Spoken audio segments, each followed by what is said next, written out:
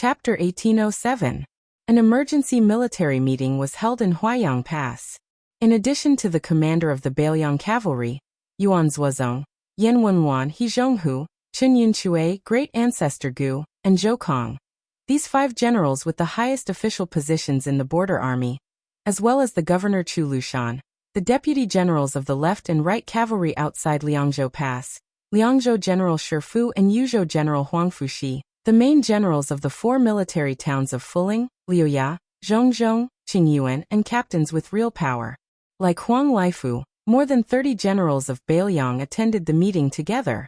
If the Empress of Beimang calculated the military merit by the number of people killed, whoever could break through this pass at this time would be a great military merit. Su Fengnian, who rarely directly meddled in the border affairs, called everyone together this time and proposed a bold strategy, which was far more radical than the previous established strategy. It was not as simple as Yuzhou infantry leaned to the west and Lingzhou cavalry leaned to the north, but he wanted to treat Liuzhou as the key battlefield that would determine the outcome of the Second Battle of Liangmang. Its status was even vaguely higher than that of the unbuilt Jiebei city, and the entire outside Liangzhou Pass. He Zhonghu and Chen Yunchue, the 2 deputy generals, both opposed the idea. Jean Partridge Zhou Kong, who was a little junior in terms of seniority, clearly agreed with the young lord's idea. Yan Wenwan and Great Ancestor Gu did not express their opinions because it was too risky. Their king of Bailiang actually made it clear that he wanted to have a vigorous battle with Beimang. If you use a large number of troops to attack outside Liangzhou Pass, then I will destroy your Beimang southern dynasty. However, after Great Ancestor Gu weighed the pros and cons, he couldn't help but lower his head to look at the Liangmang confrontation map on the table again. Deeply worried, he said, "Your Highness, this move might not necessarily be appropriate. Let's not even talk about whether or not our cavalry in Lu province can push all the way into the southern dynasty's hinterland, north of northern city. Even if Luya and Fuling Grave have Yozhou's infantry helping to defend the city, in terms of military strength, we are clearly still at an absolute disadvantage. This type of disadvantage isn't something a few city walls can make up for. Once Yu Wandao and Ningamei lead their troops west, the disparity in military strength will become even more exaggerated. It isn't that we can't lose Huaiyang Pass, these mountain passes and cities, but I fear that if we lose them too quickly, it will cause Generals He and Zhou's cavalry to lose their support. A slight move in one part will affect the entire body. In a hurry, how can Northern Mang's main army be able to stop Northern Mang's main force by just hanging a lone northern city outside the pass? Without Beiqing Pass, even if more than half of the southern dynasty of Beimang is destroyed by the cavalry of Liuzhou, it will not make any difference to the overall situation. Yan Wenwan put one hand behind his back as he pointed at the map with the other hand. Let's look at this matter in reverse. Let's assume that there is no battle at the Calabash Pass, and all the main forces of our Yuzhou infantry are transferred to the outside of Liangzhou Pass instead of the original 30,000 soldiers. In this way, the effect of Fuling Grave and Liuzhou Pass will be greater. For example, let me stay in Huaiyang Pass while Great Ancestor Gu leads the troops to assist in the defense of Heavy Grave. Chen Yunchue chooses to connect with Qingyuan army in Liuzhou province. In this way, the overall defense line in the north of Beiqing Pass could at least win Liuzhou cavalry 2 to 3 months. Before the 2 deputy commanders of the infantry under Yan Wenwan spoke, He Zhong, the general of the left cavalry, hurriedly said, "No, absolutely not. Everyone here is on the same side, so there are some things that everyone understands even if I don't say them out loud. To the north of northern Mang City, Huaiyang Pass is already destined to fall, let alone the several towns of Liuya and Lingling. Could it be that the 3 of you want to give the northern Mang barbarians 3 chances of becoming vassal kings for nothing?" Speaking of this, Hezhong suddenly hesitated as he looked at Su Fengnian and Chu Lushan who were standing side by side. "Lord, it's not that I," Hezhong looked down on those young generals of Liuzhou province. "In fact, I admire Ko Jianghuai, Xie Shibian, Chao Wei and Yu Wandao who are known as the twin walls of West Chu. In the future, I might not even be qualified to carry their shoes. However, we can't afford to make any mistakes in the upcoming war. Those barbarians of Beimang, Dongzhua and Huang Songpu can make some mistakes, but we of Bailiang can't make any mistakes. After all, those young men, are too young. Moreover, Liuzhou originally had the experienced and prudent Huang Songpu. Now that Lantua Mountain has changed sides, there aren't many cavalry in Liuzhou. Moreover, other than the Longxiang army, which can be considered to be from the main camp, the rest of the cavalry were formed not long ago. Between them, there isn't a tacit understanding that can only be cultivated through battle after battle. If there's a mistake in any part, won't we lose the whole game? Zhou Kong frowned and suggested with a lack of confidence. If old general he is worried that Liuzhou doesn't have a backbone, why don't we let Commander Yuan take charge of the situation? Chu Lushan shook his head and said, Yuan Zuozong is indispensable to the cavalry battle outside of Liangzhou Pass. We need a cavalry general. He must be able to use the cavalry to the level of distant water can quench a nearby thirst. This kind of thing in Bailiang only Yuan Zuozong can do. Even I, Chu Lushan, can't do it. Therefore, most of the young cavalry generals in Liuzhou have to fight for themselves. It's been like this from the beginning to the end. In the Battle of the Princess's Tomb, which determined the decisive battle of the Western Fortress, Yuan Zuozong was undoubtedly the biggest hero.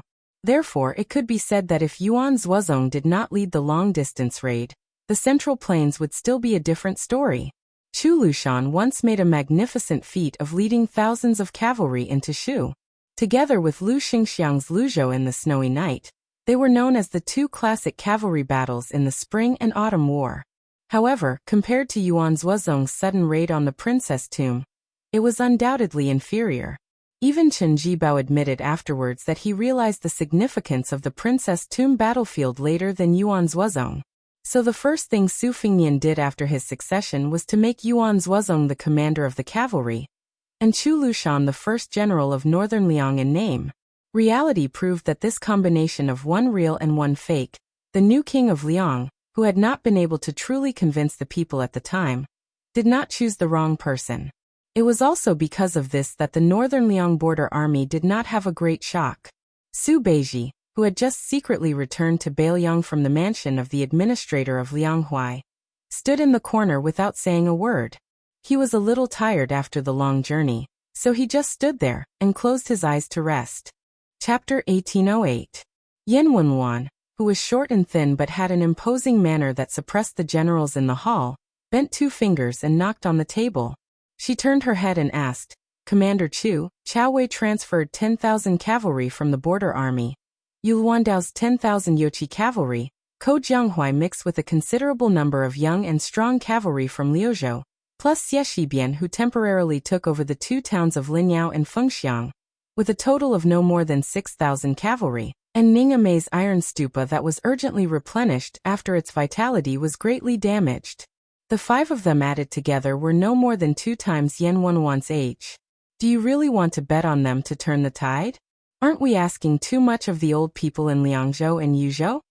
The root of this debate was actually whether these young people could shoulder the great responsibility, and whether they deserved the sacrifice of the border army of Liangzhou.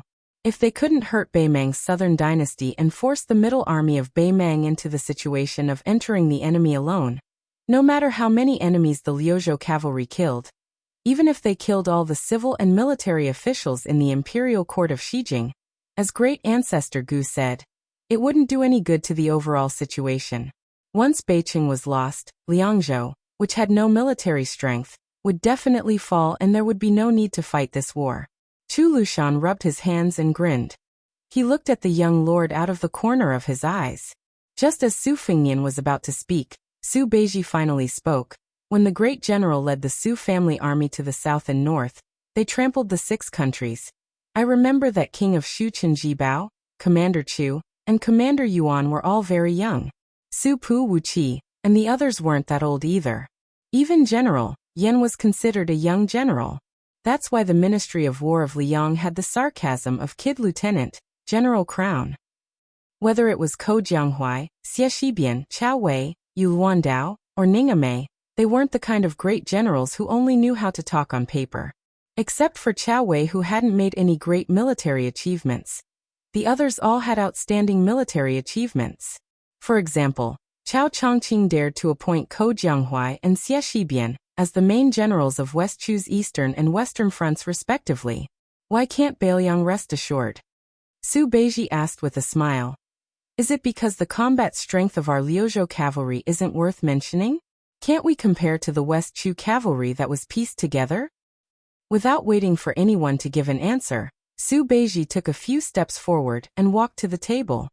He continued, Beimeng's Taiping commander-in-chief made this unwise decision because he wanted to encroach on the Bailiang cavalry bit by bit on the battlefield outside Liangzhou Pass. In fact, he was also forcing us Bailiang to follow this unwise decision together with Beimeng. To put it bluntly, as long as the Bailiang cavalry chose to fight the Beimeng barbarians north of Zbicheng to the end, then even if we didn't take any risks and didn't rely on the battle in Liuzhou to break the stalemate, everyone in this room would still be unable to escape death. It's just a matter of time. In my opinion, we shouldn't always think about how to not lose too badly. We shouldn't only think about sacrificing all of our border troops just to kill hundreds of thousands of Beimeng cavalry. We should think about how to win and win in a way that will convince Beimeng and Liang wholeheartedly. Su Beiji pointed at the table. Suddenly his smile disappeared. He said in a low voice, Now the opportunity has come. It's right in front of our eyes. Su Fengnian turned his head to look at this fellow and smiled slightly. Yan Wenwan and He Zhonghu, these experienced generals, were not hot-blooded hotheads. After hearing Su Beiji's words, they didn't show too much excitement. Instead, they became more cautious. Partridge Zhoukong was publicly recognized as the most violent general in the Bailiang frontier army. He had always believed that the best defense was offense. He probably knew that the outcome of today's meeting would determine the survival of Bailiang. He didn't add oil to the fire. Instead, he said carefully, There is no need to doubt the talent of those young men. Now, I want to confirm one thing. That is, can the leaderless cavalry in Liuzhou really lead Huang Songpu by the nose? As the only civil official in Bailiang, Su Beiji suddenly made a move that made all the generals in the room not know whether to laugh or cry. He pointed at the king of Bailiang not far away. You have to ask him about this. Today's dispute was caused by him. Su Fengnian, whose face was somewhat pale and sickly, couldn't help but laugh. He slowly said, Ko Jianghuai and Ko Jianghuai are used to using troops on the western border. I believe everyone has seen the report from Fu Shuifang and the report from the imperial court, and have a general understanding of it. Each of them has their own peculiarities. The turning point of the Guangling War, the turning point of West Chu's national power, was actually when Ko Jianghuai left the battlefield in a fit of anger. As for the reason behind this, it is not within the scope of today's discussion, as it also involves Ko Jianghuai's privacy. However, when we look back at that battle that left the imperial court battered and battered, it is not difficult to realize that these two sides of West Chu, one on the left and the other on the right, surrounded and protected West Chu. Their opponents were Yan Jinchuan, Yang Xinxing, Lu Xingxiang, Wu Zhongshuan, Chen Jibao, and others, all of whom were masters of the art of war. Although the later stages of the war began to tilt in Liang's favor, there were also some factors outside of the battlefield that caused Lu Xingxiang and Chen Jibao to not send out their full strength. However, West Chu was still able to maintain a balance of power, which was not easy. Thus, I am very much looking forward to seeing the two of them working together again in Liuzhou. Su Fengnian smiled and said, If Liuzhou's opponent was Dong Zhuo, who was adept at surprise attacks, and not Huang Songpu, who was prudent in using troops, I would be as worried as many people. In reality, in Liuzhou, the person I truly view as a great threat is that Zhong Tan, who caused Mount Lantua to fall to Beimeng's side. Chu Lushan said darkly, That is why His Highness has specially arranged a feast for that kid Zhong Tan. The 90 Wu family cavalry left outside Liangzhou Pass will be led by Su Yambing to the western regions and cooperate with Chao Wei to kill Zhong Tan. Su Fengnian lowered his head to look at the map of Beimeng's territory of the southern dynasties. He said softly, Beimeng's military strength is extremely strong. Otherwise it would not give us such a headache. However, Beimeng's imperial court is filled with all sorts of problems that have accumulated over time. There are far more undercurrents surging than we imagined. The reason why we are staking everything on one throw and using Liuzhou to break out of this stalemate is not because of the battle at the border of Liangmeng, but rather within Beimeng itself. I want the confrontation between the Yelu and Morong families of Beimeng, and the northern dynasties and the southern dynasties to be brought from behind the scenes to the front of the stage. I want that old woman, who has threatened to sell our heads by weight, to be unable to suppress the situation with an iron fist. Yan Wenwan thought deeply and nodded. This train of thought is very interesting. Then, Yan Wenwan's expression was complicated. He looked at Chen Yinshui, He Zhonghu, and the other old fellows who had been in the military with him. We are old. Although we can still ride horses and draw bows and kill people, we are still old compared to Yu Wandao and the other young people. The autumn wind gradually picked up outside the room. For some reason, the old General Yan Wenwan, who was past his prime, looked outside the room in a daze. He muttered, "If we are old, then let us help the young people one last time." Su Fengnian looked at the crowd and smiled. "I believe that the young people of Liuzhou can bring a pleasant surprise. I also believe that everyone in the room can defend North Jiebei City." Su Fengnian paused for a moment. He reached out and pressed heavily on the map of Liangmeng's situation on the table. "If there must be a reason, then it is that our Bailiang cavalry is the best in the world." Chapter 1809. After the meeting ended, Su Fengnian took Su Beiji to a small courtyard to visit the old General He Zhonghu. When they arrived, they found that Yan Wenwan was also there. The four of them sat around a stone table. Su Fengnian looked at the fatigued commander of the left cavalry and felt a little worried. He Zhonghu's health had suddenly deteriorated in the past 2 years, giving people a feeling that he was about to die. After the first battle of Liangmeng, the old general had privately submitted his resignation to Mount Qingliangshan and the Protectorate. At the same time, he recommended Yu Wandao to be the second deputy commander of the left cavalry to Su Fengnian and Chu Lushan. The reason why he did not let the young Bailiang commander directly take charge of the left cavalry was because of this old man's shrewdness. After all, the untamed Liangzhou border army had always looked down on the Yuzhou army. Yu Wandao, who was born in a rich family of the Central Plains, had no connection with the Liangzhou border army. If he suddenly took charge of an army, he might not be able to convince the masses. If there was a mistake in the Second Battle of Liangmeng, not only would a great talent in the art of war be destroyed, it would also affect the situation at the border. He Zhonghu would naturally be unable to absolve himself from the blame. However, the fact that He Zhonghu was able to abandon his views and suggest Yu Wandao to become the nominal third in command of the left cavalry was enough to show the magnanimity and foresight of this veteran general. Moreover, when Su Fengnian made an example out of the left cavalry, he was suspected of robbing east to pay west to replenish the strength of the other cavalry, such as transferring troops to Chao Wei and the others. He Zhonghu was also the first to respond without any objection. On this point, the right cavalry general Zhou Kong, nicknamed Jean Partridge, was obviously much inferior and had a lot of complaints. Although Su Fengnian had jokingly scolded Zhou Kong in private for being a stingy miser, Zhou Kong was after all one of the hundreds of old soldiers who sent him off back then. In a sense, Zhou Kong and the Crown Prince had gone through thick and thin together. Therefore, even if Zhou Kong was not straightforward enough, Su Fengnian actually did not take it to heart. Moreover, Zhou Kang's reaction was human nature. Just like He Zhonghu's attitude of following the Huaiyang Pass Protectorate general's lead, there was some gossip within the left cavalry. Many young generals did not understand and felt that the old general was too easy to talk to. Not only did he reduce the power of the left cavalry, he also tarnished the reputation of the left cavalry. The reason Su Fengnian had specially come to this place was because of the internal strife in the left cavalry. Su Fengnian wanted to first hear He Zhong's thoughts. Unless it was absolutely necessary, Mount Qingliang would not interfere in the affairs of the left cavalry. He believed that Yan Wenwan had rushed over in such a hurry partly because he wanted to support his old friend and show the entire Bailiang border cavalry. The four people in the small courtyard did not drink wine or tea. He Zhonghu seemed to have not expected the young king to grace him with his presence, and was pleasantly surprised. As one of the top 10 people in the Bailiang cavalry, He Zhonghu suddenly understood the general process of the Dragon Eye Plains. He knew that Su Fengnian had personally killed the leader of the Ruren cavalry, Hong Jingyan. He also knew that Chen Jibao had come to Huaiyang Pass earlier.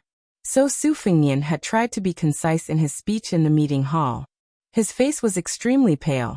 And this made the old general feel even more guilty. He felt that it was the fault of the Liang province cavalry, that they had let down General Su Zhao's nurturing. In the end, the general's eldest son had to attend to everything personally, and even personally kill people. Then what was the point of having the 300,000 Bailiang cavalry? As an old friend of Yan Wenwan, He Zhonghu had another hidden identity. The old man had once been a member of the Su family's supporting dragon sect. This group of people was led by the strategist Zhao Chongling, with Chen Jibao as the successor.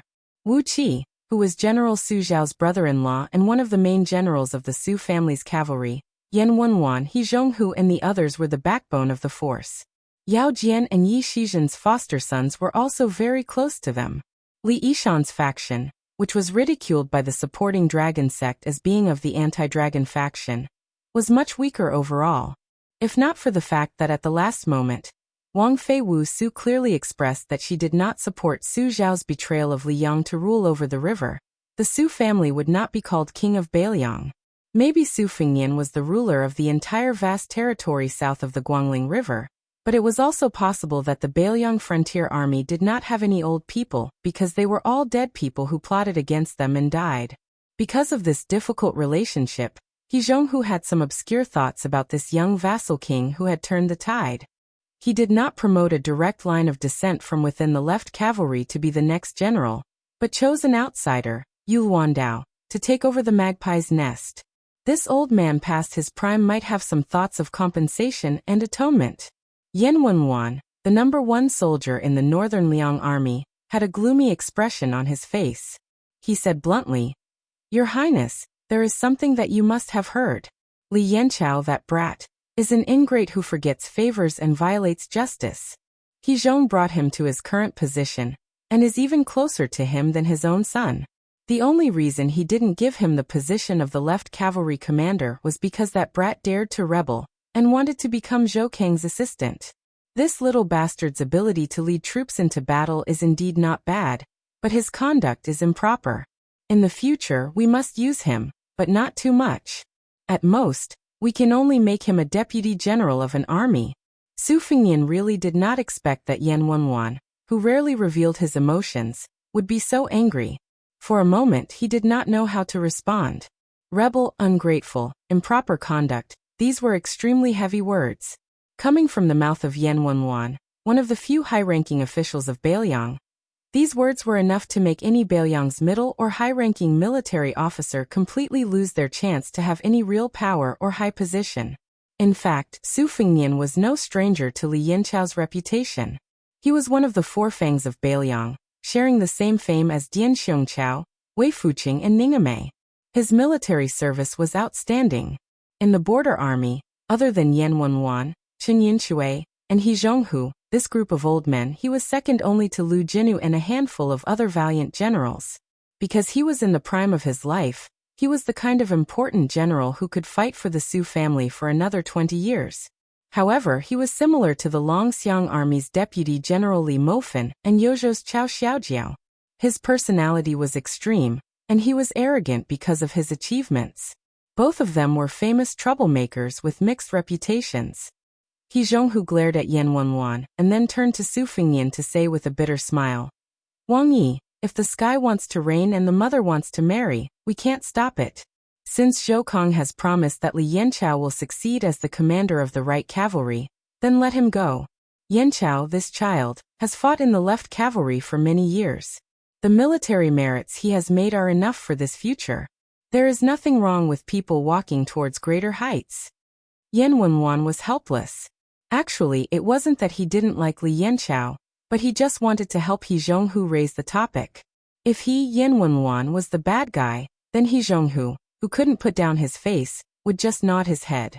It wasn't that Li Yanchao couldn't leave the left cavalry, but he couldn't encourage this trend. Otherwise, wouldn't Jean Partridge's little hoe fly away? He Zhonghu's illness was not light. Would he really have to lie in bed in the future and hear the grievous news of the right cavalry falling apart? Was he really not afraid of dying with grievances? Yan Wenwan sighed. He had known He Zhonghu for most of his life and admired this old man. He didn't have a family in his old age and only raised a few lame old horses. He managed the army like a long-winded auntie. He treated the soldiers like his own children. They ate, drank, and peed in the army, no different from normal soldiers. There was no special treatment to speak of. Therefore, young people like Li Yanqiao could be said to have been trained by He Zhonghu from small pawns to meritorious generals. Hearing that Li Yanqiao was going to leave the left cavalry, how could Yan Wenwan not be angry? It was difficult for an upright official to resolve family matters. It could be seen that even if it had reached the stage where father and son had a falling out, He Zhonghu still couldn't bear to delay Li Yanqiao's official career. He was afraid that the young vassal king would have a bad impression of Li Yanqiao, to the extent that it would be difficult for him to be promoted in the right cavalry. Su Fengnian thought for a moment and slowly said, "To be honest, as long as Li Yanqiao remains outside the Great Pass, it doesn't make a difference to me whether he works for the left cavalry or moves to the right cavalry to climb up. Moreover, the left and right cavalry's extreme xenophobic tradition is indeed not beneficial to Bailiang. After all, flowing water does not rot and the pivot does not rust. Even without Li Yanqiao's matter, I originally wanted to let the left and right cavalry carry out some exchanges of generals. Back then, when I integrated the armies of the 3 provinces within Bailiang, I only set up 14 captains with real power. However, the first great battle of Liangmang is imminent. I was afraid that too much of a commotion would cause the border army to become unstable and affect the war situation. That was why I didn't move the border army outside the Great Pass." Yan Wenwan narrowed his one eye and didn't say anything. Yan Wenwan did not oppose the border army restructuring. However, what this Bailiang infantry commander was not used to was that the young king did not hesitate to bring it up in front of him, especially at this time when the left cavalry was in chaos, and He Zhong was about to leave the border army due to illness. These words seemed a little cold and solemn. He Zhong was filled with emotions and did not know where to start. The old man's face was dejected and lonely, and his eyes were in a daze. Some rich old people in their twilight years, only when they were sick and had lost all hope would they start to envy the poor and healthy. However, He Zhong was different. Although he had a high position in the Bailiang border army, he did not have any children to inherit the family business. He did not even have a house within the Bailiang Pass.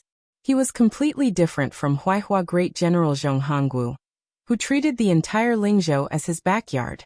He Zhong's old and sickly appearance was that of a hero past his prime. Su Fengnian was very familiar with this kind of helpless hero past his prime. Su Fengnian and Su Beiji left the courtyard. Su Beiji's brows were tightly furrowed. Su Fengnian smiled and asked, "Zhu Zi, are you curious why I did not help He Zhong calm down the left cavalry?" Su Beiji looked back at the courtyard door. "Forget about He Zhong. Aren't you afraid of angering Yan Wenwan? Aren't you afraid that the 2 old people will think that you are cold-hearted? That you are a cruel and merciless king?" Chapter 18:10. Su Fengnian and Su Beiji walked side by side in the dark alleys. Su Fengnian stretched out a hand and gently brushed it against the wall. As he walked, he said, "Then you can just think of me as bullying a good old man." Su Beiji joked, "Isn't that the case? Everyone in the Bailiang frontier army knows of the partridge's violent temper. The child who makes a fuss gets candy. That's why you, the king of Bailiang, tolerated the right cavalry's military affairs. In the end, you can be considered half the main culprit behind He Zhonghu's current situation." Su Fengnian said some irrelevant words. Su Xiao used to like to say that the wicked are not afraid of the heavens, and the kind are not bullied by the heavens. In the past, I thought this kind of great reasoning was nonsense. Later on, I realized that the reason great reasoning is because it really makes sense. Su Beiji laughed out loud. "I knew it. You wouldn't just let He Zhonghu leave the left cavalry like a coward." Su Fengnian sighed emotionally. "Of course I think highly of talented young foreign generals like Yu Luandao, Ko Jianghuai, and Xie Sisi. But as for He Zhonghu and the other Bailiang old men who have followed Su Xiao through thick and thin, that kind of feeling." Su Fengnian didn't continue, but Su Beiji could feel that that kind of feeling was similar to that of an elder in one's own family. Su Beiji smiled and asked, "If that's the case?" Su Fengnian replied, "Then let's go meet Li Yanqiao." Su Beiji hesitated for a moment before reminding him, "Don't let your emotions affect your decisions. Li Yanchao actually represents a large group of generals in the Bailiang Frontier Army. They are ambitious, have outstanding military achievements, and are bent on climbing up the ranks. Li Mofen and Chao Xiaojiao are the same. These people are similar to Yan Wenwan and He Zhonghu, but there are some differences. The Su family's family business was built by the great general and the old people around him. As for the younger ones, they can't expect everyone to be as indifferent to fame and fortune as Lu Jinu. Moreover, the war is imminent, so it's not a bad thing to have ambition. It's not that you can't pour cold water on them, but you can't make them feel like they've been stripped naked and thrown into a world of ice and snow. Su Fengnian smiled and said, "In the past, when I was listening to plays, I often heard a phrase called chilling the hearts of the generals and soldiers. I understand the principle." Su Beiji suddenly stared at this fellow and said, "Why does it sound like something's wrong?" Su Fengnian smiled mischievously and reached out to put his arm around Su Beiji's shoulder. He said flatteringly, "Tangerine, you know me best." Su Beiji shrugged him off in annoyance and said, "Go away." Just as the two of them arrived at another courtyard, a young and strong general happened to run wildly behind them. Perhaps it was because of the urgency of the situation. He bumped into Su Beiji's shoulder and strode up the steps. He didn't stop there, and turned around to glare at them. In the end, he suddenly fell silent out of fear. He didn't recognize Su Beiji, who used to be the provincial governor of Lingzhou, but how could he not recognize the great king of Bailiang? Without waiting for this brave lieutenant of the left cavalry to apologize, Su Fengnian smiled and asked, "Did you send a message to Li Yanchao? This king just went to old General He's courtyard?" The lieutenant's head was instantly covered in cold sweat. His head drooped as if he had lost his parents. Su Fengnian laughed it off and walked up the steps. He brushed past the lieutenant, and was the first to cross the threshold of the courtyard. There was a hubbub of voices in the courtyard. No less than 10 border army generals had gathered. They were not old, but their titles were not small. They were like stars surrounding the moon, surrounding a general who was about 35 or 36 years old. This man was tall and handsome. Even though he was sitting, there was a sharp aura about him. He was Li Yanchao, the 3rd deputy commander of the left cavalry. He was born in the left cavalry and had a very high reputation. Naturally, he was regarded as the best candidate for the helm of the left cavalry in the future. There were 12 permanent generals in Liang. The first official with the title of Zheng was the highest, the second official, which was the same as that of the 6 ministries. The Zhen general had both the second and the third official, and the Ping general had the same title as the Ping general. It was reasonable to say that in a vassal state, there should not be enough titles to compete with the Zhen general. At most, they should be equal to the Ping general. For example, the general in charge of a province's military affairs was the third official. But in Bailiang it was very interesting. He Zhonghu, Zhou Kong, Gu Dazhu, and Chen Yinshui, these deputy commanders of cavalry, were the same as the 2 commanders-in-chief Yan Wenwan and Yuan Zuozong. They were all second-level generals, only half a level lower than Protector General of Bailiang Chu Lushan. Therefore, almost all the young and strong generals were staring at these hot positions, waiting for the time when the old men in their respective armies retired. It was their turn to take a step forward step by step. Not to mention sitting in the top 2 positions below Yan Wenwan and Yuan Zuozong, one day to be the commanders-in-chief of the left and right cavalry, one day to be the commanders-in-chief of the left and right cavalry.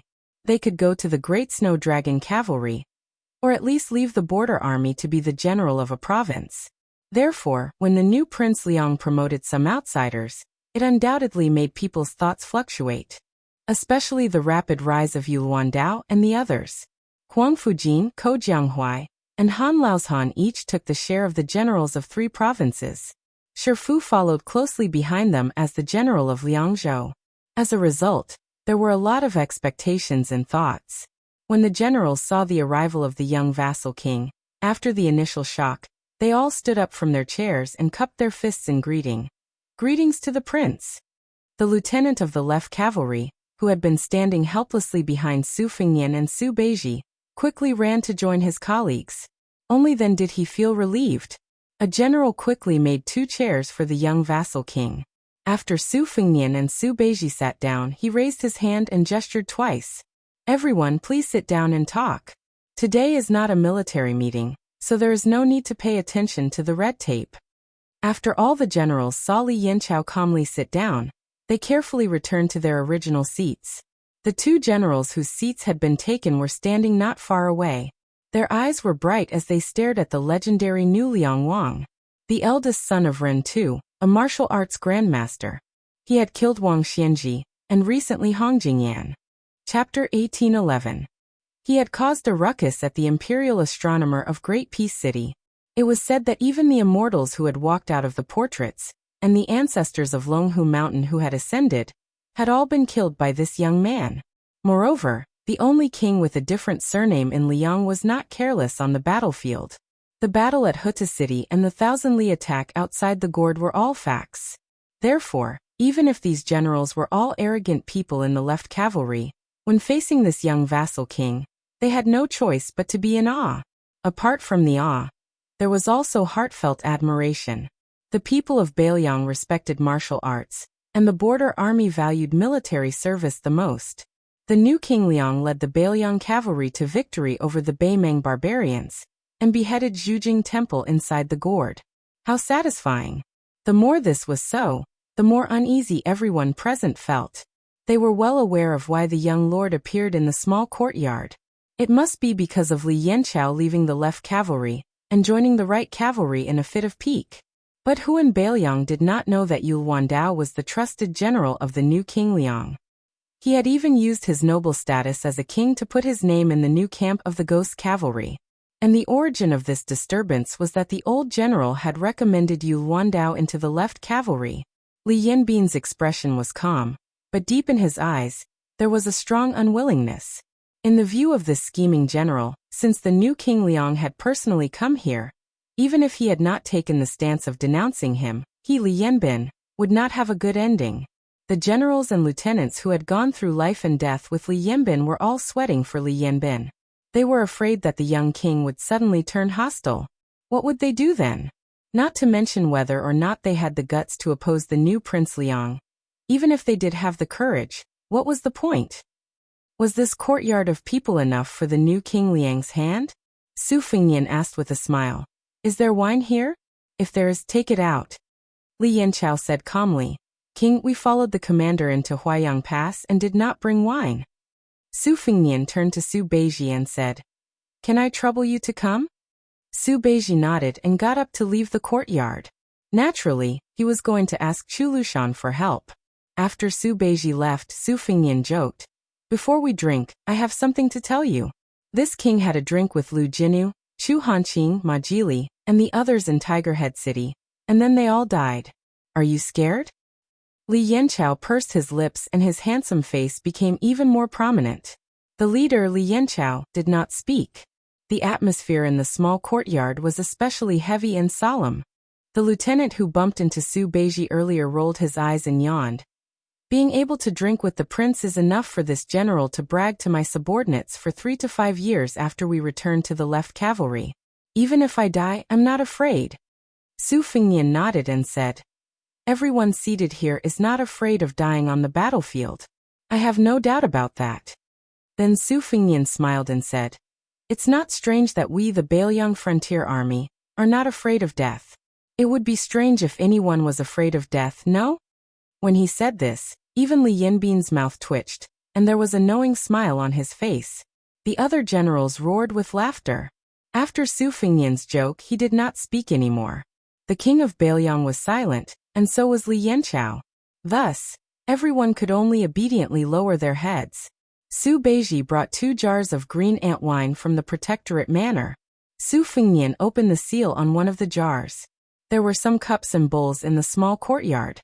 Su Fengnian and Li Yanqiao were definitely given large white bowls with more wine. The other generals and lieutenants could do as they saw fit. Only Su Beiji had no intention of drinking tea, and no one dared to persuade him to drink.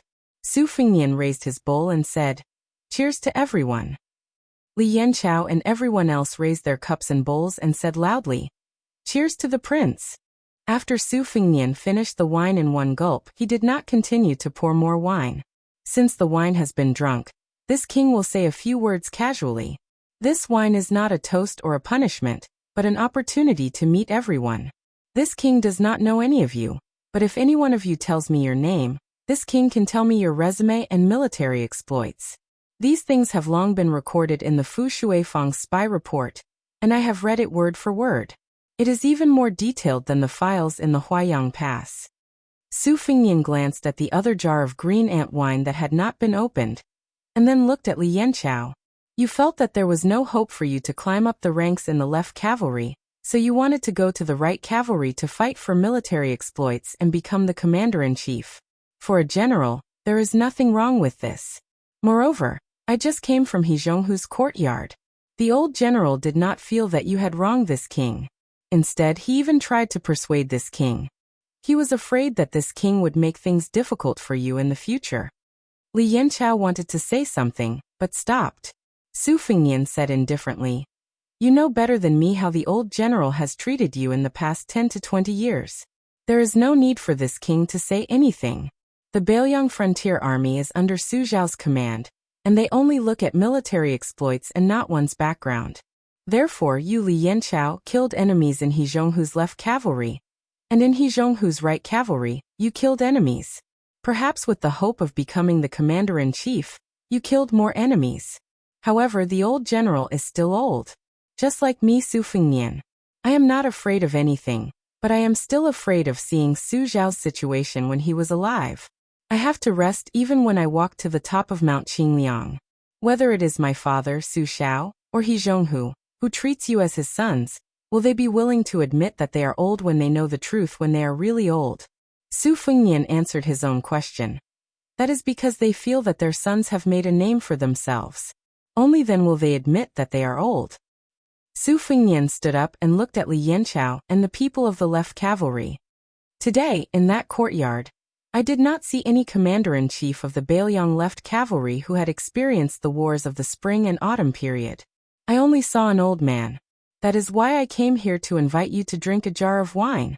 I also hope that you can take the remaining jar of wine to invite that old man who is about to leave the battlefield to drink a bowl of wine, so that he will not leave the border with regret." There was silence. Li Yanchao silently stood up, picked up the jar of green ant wine, and walked out of the small courtyard. In the end, only Su Fingnian and Su Beiji were left. Su Beiji sighed. "I thought you wanted to kill people." Su Fingnian poured himself a bowl of wine. He lowered his head and said, "Who said I don't want to?" Su Beiji was stunned for a moment, and then he said with a smile, "Give me a bowl too." Chapter 18:12. The spring snow building by the Guangling River was full of guests tonight. Guangling Prince Zhao Yi held a big banquet and invited distinguished guests. Those who entered the building were either rich or noble, and they were all very rich and noble. Among them there was the newly appointed Guangling Jidushi Lu Baijie, the administrator Wang Xiongui, who was a former subordinate of Zhang Lu, and Song Li, who had been promoted from General Heng Jiang to General Zhenan and Deputy Jidushi of Adao. Song Li could be said to be an old man of the spring snow house, and was once Zhao Yi's lucky general. It was also Song Li who had successfully blocked Ko Jianghuai's sneaky attack and harassment, which delayed the war until Wu Zhongshuan's army went on a northern expedition. The Ministry of War in Liang had held a very small but very high-standard military merit evaluation, and Song Li was ranked as the 5th most meritorious official. Other than these three, who were now considered people from the capital, the provincial governors of the 3 provinces of Guangling Road also appeared. Compared to the storms of the past 2 years, the 6 provincial governors were now beaming with joy. Their speech and actions were filled with the elegance of a noble official. Unfortunately, the Prince of Shu, Qin Jibao, who was rumored to be attending, did not appear for some reason. On the other hand, the Crown Prince of Yanqi, Zhao Zhu, came uninvited, which could be considered as adding flowers to brocade. If this young Crown Prince was the flower, under the premise that Qin Jibao was absent, then the King of Jing'an, Zhao Sun, was naturally the grand finale of the luxurious brocade. After Zhao Sun's carriage stopped at the spring snow building, Zhao Yi, who was also the great feudal lord of Liang, personally went downstairs to welcome him. As the owner of the spring snow building, after all the guests had taken their seats, Zhao Yi raised the priceless luminous goblet in his hand high, and laughed loudly. There was once a literary giant in Dafeng dynasty who said, "There are 4 people who wish to be safe and sound in life, and an old friend of Qingshan has a collection of famous books. I like to pretend to be cultured, so I want to have one more wish, which is that spring snow is safe and sound. Therefore, I named this building Spring Snow. The Spring Snow building is honored by the presence of so many virtuous people tonight. Let me drink this cup of wine." The Tangxi sword immortal, Lu Baijie, and the former Minister of Revenue, Wang Xiongui, were the leaders of the civil and military officials. They sat at the head of the table on the left and right. After the toast at Guangling Road, the 2 of them also picked up their wine cups. However, Wang Xiongui and Zhao Yi downed their wine cups in one gulp. Lu Baijie only took a small sip before stopping. She quickly put down her wine cup and glanced at the crown prince, Zhao Yi, sitting next to Zhao Yi. This provincial governor frowned. Following the self-immolation of the young West Chu Empress on the battlefield of the Western Wall, the civil and military officials in the capital of West Chu, which had once been renamed Dingding City, had all surrendered. The Guangling War officially entered its final stage. The emperor ordered that the imperial army was not allowed to harass the people of Guangling Road. They were not allowed to kill people to vent their anger. Once discovered, the provincial governor and the administrator of Guangling Road could be killed on the spot, bypassing the Ministry of War and the Ministry of Justice.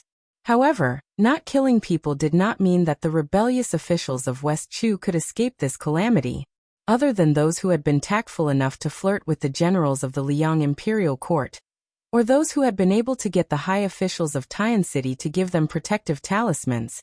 Most of the other officials who had resolutely chosen to serve in West Chu did not have a good ending. Thus, 2 great jokes were made in Guangling Road. The first was to use money to avoid disaster. Gold and silver objects, as well as antique calligraphy and paintings, were all sent to the mansions of certain generals. The second was to pawn women to curry favor with the new nobles of Guangling Road. Of these, the new general of Jinan, Song Li, and the Guangling heir, Zhao Yuang, were the most unscrupulous. If one said that Song Li only chose a few famous young and beautiful women to keep in his house, his influence was limited. But Zhao Yuang really did not care. Whether it was young women or married women, he only counted them based on their family status. The wealthy families ranked in the top 10 of West Chu's new dynasty took 3 people from each family. After that, there were more than 40 aristocratic families that extorted 1 or 2 people from each family. If there were people who were unwilling, Zhao Yuang did not dare to kill them openly, but he had his own methods to deal with them. He had plenty of ways to make those families who did not want to be humiliated live a life worse than death.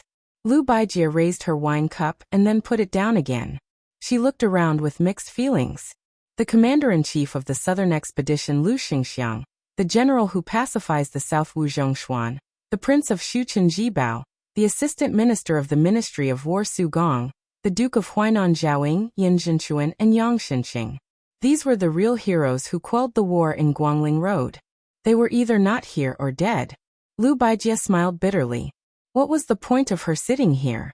It was only because of the title of the provincial governor of Guangling Road.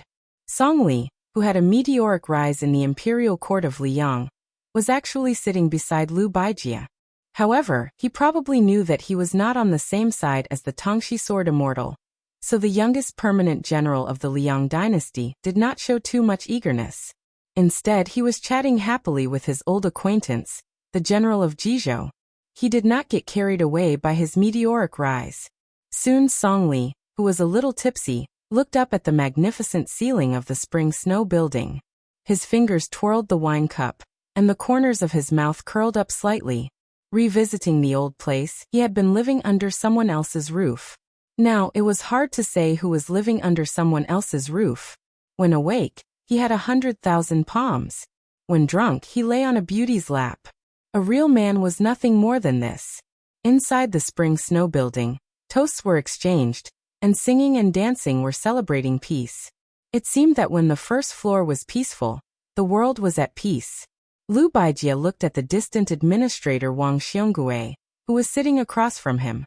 This noble and upright civil official who was about to make a comeback and return to the center of the capital, was raising his cup to toast the prince of Guangling and his son.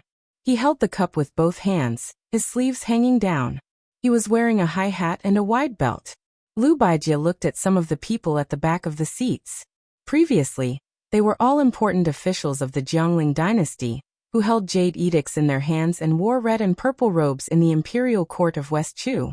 Although they were slightly more submissive now, it was difficult to hide the joy of being pardoned. Therefore, they had the demeanor of having to enjoy life to the fullest. Liu Baijie lowered his head to look at the cup of wine. For some reason, he thought of a young face. When that young man first came to visit, he asked the Tongshi sword immortal, who had not yet become an official at that time, "How many pounds of benevolence, righteousness, and morality do you sell me?" He suddenly raised his cup, tilted his head back, and drank the wine. The hall was full of well-dressed guests. He was full of himself. Chapter 1813. The Crown Prince of Yanqi, Zhao Zhu, was an uninvited guest. He could have sat next to the king of Jing'an, Zhao Sun, but he was not particular about it. He rejected the arrangement of the spring snow building and took the opportunity to sit at the back. There were two people on his left and right. One of them was Qi Shentz, the son of a wealthy family who had studied at the Shangyin Academy. He had a handsome face and was very good-looking. He did not speak much but was not arrogant. He was very likable.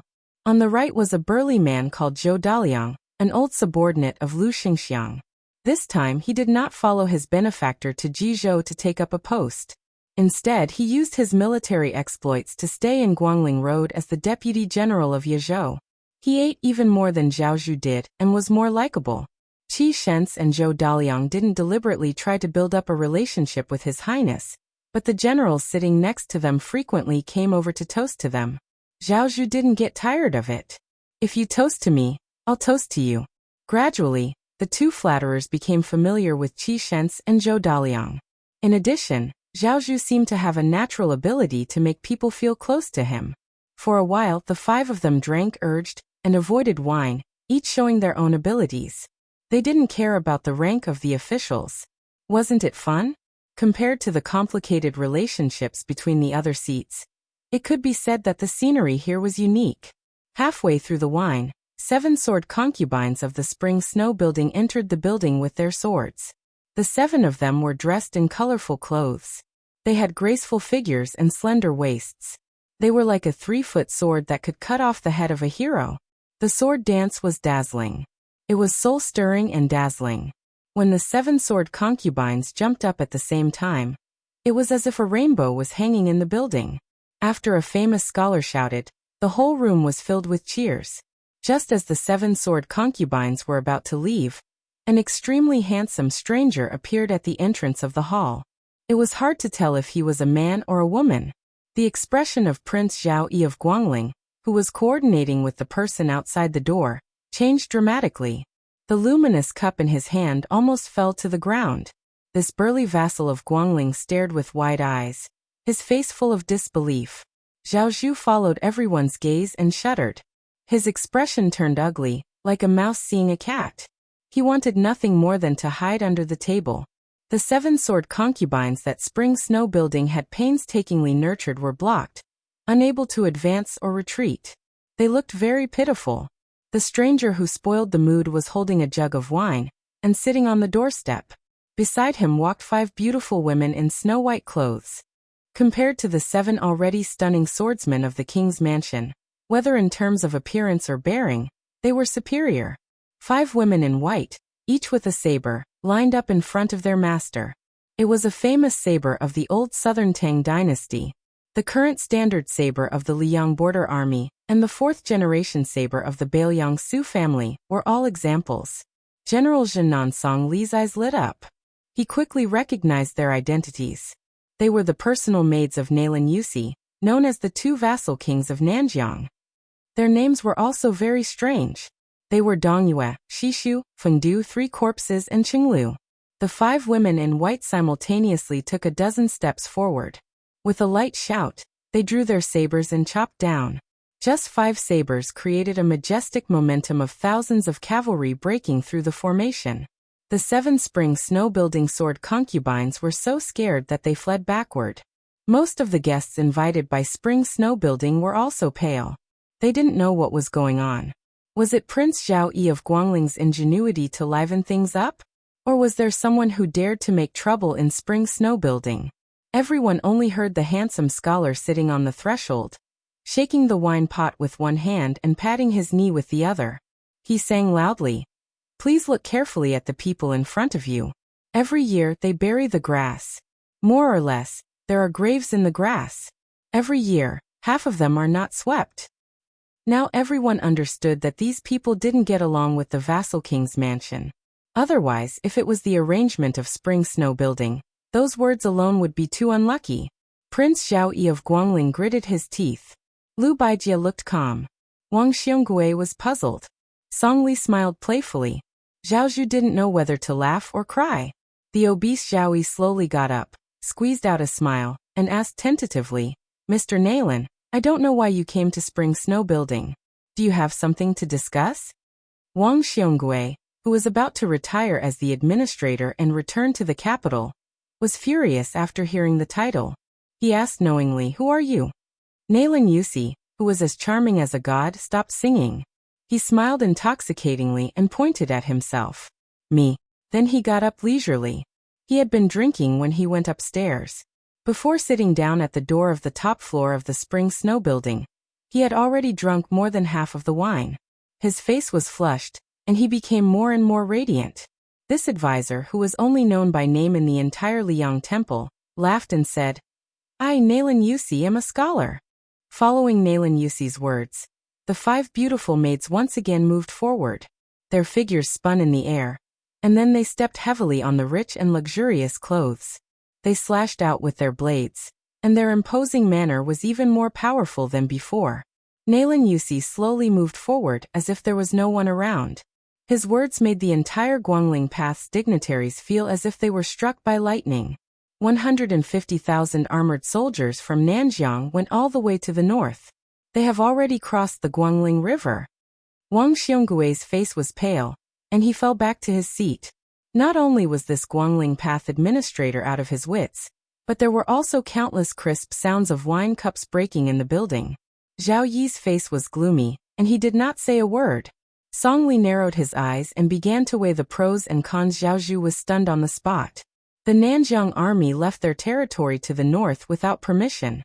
Obviously, even he, the king of Yanqi, and his royal highness were kept in the dark. Lu Baijie gently put down the wine cup, stood up and asked in a deep voice, "What is the king of Yanqi, Zhao Bing's intention?" Nailan Yusi seemed to be stumped by this question. He frowned and lowered his head to think for a moment. Then he suddenly raised his head and smiled. "Rebellion, isn't this obvious? Why, Mr. Tongxi, you don't believe me?"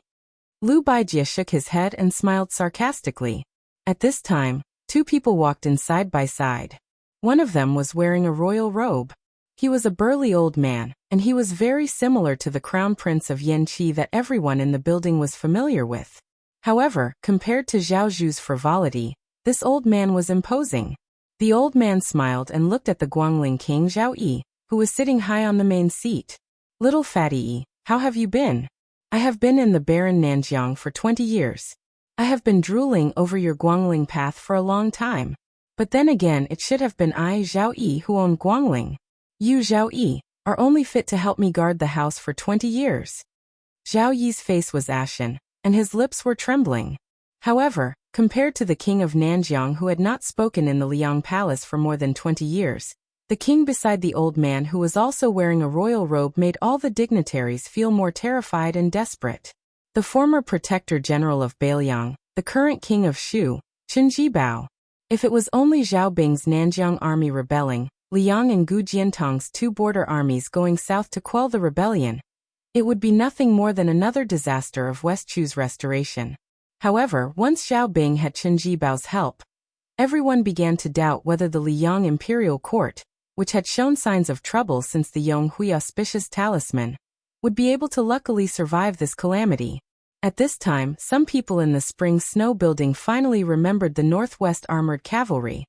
They began to ask themselves, if he had the deterrence of the 300,000 loyal and devoted armored cavalry, would this Nanjiang barbarian, Zhao Bing, not dare to touch the Central Plains for the rest of his life, and could only slowly die of old age in the man miasma? The butcher Su Xiao was dead. The blue-eyed Zhang Jiulu was dead. When the two were alive, the world was truly at peace. The Nanjiang army did not dare to take a single step out of Nanjiang. Even Beimeng's million-strong army did not dare to take half a step south. After the two died, Westchu was quickly restored, Beimeng knocked on the pass, and Nanjiang rebelled. No one knew why Chen Jibao chose to rebel against Bailiang. Since he had chosen to rely on the orthodox Zhao clan of Liang, he had long since become a vassal. Why did he in the end place all his bets on a vassal in a remote corner? Chen Jibao was expressionless. He calmly looked at Liu Baijie, the provincial governor of Guangling. In the end, Liu Baijie sighed and slumped back into his seat. How many people would die in the Central Plains before they would stop? Chen Jibao's lips curled into a cold smile. If people in the Central Plains did not die, how could they remember that some people were dying for them? I, Chen Jibao, am not Su Fingnian. I am not afraid of war, and I am not afraid of people dying. Chapter 1814. The spring snow building had a banquet that would decide the future of the Central Plains. The Qingsong city of Liuzhou also had a banquet. Although it was a simple meal, it would decide the future of Liangmang. Provincial Governor Yang Guangdou looked at the young faces crowding around the table, and couldn't help but smile. The old man was happy and gratified. Chen Shiliang, who had just been promoted to Liuzhou, General Ko Jianghuai, Xie Shibian, who had just come from outside Liangzhou to take over the two towns of Linyao and Fengxiang, Yu Wandao, who had led 10,000 Yuzhou cavalry to this place, Chao Wei, who was about to go to Mount Lantua in the western regions, and of course Su Longxiang. The old man looked at these energetic young people, as if 5 rising stars had suddenly appeared in his family. It was like suddenly seeing clusters of fresh green on a snow-white winter day. It was too much for the eye to take in, and it filled one with joy. Chao Wei was short and had an ordinary appearance, but he was arrogant. Even though he was eating at the same table as these people of the same age, his voice was the loudest and his aura the sharpest. This short man chewed on a mutton pancake as he snorted at Yang Guangdou. Old Yang, just wait patiently and help me deliver the victory report to Mount Qingliang and the Protectorate. Actually, if you want me, you can pick up the brush right now. Just write the military merit as big as possible. I guarantee it won't be wrong. Chen Shiliang smiled. We still have to follow the rules. Chao Wei squinted. Old Chen, you don't trust me, Great General Chao, do you? Chen Shiliang smiled helplessly. Yu Wandao sneered. Don't forget that Zhong Tan led 10,000 elite southern cavalry to Mount Lantua. You only have 10,000 men and horses. Victory and defeat are still uncertain. Now you're thinking about military merit? Who leads soldiers to war like you? Do you believe that I won't write a secret letter to the prince right now? Everything had its vanquisher. Chao Wei was frivolous with everyone except for the eldest grandson of the Yu family who had defected to the Central Plains. He rolled his eyes and said, Bitch, I won't lower myself to your level. The handsome Yu Wandao pressed his hand on the famed saber de Luan at his waist, and raised his eyebrows. Going outside to play? Chao Wei swallowed the last bit of the pancake. Suddenly he cried out and held his stomach. I ate too much. Today, I only used 20 to 30% of my usual strength. Forget it. Yu Wandao, I will use 20 to 30% of my strength to fight with you. I'll still beat you up. Yu Wandao sneered. Afraid of you? Xie Shibian smiled knowingly. Ko Jianghuai silently chewed and swallowed the mutton pancake, occasionally taking a sip of water. He ignored the tit-for-tat between Chao Wei and Yu Wandao. Su Longxiang, barefoot and dressed in black, grinned. Why don't the two of you fight me together? Yu Wandao and Chao Wei looked at each other and said in unison, Only one hand. Only one leg. Su Longxiang chuckled. Sure. The hidden wand saber was in high spirits and eager to fight, while Chao Wei was still cowering like a coward. Yang Guang laughed angrily. A bunch of brats. Stop messing around. The old man threw a look at Chen Shiliang. The latter put down the mutton pancake and straightened his clothes. He said in a low voice, The latest report from the Whispering Waterhouse shows that the real Battle of Liuzhou will be fought at Beimeng Nanchao.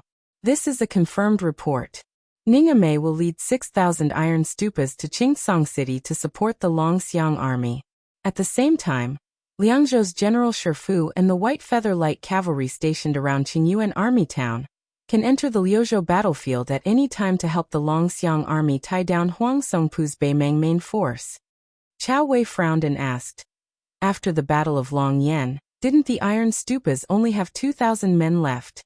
Chen Shiliang laughed. 800 white horses just joined the Iron Stupas. They also transferred 3,000 cavalry from the two passes in Liangzhou. Chao Wei slapped his thigh and glanced at Hidden Wan Saber. He purposely complained, "Damn it, so the Iron Stupas are Su Fengnian's sons." Hidden Wan Saber, who had followed the young king from Jizhou to Calabash, raged, "Chao Wei, you better watch your mouth." Chen Shiliang turned to look at Ko Jianghuai and Xie Shiliang. He continued, "To ensure that we can wipe out Zhong Tan's cavalry, other than Chao Wei's 10,000 cavalry as the main force, I'm afraid we will need another cavalry force to support us." Ko Jianghuai said directly, "I don't eat such small fish." Xie Shiliang said calmly, "I'll go. Fengxiang and Linyao are familiar with the geography of the western region." Hidden Wan Saber narrowed his eyes and smiled. "Then I'll go straight to the heart of the southern dynasty's Gusai prefecture, and go straight to that Shijing temple?" As Chen Shiliang's line of sight met, Su Longxiang had already answered, "The Longxiang army will meet Huang Songpu's main force on the battlefield at the border of Liuzhou. They will retreat as they fight. Before Huang Songpu sees the walls of Qingsong City, it will be after 3 or 4 battles." Ko Jianghuai nodded. 3 battles is the minimum. As long as the 30,000 Longxiang army can last until 4 battles, I can make that previous king of the southern courtyard unable to return. I want him to end up like Yang Yuanzhan. If there are 5 battles. Ko Jianghuai paused and looked at Hidden Wan Saber provocatively. "Then I'll have to compete with you to see who can cut off more heads of the Southern Dynasty officials." Chapter 18:15.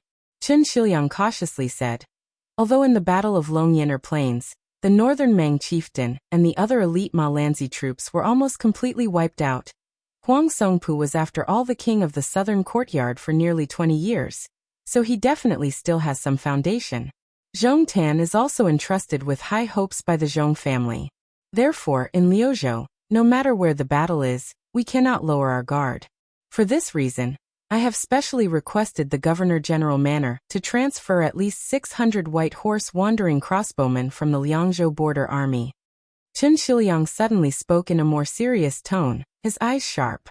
"Everyone, although I, Chen Shiliang, am not good at military affairs, I am very clear about one thing, and that is that on the battlefield of Liuzhou, where a single move can affect the entire situation, no one can make up for their mistakes just by killing a few thousand Beimeng barbarians. I will say the ugly words up front.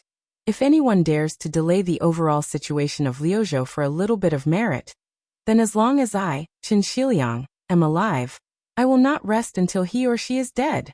Chao Wei, Yu Wandao, Ko Jianghuai, Xie Shiliang." Chao Wei sighed and resentfully put down the leg on the stool. "I'm scared of you, old Chen." I know.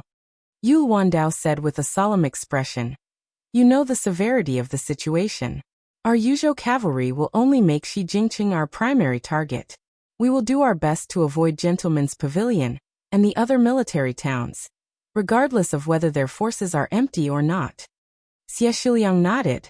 Ko Jianghuai was still a taciturn person, but he could not withstand Chen Shiliang's gaze, and could only nod along with Xie Shiliang. Su Longxiang scratched his head. "Shiliang, is there nothing else for me to do?" Chen Shiliang raised his arm, clenched his fist, and swung it down. "General, you only need to focus on stopping Huang Songpu's main force." Su Longxiang laughed foolishly. "This is indeed not a problem." Chao Wei slapped his forehead. This stupid little prince, who knows how he could have such a crafty older brother? Xie Shibian couldn't help but laugh.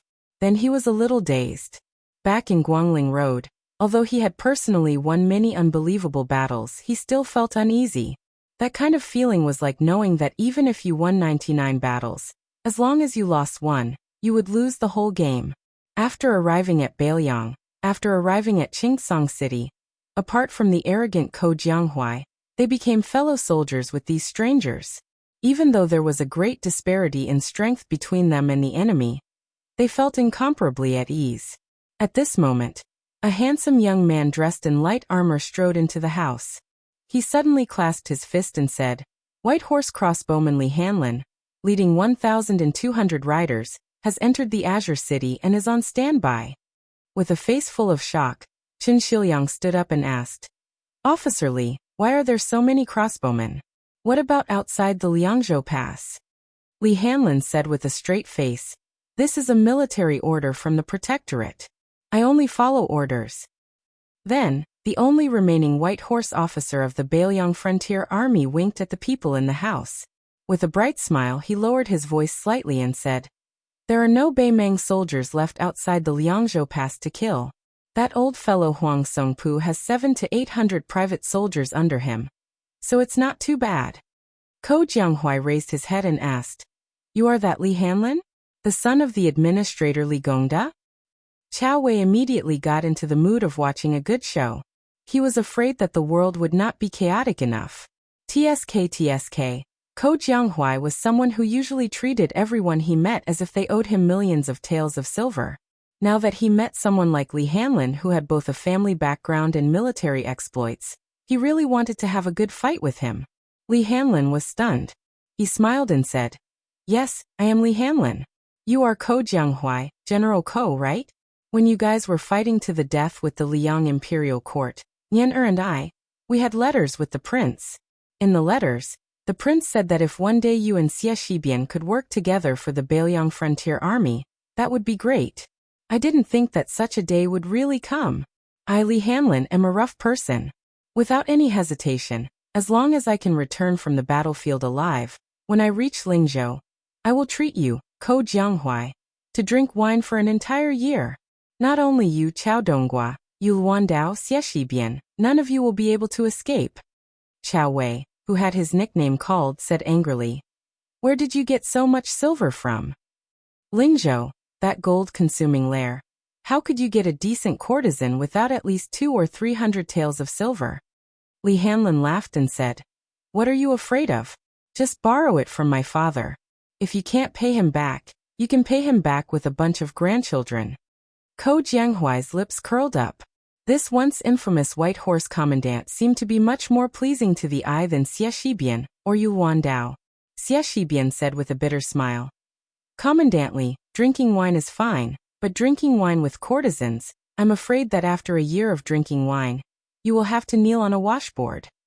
The Bailiang, who was known for being serious, Qin Shiliang said with a smile, "I am a bit better than Xie Shibian. I haven't married yet, so I am not afraid of drinking wine with courtesans. But if I want to drink, I will only drink green ant wine. As for courtesans," Qin Shiliang said with a serious expression, "I still care a lot." Ko Jianghuai couldn't help but glance at this young Liuzhou officer, who had made him look at him in a new light. He cursed in his heart, F***K. As expected of a scholar from Gangnam-do, Yang Guangdou didn't interrupt these young people. The old man would occasionally pick up a peanut and throw it into his mouth. His eyes were full of smiles. After the old man clapped his hands, he suddenly stood up. With his hands behind his back, he walked straight to the door. After crossing the threshold, he turned his head to look at the young people and slowly said, "In this world, there is probably only Bailiang. Only I, Yang Guangdou, have a basket of mutton pancakes at the farewell banquet for the generals. I'm sorry." After the old man said this, he walked away. Chao Wei quickly pulled Qin Shiliang's sleeve and laughed. Old Qin, did you see that? Is old man Yang crying?" The old man, who had not gone far, increased his pace and cursed, "Bullshit. Our Bailiang has a lot of wind and sand." Chapter 18:16. If one did not go to Guangling, one would fail to live up to one's expectations. If one did not eat crabs, one would fail to live up to one's stomach. As a scholar, it was not difficult to kill 3 birds with 1 stone. One must know that the Spring God Lake was connected to the Guangling River. Then one could go to the Shangyin Academy near the Spring God Lake to eat crabs. However, the Shangyin Academy was not a place that anyone could enter. One had to pay attention to one's family background, status, and aspirations. With the arrival of the Grand Chancellor Qi Yanglong to the capital, the Shangyin Academy became even more prosperous. The former Minister of War Liu Baijie, who was known as the Tangxi sword sage, seemed to have been demoted to the Guangling Jidushi. The first thing he did was to go to the library of the Shangyin Academy to borrow books. He made an appointment with the administrator Wang Xiongui to sharpen his knowledge for more than half a decade. This pushed the reputation of the academy to its peak. Under such circumstances, the influence of thousands of scholars at the beginning of Xiangfu gradually dissipated from the map of the Central Plains. In the Shangyin Academy, which was now known as the Jiangzhou Hanlin Academy, there was a woman named Teacher Jishang who was even more dazzling. She was Yu Yue, who taught music and miscellaneous in the academy. Yu Yue's father was a teacher of the academy. Her mother was the famous chief swordswoman of the West Chu royal family. Her sword dance was one of the magnificent 8 masterpieces of De Chu, which was as famous as the Grand Preceptor Li Mi's Go. Yu Yue herself was a very charming woman. Therefore, her teaching at the Shangyin Academy attracted a lot of attention.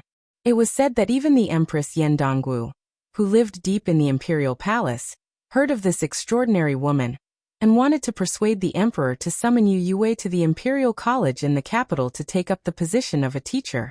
However, Yu Yue's great opportunity had been delayed due to the turmoil in the spring snow building of the Prince of Guangling's mansion.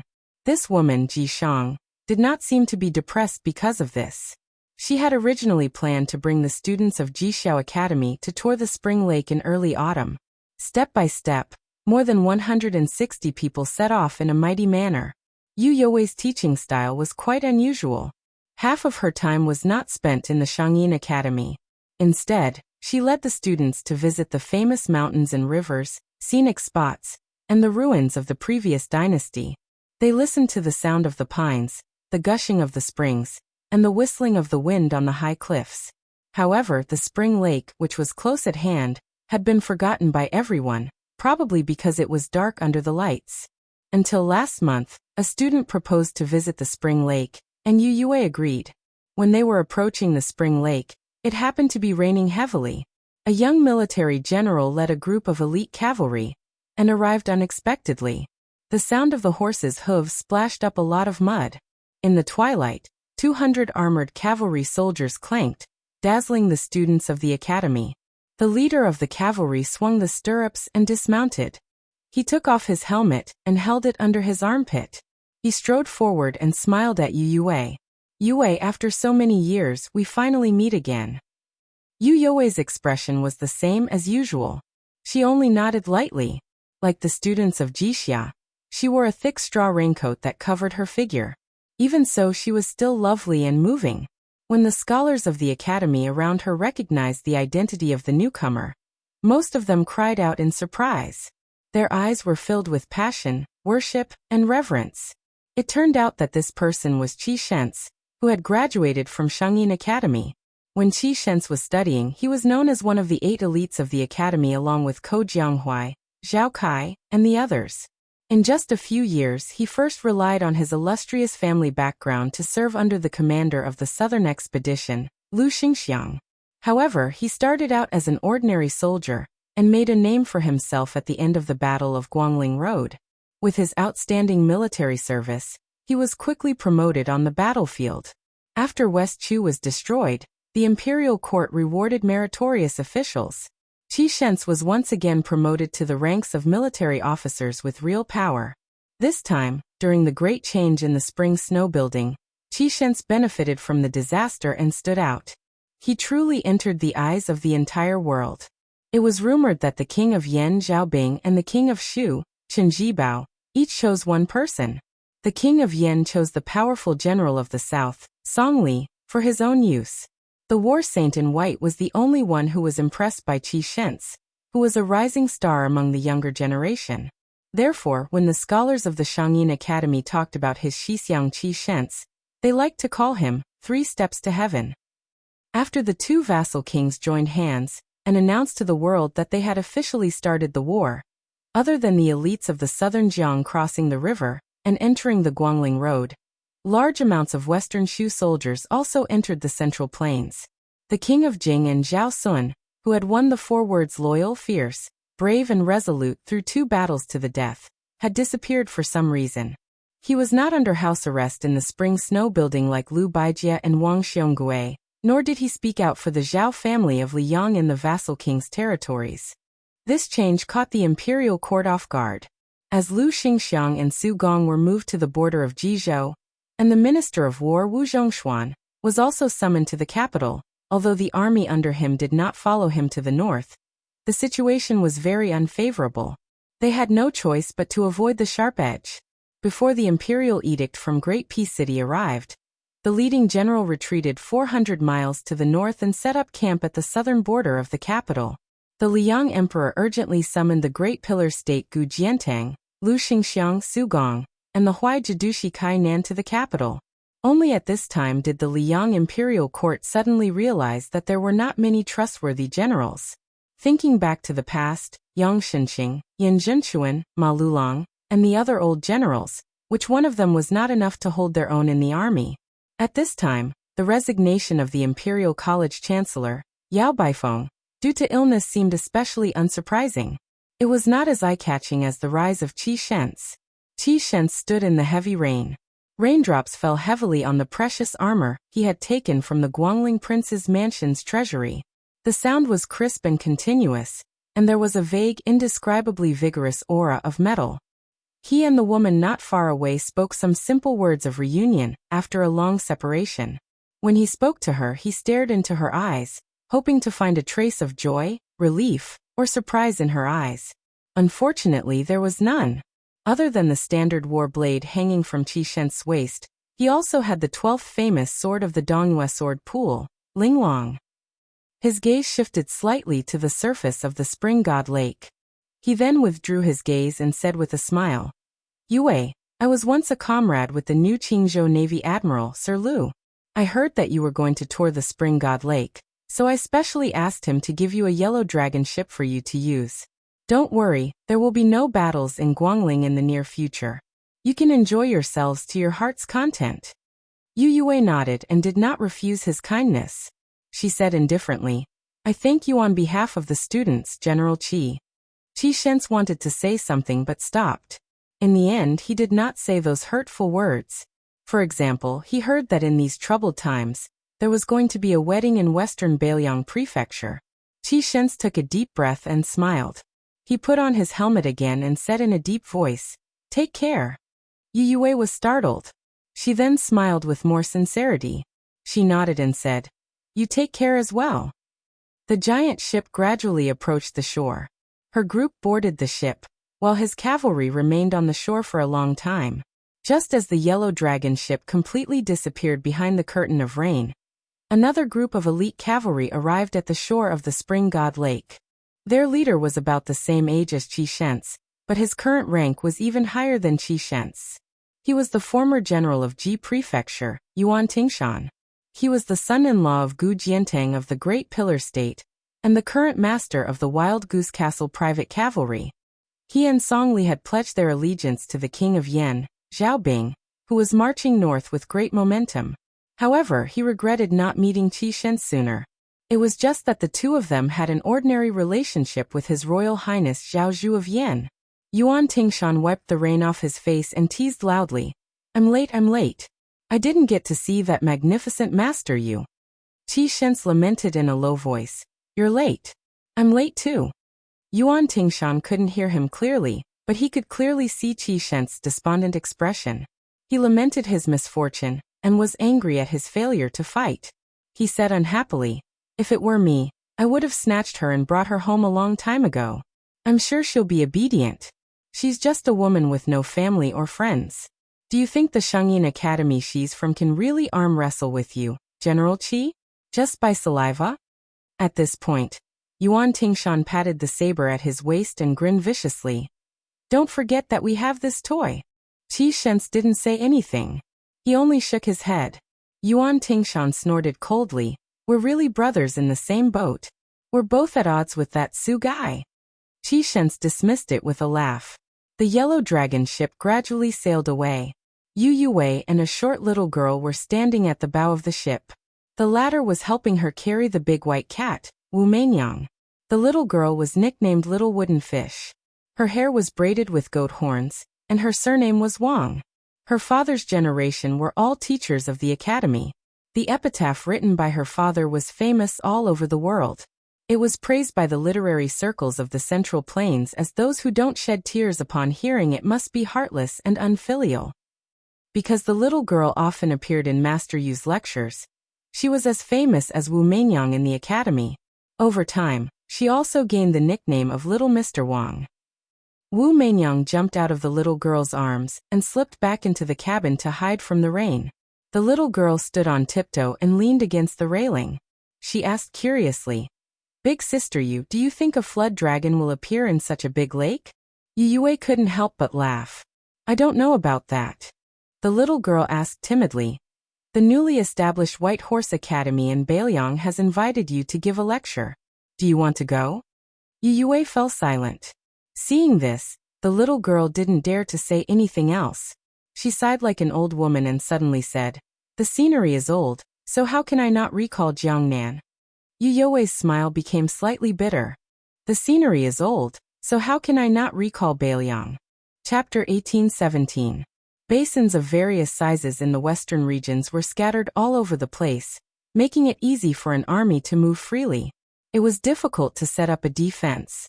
Therefore, in history, the Central Plains dynasties could only reach the western regions during their heyday.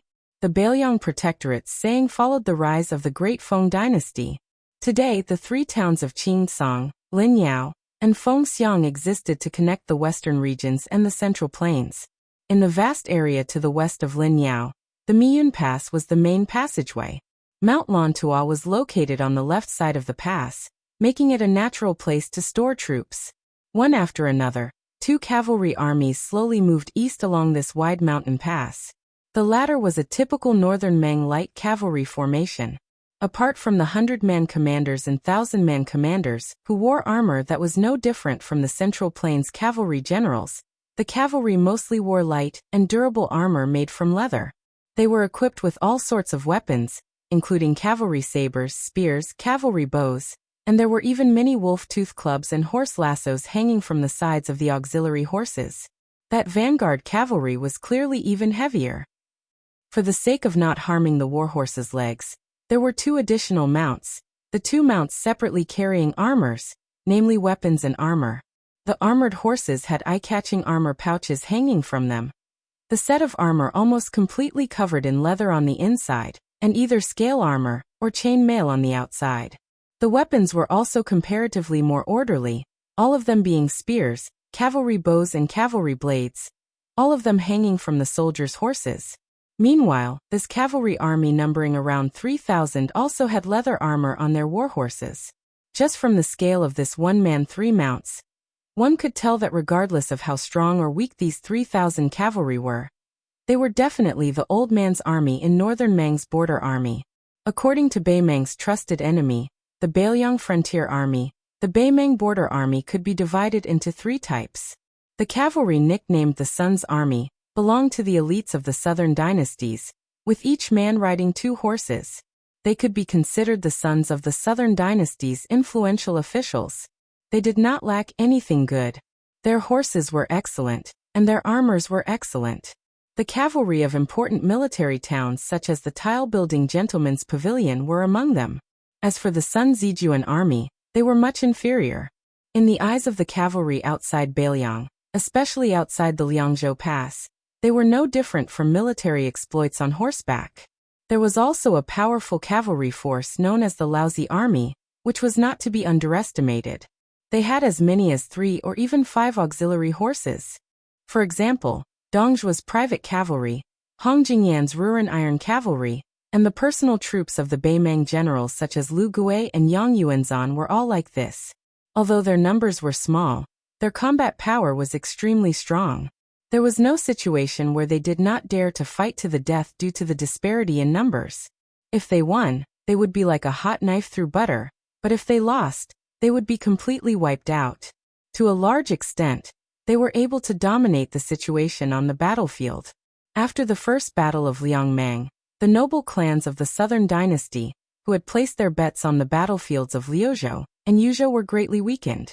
Since they could not rely on Lu Gui and Yang Yuanzan, the 6 or 7 great clans of the southern dynasty who were connected with each other had learned their lesson and placed their bets on the famous Yajemo, Zhong Tan. Of course Zhong Tan, who enjoyed the shade of a big tree, also took out a lot of his family's savings. The 3,000 elite cavalrymen were from the Zhong family, and half of them were sent to Zhong Tan. Even General Zhong Shentong had no more than 3,000 private cavalrymen under his command, which showed how much the Zhong family valued this legitimate son of the eldest branch. However, this was not surprising. After all, Zhong Tan was a junior that even the empress personally praised in the imperial court. Looking at the Beimang officialdom for 20 years, among the seniors in the imperial court, only Lu Gui and Dong Zhuo had such an honor. Zhong Tan rode on a Fergana horse nicknamed Beauty. The young general, who should have been proud of himself, had a gloomy look in his eyes as he looked into the distance of the mountain pass. A trusted chiliarch beside him asked curiously, "Young lord, more than 80 horse stalls have been sent out, and they are all our men, so there won't be any mistakes. I estimate that there won't be any battles before we reach the Phoenix military town in Liuzhou. What is young lord worried about?" Zhong Tan's ears rang with the familiar sound of hooves and camel bells. He frowned and said, "It's too quiet." The chiliarch from the Zhong family scratched his big bald head and grinned.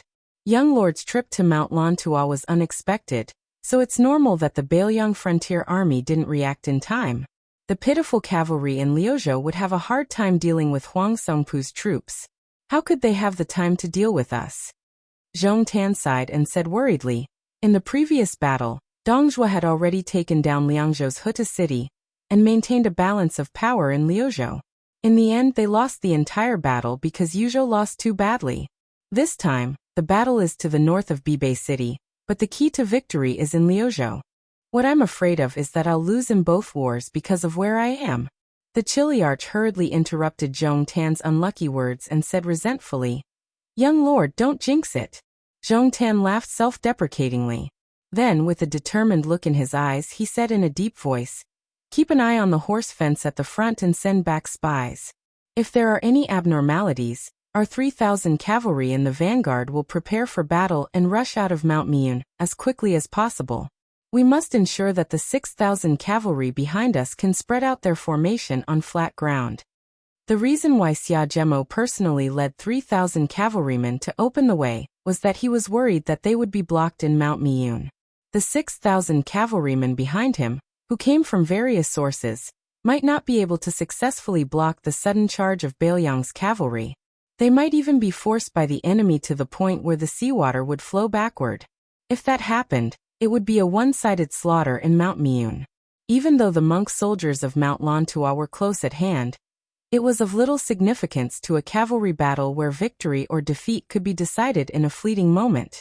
Zhong Tan, who had experienced the bitter war at Huluku from the beginning to the end, knew very well that the superiority and inferiority of military strength on paper were all false. Not only did the battle at Liangmang prove this point, but the two young men, Xie Shibian and Ko Jianghuai, also proved this point with one unimaginable victory after another during the re-establishment of West Chu at Guangling Road in the Central Plains. Although Zhong Tan had a discussion with his father, Zhong Shentong, and his little uncle, Zhong Liang beforehand, they believed that the dangerous situation in Liuzhou did not allow Bailiang to dispatch 20,000 cavalrymen to intercept them, and that once their military strength was less than 20,000 cavalrymen, then Zhong Tan's 10,000 cavalrymen, and the nearly 10,000 monk soldiers of Mount Lantua, who were about to rush to the battlefield, would be in an invincible position on any battlefield to the west of Liuzhou. However, Zhong Tan never felt that there was anything inevitable on the battlefield. During the monarch's question and answer session at the imperial court in Xijing, Her Majesty praised this young man endlessly in front of all the important ministers. Zhong Tan did not say much, and said that there was nothing outstanding about him, and he could only be cautious in using troops. This was not only to give consideration to the face of Lu Gui, Dong Zhuo, and the other defeated generals, but more importantly, it was a true portrayal of Zhong Tan's disposition of troops. Zhong Tan muttered to himself, "As long as I get out of this Miyun Pass, even if you, Su Fengnian, have the ability to stir up clouds with one turn of the hand and rain with one turn of the hand in Liuzhou, it won't affect the overall situation. However, even if you have the courage to come and intercept me, can you really stop me?" Even though they were close to the exit, there was still some distance to go, and the latest military intelligence sent back by the stables didn't have any abnormalities. However, Zhong Tan suddenly narrowed his eyes and issued a strange military order. 3,000 vanguard cavalrymen, change horses. Put on armor. Zhong Tan took the lead and charged forward. If there were no Bailiang cavalrymen waiting outside the pass, then it would just be treated as a military exercise. In the art of war, there had always been a saying of attacking halfway, and it varied according to the time and place. A young and scholarly cavalry general raised his arm, and the 6,000 cavalrymen behind him suddenly stopped. He raised his head and looked towards the Mian Pass about 3 li away. The 6,000 men behind him were all travel-worn, revealing exhausted expressions. One person riding 2 horses, both men and horses were exhausted. Logically speaking, under such circumstances, without at least half an hour of rest and reorganization, their combat strength definitely wouldn't recover to its peak state. The best divine steed under the heavens could roughly run 300 li in a day. The so-called 600 li, or even 800 li of haste were all obtained through the exchange of horses at the relay stations, and the huge price of not being held accountable for the deaths of people killed by the courier horses. In reality, the key to determining a cavalry's speed was the stamina of the cavalry's most inferior warhorse. Those famous long-distance raids were all built on the premise of harming the horses. To put it simply, they had to continuously run the weak supporting horses to death to ensure the warhorse's stamina and charging power on the battlefield. Otherwise, how could a cavalry that would be exhausted after 2 or 3 charges cause any damage to the enemy? Chapter 1818. For this attack on the western regions, the Bailiang Protectorate and the Liuzhou Provincial Governor's Office both required him and the other cavalry to do their best to intercept Zhong Tan's 10,000 cavalry and force the monk soldiers of Mount Lantua behind him to enter the Qingtsong main battlefield in Liuzhou as late as possible. Thus, in the final analysis, this interception battle did not require great results. It was just to buy time for the Yuluandao cavalry to penetrate deep into the enemy territory, and the main Longxiang army. It was easy to fight, but it was also not easy to fight. The conservative way of fighting was to ignore the Mount Lantua infantry and monk soldiers. They only needed to endlessly tangle with Zhong Tan's cavalry to open the way. In this way, the mission would be considered complete. But as the 2 cavalry forces traveled side by side, he proposed an extremely risky idea. A radical plan that would make it difficult for the 2 cavalry forces to fight. He originally thought that the young man nicknamed Chow Shorty and Winter Melon would resolutely reject the idea and bring up the idea of looking at the big picture. However, this young Bailiang cavalry general, who was fighting side by side with him for the first time, actually agreed without a second word. Not only that, he took the initiative to take on an even more suicidal mission. His reasoning was that Chow Wei had more men under his command, and that General Chow's ability to lead and fight was greater. At the same time, he did not know whether to laugh or cry. At the same time, he also had a somewhat inexplicable feeling. When he was in Guangling Road, he was used to shouldering all the burdens alone. He was used to the heaviness of having tens or even hundreds of thousands of soldiers all tied to his shoulders. This battle, before it even began, made him feel very unfamiliar. He turned his head to look at the cavalry forces belonging to the 2 towns of Linyao and Fengxiang. Unconsciously, he reached out to grasp the war blade he had obtained not long ago, the 6th generation Su Dao. He had only begun to understand many things and details after truly coming to the northwest and entering the border army. For example, the war blade in his hand. It turned out that the cold blade had to be sharpened twice. The first time was to sharpen the blade in the workshop, and the second time was to kill and drink blood on the battlefield. Otherwise, if the war blade only had the first time, it could not be called a cold blade. Xie Shibian smiled. Bailiang was cold and bitter, but there were many things to pay attention to. But he liked it very much. The 6,000 cavalrymen behind him had a complicated background. Some of them were originally strong horse bandits who had ruled over the 2 towns. Some were young and strong refugees from Liuzhou who had fought for their household registration. And some were Western region cavalrymen who had been roped in by the woman called Chai Dongdi. Accurately speaking, they were like Xie Shibian. Compared to the Beimeng barbarians, the Bailiang frontier army, they were all fledglings. The people were like this, and the newly issued cold blades at their waists were even more so. Cutting off the heads of the northern Meng barbarians, and using them as a blade to bleed and sharpen. It wasn't the slightest bit inferior to those beautiful Yinji County women. It was unknown who was the first person who said Xie Shibian. Although his master was Chao Chongqing from West Chu, he was born in the streets and alleys of Xie Shibian. Naturally, he liked it very much. Xie Shibian's military orders were accurately passed down one by one. He divided the 6,000 cavalry into 3 groups according to their origins. The 2,500 cavalrymen from the 2 towns were the vanguard. They charged at Zhongtan's cavalry that had appeared outside the Mian exit. If they succeeded, the whole army would advance.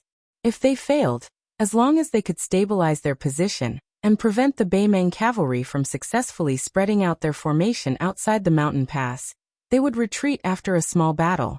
The second group of 1,000 cavalrymen would take their place. Then, it would be Chai Dongdi's 2,000 cavalrymen who would retreat and advance. He personally led 500 Longxiang army elites to hold the line. Once the Beimeng cavalry appeared, Xie Shibian would retreat. If there were any signs of them breaking out of the formation, Xie Shibian would order the 500 elite cavalrymen to block the exit of Mian Pass even if they died in battle. After parting ways with Chao Wei's 10,000 cavalry, the latter had already passed most of the crossbows and cavalry bows to Xie Shibian's cavalry. The best-case scenario would naturally be the elite cavalry of Zhongtan tribe bringing up the rear, while the ordinary cavalry would be the first to charge out of Mount Miyun. However, Xie Shibang believed that the young man, who relied on the mouth of the bottle gourd and the corpses of Crouching Bao and Luanhe, 2 cities' northern Liang border army, to become Xia Jubo, would definitely not be this careless. Even if Zhongtan really did not live up to his name, Xie Shibian was even more confident that he would be able to take back the merit that he had missed out on. Xie Shibian and Zhongtan in the mountain pass gave the order at almost the same time. Then they said the exact same words. Change horses. Put on armor. After Chao Wei's 10,000 cavalrymen separated from Xie Shibian, they began a lightning-fast long-distance raid without caring about the injuries of the war horses. They directly went around Mian Mountain Pass. He wanted to charge in through an entrance near the west end of Mian Mountain Pass, and then quickly rush east along the mountain pass. In the end, he would be between Zhongtan's cavalry and Lantua Mountain's monk soldiers. He wanted to see if Xie Shibian's 6,000 cavalrymen could defend the east gate. He wanted to wait until he could viciously stab Zhongtan's cavalry in the ass. Therefore, when Chao Wei parted with Xie Shibian, he half-jokingly said, "Surnamed Xie, I, General Chao, will definitely become a man like old Liang Wang Su Shao. In the end this time, my head is tied to your belt. Please don't let me die young." Xie Shibian did not say any heroic words at that time. He only nodded. When Xie Shibian saw the short general galloping away, he raised his arm and gave him a thumbs up. He did not know what kind of unique meaning Chao Wei had, or what kind of strange rules the Bailiang frontier army had. 10,000 cavalrymen rushed forward with great momentum. Chao Wei's lips were cracked, and some blood seeped out. However, his face was full of smiles as he roared. "I want the Battle of Mian Mountain Pass to be no less heroic than Lu Xingxiang's Battle of Luzhou in the snow and Chu Lushan's 1,000 cavalrymen opening Shu. Chao Wei can die, but I can't die a nameless death." Although Mian Mountain Pass appeared to be narrowed, like a woman's slender waist, it was still able to allow more than 20 cavalrymen to rush out side by side. Previously, Xie Shibian could see several Beimeng cavalrymen rushing back to the mountain pass to pass on military intelligence. The battle was about to start. However, Zhongtan's cavalry rushed out faster and fiercer than expected. As a result, the 50 cavalry in front of the Phoenix Legion and Lin Yao Legion were scattered in an instant. Even though Northern Liang's light crossbows and cavalry archers already fired in unison, arrows scattering towards the exit like rain, quickly shooting down 20 to 30 Northern Mang barbarians, the Northern Mang cavalry's overall momentum didn't decrease. Xie Shibian immediately changed his strategy, immediately ordering the 500 Longxiang army soldiers to charge forward. There were not enough corpses on both sides, far from enough to form a natural barrier. Xie Shibian stopped his horse half a mile away from the mountain pass. Beside him were dozens of personal guards and 6 messengers. He was not a fierce general who charged into battle. When he personally wiped out Liang Chuanqiu's old general Yan Zhenchuan, Xie Shibian also did not go up to kill the enemy. It was not that Xie Shibian did not have the courage to kill people in anger, but he knew that only a general who was alive to give out orders could lead an army to kill the enemy. Not only did Xie Shibian send those 500 elite cavalrymen to their deaths, he even gave a military order. If they fell off their horses and did not die, please do your best to kill the horses. Xie Shibian thought back to those resolute faces. After hearing this order, almost everyone's eyes were filled with pain. In the end, they all silently rode their horses away. After the 500 Long Xiang elite cavalrymen rushed to the battlefield, Xie Shibian expressionlessly ordered the cavalry of the 2 towns to spread out in a semicircular formation. Once the 500 cavalry showed signs of retreating, or when there were only 50 cavalry left standing on the battlefield, they had to fire at Miyun Pass without distinguishing between friend and foe. The deputy generals of Lin Yao and Feng Xiang wanted to say something but stopped. They gritted their teeth and accepted the order. Then Xie Shibian had Lin Yao and Feng Xiang open up a path for 20 cavalrymen to charge forward side by side at the top of the fan. He had 1,000 young vagabond cavalrymen get ready, gathering all the spears in the army and distributing them to these young vagabond cavalrymen. He also picked out 600 people who were good at archery to form an army in front of the fan between the 2 towns. Xie Shibian sat on his horse and looked at the battlefield that could not be any narrower. It was a weird battlefield where both men and horses died. Although he could not see the situation within Mian Mountain Pass, he could imagine the dense iron armor squeezing together like a swarm of locusts, like a nest of ants. If the Fu Shui Room's report had a mistake, the monk soldiers of Lantua Mountain did not need to be reorganized. They would have gathered together with Zhong Tan's cavalry. If Chao Wei's cavalry did not advance quickly enough, or if they appeared on the battlefield, they were already at the end of their rope. If Xie Shibian could not defend this pass, as long as one of those was true, then the Battle of Liuzhou would be in a terrible state. At this moment, for some reason, Xie Shibian thought back to that young man who always seemed to smile warmly. That young man who personally suggested to him to walk around and see more things. Xie Shibian took in a deep breath and muttered to himself in a voice that only he could hear. You left 500 seeds for Dechu. How can I not repay you with my life? From today onwards, there was no more General Dechu Xie Shibian. Only the Bailiang Frontier Army Xie Shibian. Chapter 1819. Outside Bailiang Pass, there was the sound of horse hooves. It was like the sound of an old chick, endless and had been ringing for 20 years. Inside the pass, there was the sound of reading. It was like the sound of an old phoenix. The sound of reading came from a new academy. In Liangzhou, there was a new White Horse Academy. Unlike the previous Green Deer Cave Academy, which was located in the mountains and forests, this academy was built in the downtown area of Liangzhou. Yao Baifeng, who had just returned from the capital, was the first head of the academy. Not only did the Qingliang Mountain Palace gift 6,000 scrolls, but the king of Bailiang, Su Fengnian, personally bestowed a plaque.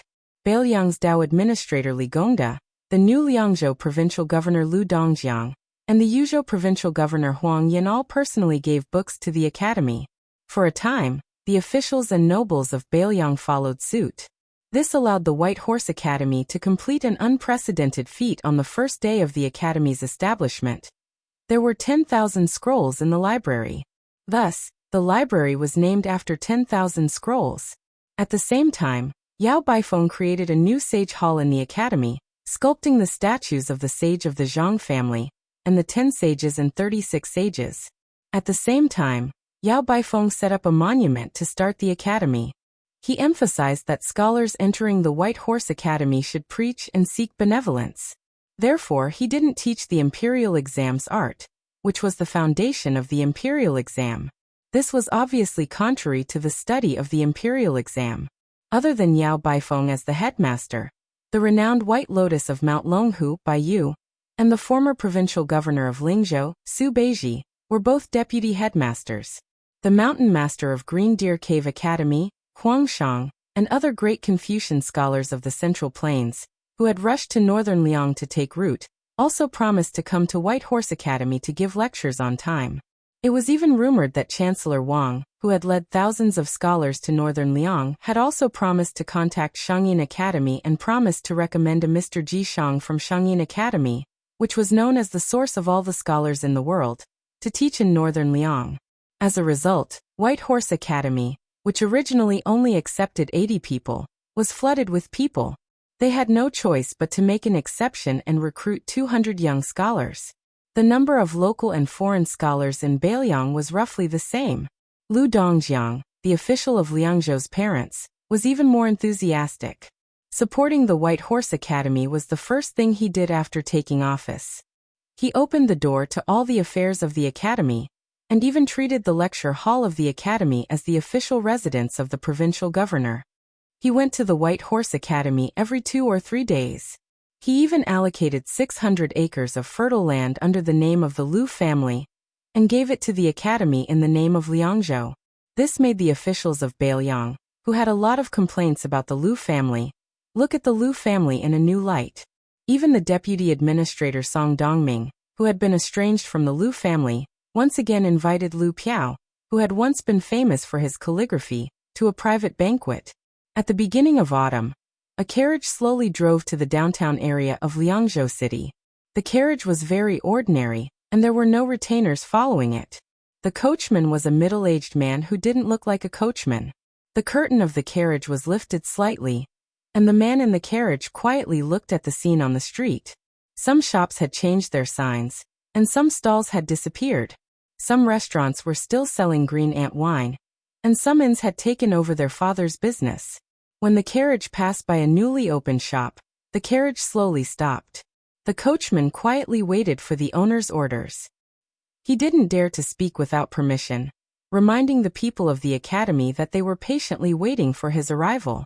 The young man holding the corner of the curtain looked at the shop.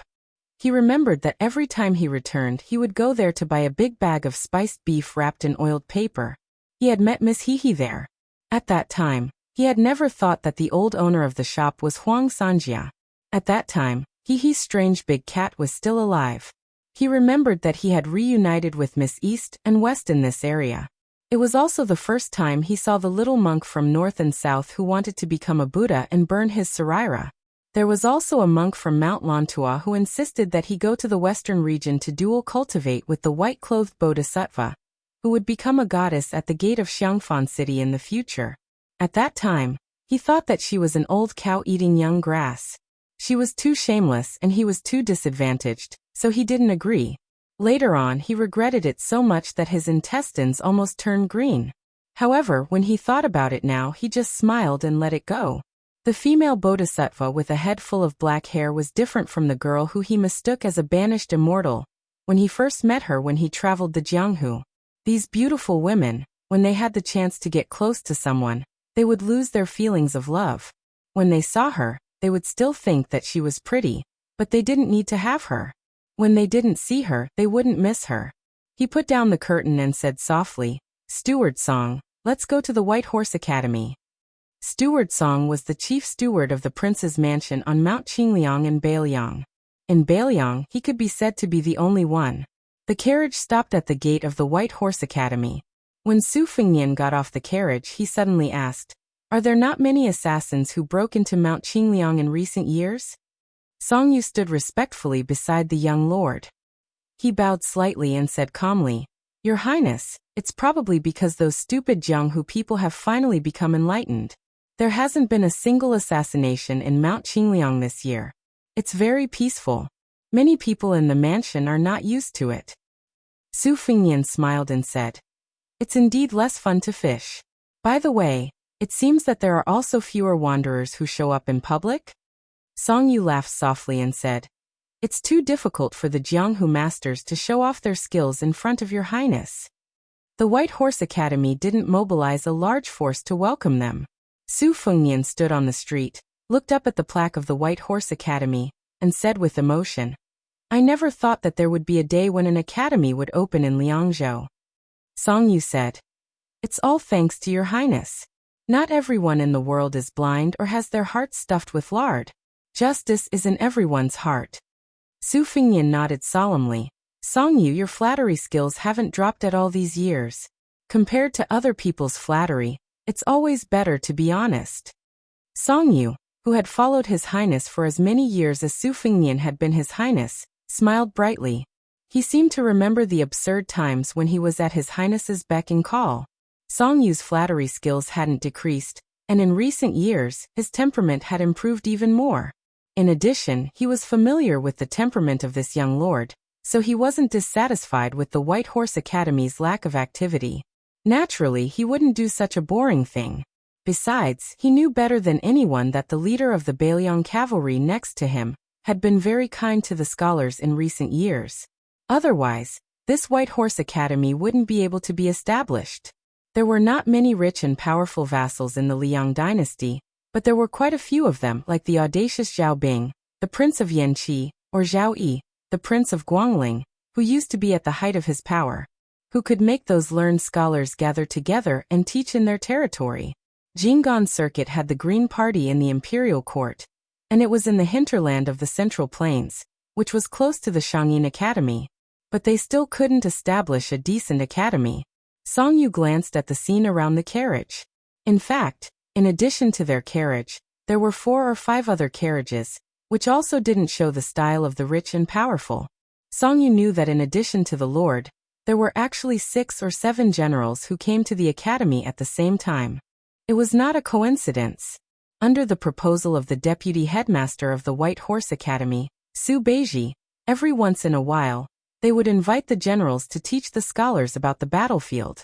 Not to mention that this had never happened in other academies, perhaps even in the ancestor of the World Academy, the Shangyin Academy, there had never been such a strange thing. In the eyes of the scholars, they were just boorish men. How could they reason with the scholars? Although these carriages didn't look amazing, the horses were all plump and expensive horses. To be precise, if they were placed in the Bailiang Frontier Army, they were either the best or the second best, because they were originally from the 2 pastures in Bailiang, Xianli and Tianjing, but they were not supplied to the border army through special channels. For this kind of thing, whether it was the old King Liang Su Shao, or the new King Liang who was next to Songyu, they all turned a blind eye and never looked into it. Those old generals, who had spent most of their lives on the battlefield, had more than 10 good horses at home after they retired. What was wrong with that? It was said that among the old generals of Bailiang who came to visit the White Horse Academy today, there were 2 senior deputy commanders, Wei Taizhan and Lu Yuanji, who had returned to the border army not long ago but didn't have any actual power for the time being. The 7 or 8 generals who had all been exposed to the smoke of war were the first batch of old soldiers that Su Beiji invited to the White Horse Academy with great hospitality. It was true that in the current Bailiang officialdom, especially the civil officials, perhaps only the 2 young officials, Su Beiji and Chen Xiliang, could invite these old guys. Even the administrator, Li Gongda, couldn't do it. Even the nominal deputy administrator, Song Dongming, who was in fact the leader of the civil officials in Bailiang, couldn't do it. As for the relative of the emperor, Lu Dongjiang, the provincial governor of Liangzhou, couldn't do it either. Because if one were to say something harsh, in fact, among the civil and military officials in Bailiang, only these 2 young people were the true ministers of the emperor. Iron Buddha General Ningame, Yuzhou General Huang Fuqiu, and the infantry deputy commander, Great Ancestor Gu, were still inferior to these 2. The backbone of the White Horse Academy was actually not the literary grandmaster of Liang, Yao Baifeng, but Su Beiji, who had successfully retired from the position of the provincial governor of Lingzhou. Songyu, as the former steward of Wutong'an, and now the chief steward of the entire Mount Qingliang, was of course the young lord's trusted aide. The most important thing was that Songyu was still young, in his early 40s. If there were no accidents, he wouldn't have the opportunity to be a senior official of the Su family for 3 dynasties in the Bailiang. It was easy to imagine how important his position was. This had nothing to do with whether this man was an official or not. Even the gatekeeper of the prime minister was a 3rd-grade official, let alone the chief steward of a king's mansion. Therefore, Songyu was very satisfied and grateful to the Su family. Songyu slowed down slightly and followed Su Fingnian to the White Horse Academy. Chapter 1820. A young scholar in a green robe hurriedly walked out of the gate of the White Horse Academy. He looked around and was slightly stunned when he saw Su Fengnian and Song Yu. He was a scholar from Huainan who had recently studied at the academy. He was not one of the people who had followed Chancellor Wang to the grave. His ancestors were classmates with Yao Baifeng. They had studied together under Mr. Zhengyuan in Shanglua County. Because of this, his grandfather asked this grandson to come to Liangzhou when he heard that Yao Baifeng was hosting the White Horse Academy again. Because of his honest and gentle personality and profound family knowledge, the old Yao Baifeng asked this young man to help him with some trivial matters. Today, when the group of Bailiang military leaders came to visit, it was mostly him who led people into the academy. The White Horse Academy also received the news from Mount Qingliang at the last minute that the Lord was coming. This was naturally a big deal for the young scholar. However, the attitude of Yao Baifeng and Su Beiji made him a little confused. They were indifferent, and only told him to lead the way when he saw the Lord. However, the young scholar was inevitably troubled. He didn't know the young lord, but he soon felt relieved. Presumably, when a powerful lord of Liang came out, it would be amazing. To be honest, he was very curious about the legendary young lord, and also somewhat admired him. There was a popular saying in the Central Plains, Southern Song Dynasty and Northern Su Dynasty. It was said that West Chu Song Yushu's splendid articles, and Bailiang Su Fengnian's charm and bearing were both peerless in the world. It was quite like Southern Xie and Northern Li, in the spring and autumn period. The young scholar looked at the man in a white robe with only one retinue. His intuition told him that the man in front of him was most likely Su Fengnian. However, how could such a simple person be the lord of Bailiang cavalry, who had successfully stirred up the general trend of the world? Su Fengnian went up the steps and saw a simple wooden frame at the door. A string of exquisite jade hooks was tied to the horizontal railing to hang the swords. Su Fengnian had once promised Mount Master Huangshang when the Green Deer Cave Academy was first established that no matter which martial artist of Bailiang wanted to enter the Bailiang Academy, no matter their official rank, they would have to take off their swords. At this time, there were 7 Bailiang swords hanging on the wooden frame. Battle swords with jade hooks hanging on the wooden frame. Su Fengnian walked in front of the wooden frame and looked at the battle swords. Most of them were old, and not a single one was the newest Su 6 swords. One of the battle swords had a severely worn scabbard. It could even be called a unique first-generation Su family sword. Even in Mount Qingliang, there was not a single first-generation Su sword. Even though Su Xiao had sent people to the Central Plains to buy such battle swords at a high price, there were still no results. This was because the first-generation Su swords were not forged in large quantities. There were no more than 7,000 of them. Secondly, the conditions at the time were harsh and the forging process was very crude. This resulted in the battle swords not being of good quality. Many of them were damaged on the battlefield, and could not withstand more than a few battles. At that time, Su Xiao had led his troops on expeditions everywhere and fought many bitter battles. He was even worse than a stray dog. He did not even know whether he could survive or not. He was used to the life of fighting. As for whether the sword was forged by himself or not, it really did not matter. It should be known that during the war, even Su Xiao himself had directly taken off the enemy's armor on the battlefield and put it on himself. When Su Xiao was alive, he only liked to brag to Su Fengnian about his great achievements. He said that he had won many battles and defeated many famous generals in the 8 kingdoms of spring and autumn. However, he never told Su Fengnian about how many hardships he had suffered in those years. He did not even mention a word about it.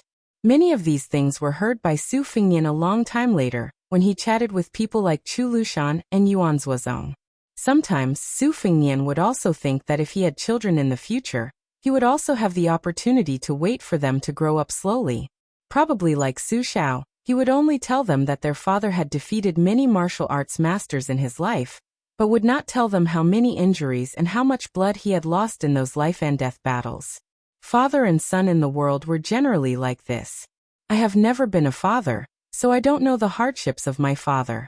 When Su Fengnian slowly took off the sword at his waist, he turned to look at Song Yu and asked with a smile, "Steward Song, will your twins, who have just turned 10 years old, be tired of your nagging?" Hearing such a question out of the blue, Song Yu, who was extremely clever, was still a little unprepared. But soon he smiled and said, "Of course, every time I tell the two children how many great figures their father has seen, they always snort at me and want to cover their ears. But when I tell them about the great deeds of the Lord, even if they have heard it too many times, they will still enjoy it." Chapter 1821. Su Fengnian had seen this pair of beautiful siblings a few times in Mount Qingliang. Different from the elder brother who was already an official, and the second sister who was married to Lingzhou, they were lively and naughty. They liked to run up and down the mountain. It was said that they had a good relationship with the young lady that Chen Shiliang brought from Gangnam-do, Huyen Dagwan's daughter, and the little green robe that Yu Groom left in the prince's mansion. They often played together. Once, Su Fengnian was walking on the long embankment in the middle of the lake alone in the morning. A group of children were squatting by the lake stealthily, fishing for carps with the crude fishing rods they made themselves. There were already 4 or 5 fat carps in the small wooden basin. As a result, he bumped into them. He deliberately coughed from afar. Song Yu's youngest son immediately overturned the wooden basin, told everyone to throw the fishing rods into the lake, and then ran away. Su Fengnian, who didn't know whether to laugh or cry, could only help these troublemakers retrieve the fishing rods and wooden basins from the lake, and stay where they were. The carps in Tidehark Lake had an extraordinary origin. They came from a natural pond at the top of a mountain in Liaodong. In the eyes of Qi cultivators, these carps were not ordinary creatures. They were born with golden scales and carried the luck of the mortal world.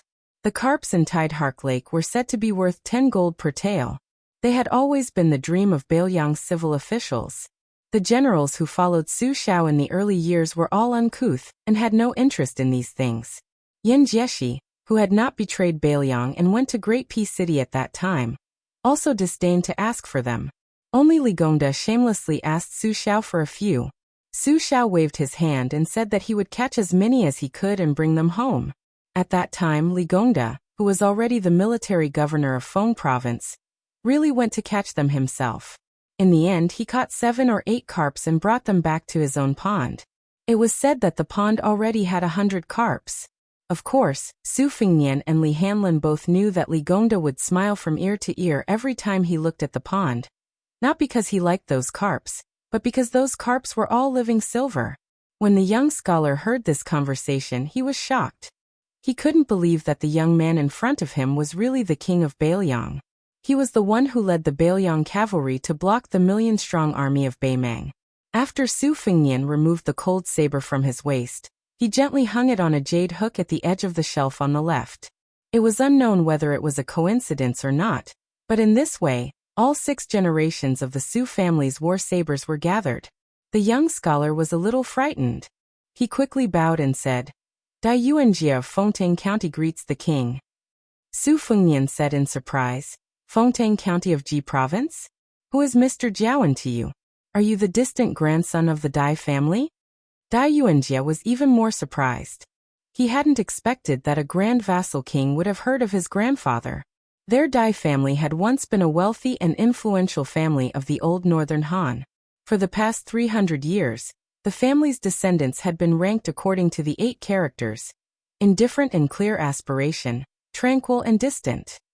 When it came to Dai Yuanjia's generation, it just happened to be the distant character. However, the Dai family was the same as many other wealthy families of the spring and autumn period. Following the conclusion of that unjust battle, the Dai family had fallen into decline. The family's descendants scrupulously followed the rules set by Mr. Jiawen, studying but not becoming an official. The Dai family's library, the 800 Iron Sword Library, was one of the 6 great libraries of the spring and autumn period. In particular, it collected over 100 types of rare books, as well as innumerable copies and copies. After the old northern Han was destroyed by Su Zhao's troops, the Dai family's library, which had always been open to outsiders, was no longer open to the public. Even the family's descendants couldn't rashly enter the library to read. This well-learned young scholar raised his head and replied with a stern expression, "It is my ancestor." Su Fengnian's expression was somewhat awkward. Half of the Tide Listening Pavilion's rare books were extorted from the 800 Iron Sword Library by our Su family. If you have come to Beiliang to ask for those books, I will have someone organize them and do my best to return them to you.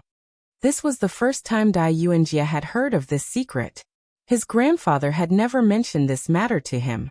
For a moment, he was even more embarrassed than Su Fengnian. He was just a weak scholar. How could he have the courage to come to Bailiang and settle accounts with this northwestern vassal king? Su Fengnian smiled and said, "The books will only be collecting dust in the tide listening pavilion. It would be better to return them to your Dai family. However, let me say this first. The books can be returned, but the prerequisite is that your Dai family library must not keep them to yourself. You must open them to the descendants of other clans and scholars from other places. You can first discuss this matter with Teacher Jiawen. Of course, this is a presumptuous request. Teacher Jiawen might not agree, but it won't affect your studies at White Horse Academy. You Dai Yuanjie can relax. If it really doesn't work out, I will gift those books to White Horse Academy under your Dai family's name. You can also mention this matter to Teacher Jiao and in your family letter." After weighing the pros and cons, Dai Yuanjie felt as if a heavy burden had been lifted from his shoulders. He bowed once more and said with great admiration, "Your Highness is magnanimous." Su Fengnian couldn't help but laugh. He held back some of the words he was about to say. In truth, Su Xiao had relied on knives to borrow the books back then. It was only because the Su family still had hundreds of thousands of knives that the matter of returning the books had become so voluminous. In truth, the Su family was in the wrong in this matter. It was just that Su Fengnian didn't want to talk about this with a descendant of the Dai family. No matter how good a book was, if no one read it, it might seem valuable, but it was actually the least valuable. However, Su Fengnian had also heard many strange words from Huang Longshi from Miss Hehe. This Huang Sanjia had said that the scholars of the future would be too relaxed about studying. They would instead pay less attention to the painstaking efforts of the predecessors. As a result, there would be the helpless sigh of, "The ancients have already explained everything." Su Fengnian followed the young scholar into White Horse Academy. The young scholar glanced back for no reason. That wooden frame. After the spring and autumn period. The 6 knives of the Su family. Arranged here. Chapter 1822. The White Horse Academy was built according to the old system of having a lecture hall in the middle, and a study hall on the left and right. The 300 scholars lived in the 60 study halls on the east and west sides. There were only 19 teachers teaching in the academy all year round, including Yao Baifeng and Su Beiji. The vice headmaster Baiyu still needed to take charge of the official affairs on Mount Qingliang. However, the academy planned to invite more than 20 temporary lecturers this autumn and winter. There was a long list of names, enough to be described as a spectacular lineup. There was Huang Shang, the head of the Green Deer Cave Academy, Song Yan, the new provincial governor of Yuzhou who advocated legalism, Wang Shihua, the great scholar of Huangnam County who was praised by Yao Baifeng as one of the 3 talents of provincial governors, Chang Sui, the eldest brother who once studied under Han Guzi in the Shangyin Academy together with Su Weisheng, Su Huang and others. It was said that there was also Yu Yue, the master of music who was currently serving as the teacher of Ji Shang in the Shangyin Academy. Su Fengnian walked slowly with Dai Yuanjie and finally stopped in front of the library. Yao Baifeng, Lu Yuanji and Wei Taizhan, these meritorious old generals sat together to bask in the sun, while Su Beiji led a group of young scholars of the academy to bask in the sun. Yao Baifeng, who had stepped down from the position of chancellor of the Imperial College, looked hale and hearty, unlike the rumors of Liang Imperial Court, who had resigned due to illness. In fact, even Su Fengnian didn't know why Yao Baifeng would take the initiative to leave Graydon City, and why he didn't spend the rest of his life in the capital, but instead returned to Bailiang. It should be known that the Yao Family Academy was reputed to be able to compete with the entire Imperial College. Although this was an exaggeration, no one doubted Yao Baifeng's lofty reputation in the literary circles of Liang. In fact, in the past few years in Graydon City, Yao Baifeng was almost the only one who was willing to speak up for Bailiang's military and political affairs in the imperial court. Su Fengnian believed that if he hadn't disobeyed the emperor of the Zhao family, then with Yao Baifeng's reputation and knowledge, he would have long been able to rise to the center of power in Liang, standing shoulder to shoulder with Huan Wen, Zhao Yuling, and Yin Maochun. instead of staying in the imperial college that had a clear reputation but no real power. Moreover, after Yao Baifeng had followed Yin Jieshi into the capital to become an official, many of the Yao family's younger generation followed suit. Now that Yao Baifeng had chosen to enter the White Horse Academy in Beiliang, even Su Fengnian felt a little worried for the old man. So much so that when he was discussing matters with Song Dongming on Mount Qingliang, Su Fengnian suggested that Yao Baifeng could only be a lecturer and not be the dean, in order to help the old man reduce the rumors in the Liang imperial court. As the prime minister chosen by Yuan Bunshi in the past, Song Dongming, who was well aware of the deep and shallow waters of Liang's officialdom, also supported this idea. However, in the end, Yao Baifeng still tactfully refused. He jokingly said, "I'm not young, I'd rather be the head of a chicken than the tail of a phoenix." He insisted on personally becoming the head of the academy. Mount Qingliang, or rather Su Fengnian, couldn't dissuade this venerable scholar, and could only let Yao Baifeng take charge of the White Horse Academy. Seeing Su Fengnian's arrival, Lu Yuanji and Wei Taizhan, the two deputy commanders of the Beiliang Frontier Army in the early years, did not dare to take advantage of their seniority and immediately stood up to welcome him. This was especially so for Lu Yuanji, who was unaware of the fact that the younger generation of his family had run amok in the countryside. On the eve of Su Fengnian's succession, Lu Yuanji had been scolded by his former colleague, Lin Dofang, to the nose. Fuming with anger, Lu Yuanji rushed back to his mansion, and the first thing he did was to summon all of his unfilial descendants, who were all respectful in front of him, to the ancestral hall. With an attitude that showed that he was not afraid to kill the wrong person, he made all of the younger generation of the Lu family kneel on the ground and personally whipped each of them 100 times with a leather whip. 7 or 8 people fainted on the spot, dripping with blood. The women of the Lu family outside the ancestral hall were so scared that they did not even dare to cry out loud. When 3 of the 7 stewards of the Tianfu were beaten to death, the study companions of the younger generation of the Lu family all packed up and left. From then on, the Lu family became very strict. Lu Yuanji even closed his door and refused to see any guests. It was not until the commander of the left cavalry, He Zhong, suddenly sent word to him that he and his old men were to return to the frontier army, that Lu Yuanji finally showed his face. Otherwise, this old general probably did not plan to have any dealings with his former comrades in this lifetime. These generals of Beiliang, who had experienced the wars of the spring and autumn period, had made great contributions, were unruly and difficult to tame, and refused to be restrained. This was naturally the truth. However, there was one thing that was different from many of the founding heroes of Liang, and that was they harbored an indescribable and deep-rooted deep complex toward the Su family, or rather, toward Su Shao.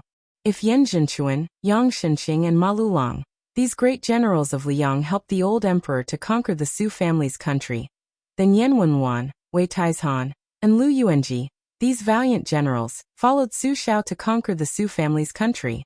The difference of one word was like the difference between heaven and earth. It was very simple. Su Shao shared weal and woe with them, went into battle together, and fought together. There was not only the friendship between a ruler and his subject, but also the brotherhood of fellow soldiers who exchanged their lives for his. In the imperial court, it was difficult to understand, and it was the hardest to see the true heart. On the battlefield, in the moment of life and death, it was the easiest to see one's nature. Before and after the infamous Su Fengnian became the king of Beiliang, undercurrents surged. The original commander of the cavalry, Zhong Hongwu, was killed. In private, it was said that it was not killing the chicken to warn the monkeys, but killing the tiger to warn the wolves. From this, it could be seen how swift and fierce the atmosphere in Beiliang was. When Su Fengnian led the Lingzhou generals as the heir, even if Su Shao was still alive and controlled the Lingzhou officialdom, there was still that disturbance. After Su Fengnian greeted everyone, he saw the old soldier of the Lotus Seed Camp, Lin Dofang, and suddenly realized that the Su family's first-generation war blade must have been this one-armed old man's treasure. He remembered that in the early years, Su Shao had mentioned it many times, saying that if there was still a first-generation Su Dao in the world today, it would most likely be the one that he personally gave to Lin Dofang as a token of the marriage between the two families. However, later on, Lin Dofang did not have any children. After this, first-generation general of the Lotus Seed Camp became disheartened. He also disappeared without a trace in Bailiang, so the marriage could only be cancelled. The current general of the White Feather Light Cavalry, Yuan Nanting, was from the Lotus Seed Camp. That time, when 600 old soldiers came to the capital to send His Royal Highness off, Lin Dofang, Yuan Nanting, and the current commander of the Right Cavalry, Jean Partridge Zhoukong, had both appeared. Dai Yuanjie brought over 2 chairs for Su Fengnian and Song Yu. After Su Fengnian took the chairs, he did not rightfully occupy Yao Baifeng's seat in the middle. He just casually placed them next to Lin Dofang and sat down. As for the head housekeeper of Mount Qingliang, Song Yu, he simply did not take the chairs. He smiled and shook his head in refusal, holding his breath and standing in the distance with rapt attention. Yao Baifeng took all of this in. He smiled slightly, and then his expression turned serious. He went straight to the point and asked, "Your Highness, may I ask if Mount Qingliang has interfered with the incident in Guangling Road's spring snow building?" The sun of early autumn was warm and gentle, but after Yao Baifeng threw out this question, even Lin Dofang, Wei Taizhan, and the other old generals felt their hearts palpitate. Their originally leisurely sitting postures instantly became stiff and tense. Su Fengnian's expression was as usual. He gently shook his head and smiled. "I would like to have some connections, but unfortunately I don't." Yao Baifeng stared at the young vassal king's slightly long and narrow eyes, speechless for a long time. It seemed that he did not catch the clues that he had expected. The old man sighed and said to himself, "The signs of a chaotic world. After only a short 20 years of peace, how did it degenerate into such a situation?" Su Fengnian's expression was still tranquil. He asked with a slight smile, "Does Mr. Yao think that other than the Mang border where the smoke of war is rising everywhere, even the Central Plains is in turmoil and chaos?" Yao Baifeng was stunned, and then he smiled bitterly. "Your Highness, there is no need to be so sarcastic. This old man asks himself and has never felt that for the stability of the Central Plains, the Bailiang soldiers should die at the border." Chapter 1823.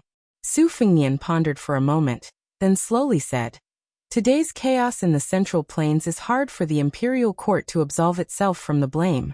Li Yang removing the feudal vassals and suppressing the power of the local generals are two things in the right direction, but the specific methods used are too cruel.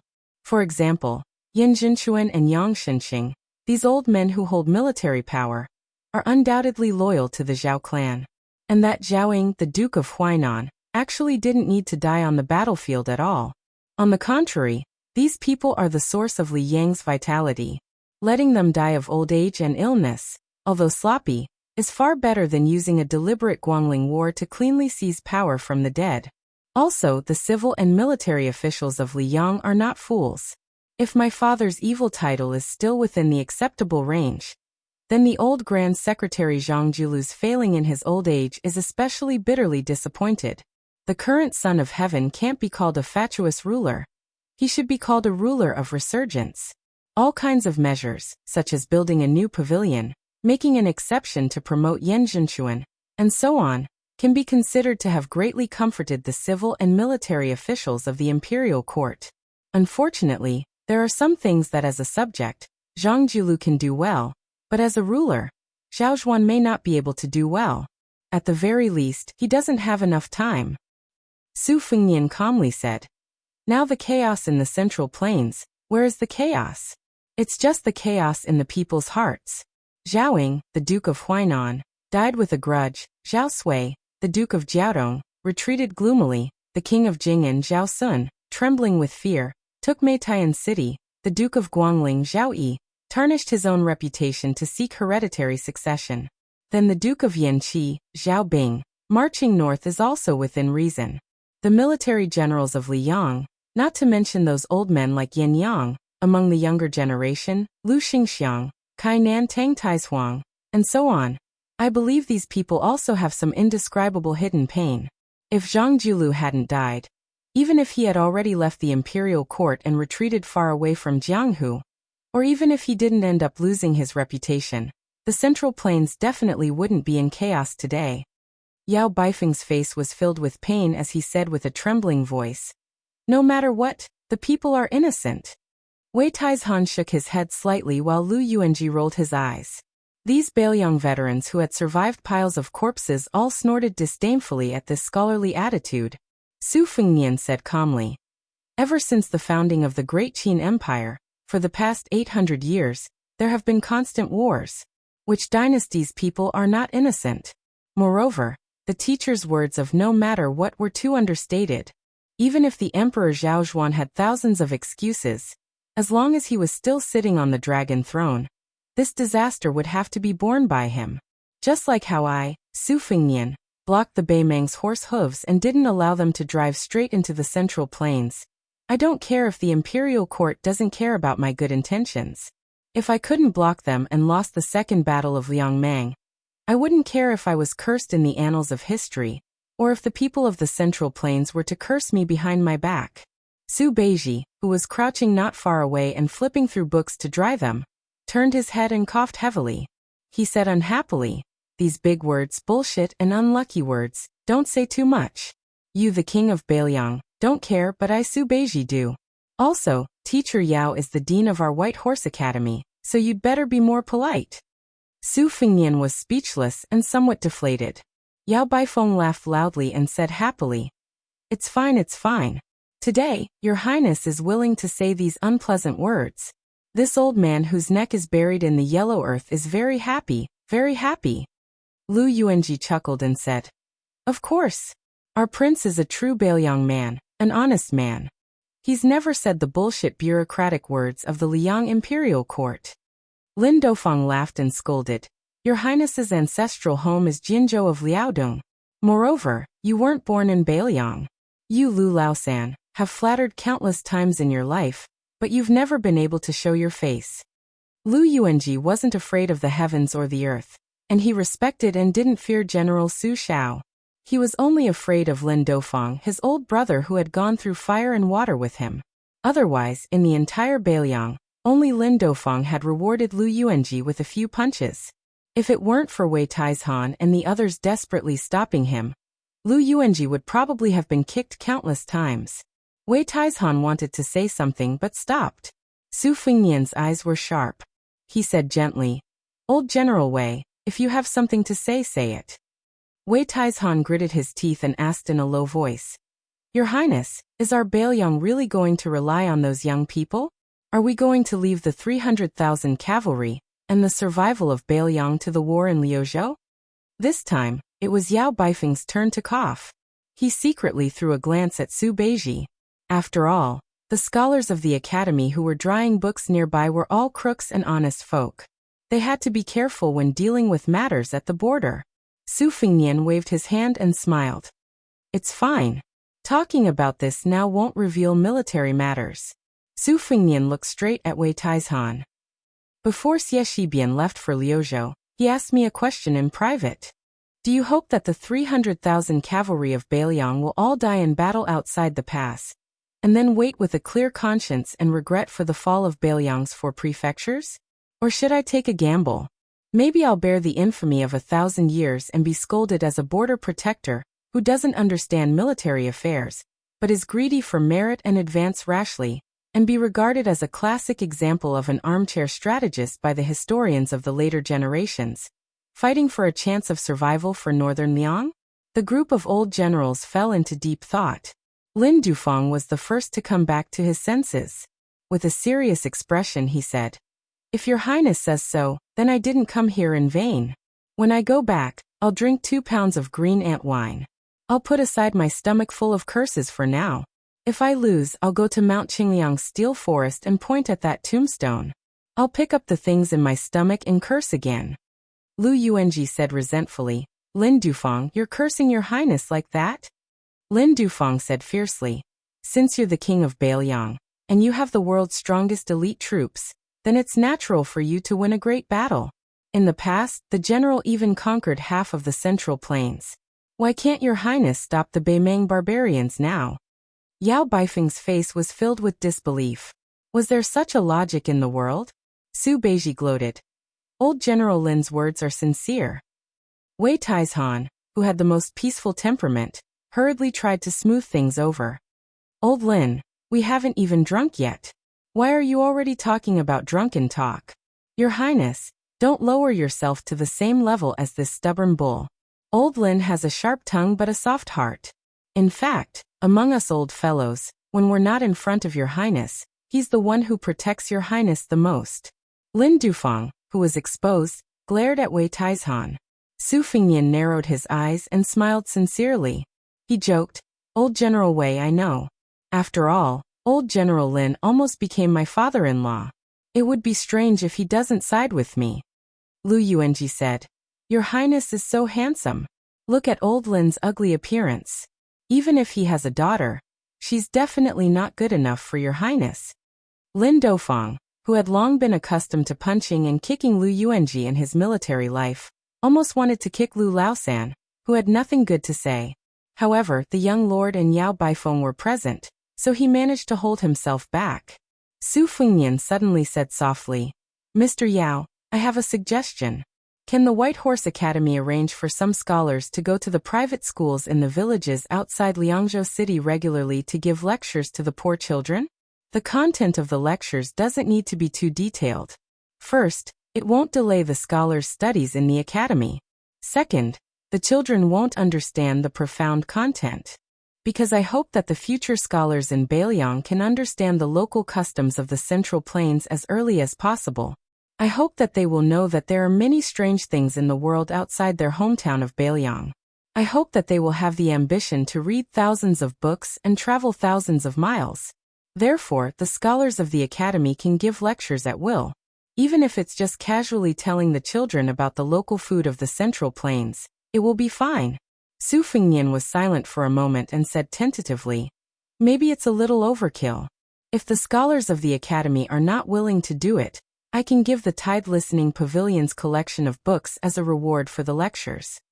As soon as the words came out, Yao Baifeng was in a daze and didn't say anything for a long time. In the open space in front of the library, the young scholars helping to dry the books in the autumn sunshine might not be able to hear the content of the conversation, but everyone could see the scene. An old scholar sat at the head of the table with a clear conscience. The generals of Beiliang who had killed countless people sat on his left and right.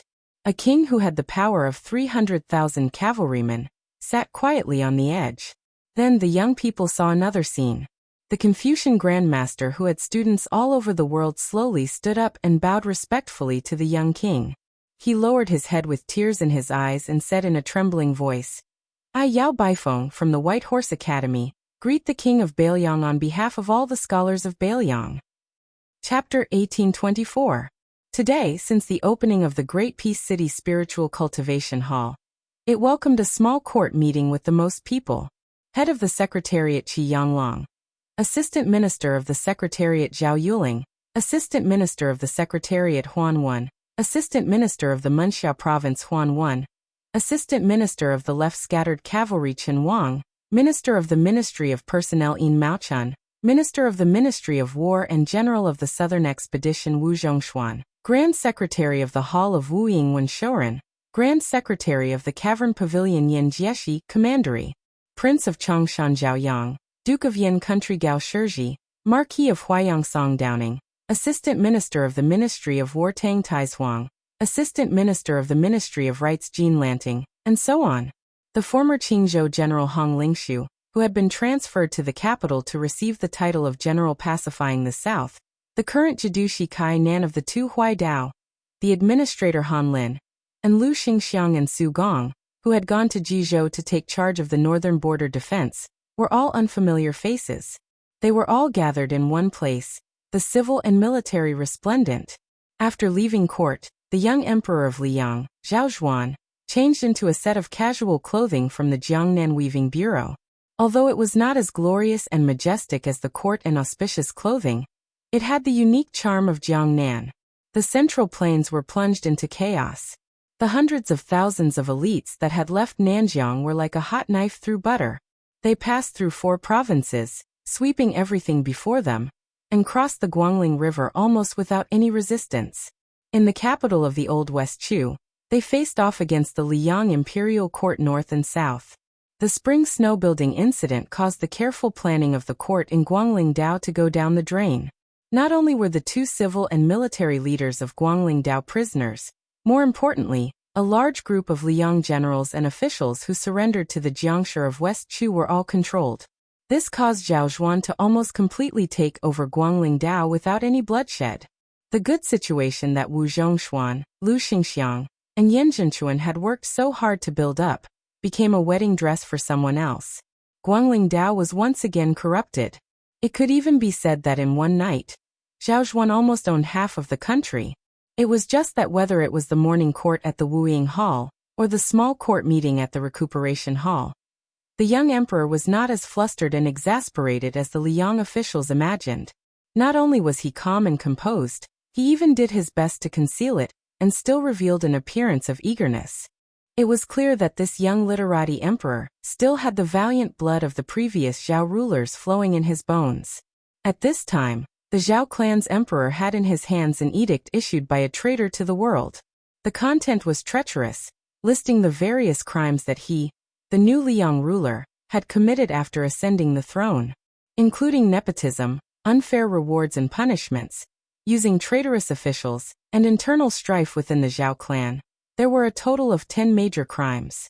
The young emperor gently put down the edict and raised his head with a smile. It is said that this item is the work of that Song clan's eldest grandson? Northern Su, Southern Song and Southern Song, Song clan descendant Song Yushu. His literary talent was outstanding, and even the great Peace City officials had long heard of him. Tantanon, who had once personally praised Song Yushu, shot a glance at the inscribed board in the Recuperation Hall. Then he opened his mouth and said with a smile, "This kid can only write this kind of article full of hostility in the hands of an ordinary man like Zhao Bing. It is a pity that he is an unpolished piece of jade.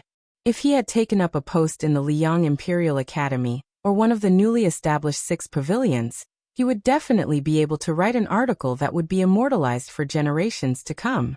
Not only would he be able to help the people, but he would also be able to secure a place in the literary world." The young emperor nodded. "It is a bit of a pity. Not long ago, I promised Attendant Yan that I would definitely recommend this Song clan jade tree born in Jiangnan scholarly circles. I reckon it will be delayed for a while." The Attendant Yan that the emperor spoke of was, of course, the new noble of the Imperial Academy, Yin Qiji. Currently, the Imperial Academy had recently built 6 new offices in the 6 departments of the Shangshu province.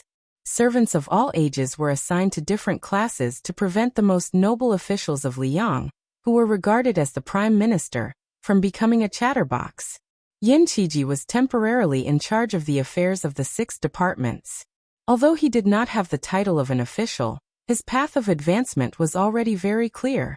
Compared to the first 3 who had taken up posts in the 6 departments, Li Jifu, Gao Tingshu, and Wu Congxian, Yin Qiji was already showing signs of gaining the upper hand after striking. And the words of the young emperor revealed too many things that were worth thinking about. Other than the obvious intimacy he showed to his brother-in-law, Yin Qiji, the fate of the Guangling Path Song clan seemed to have been decided at this moment.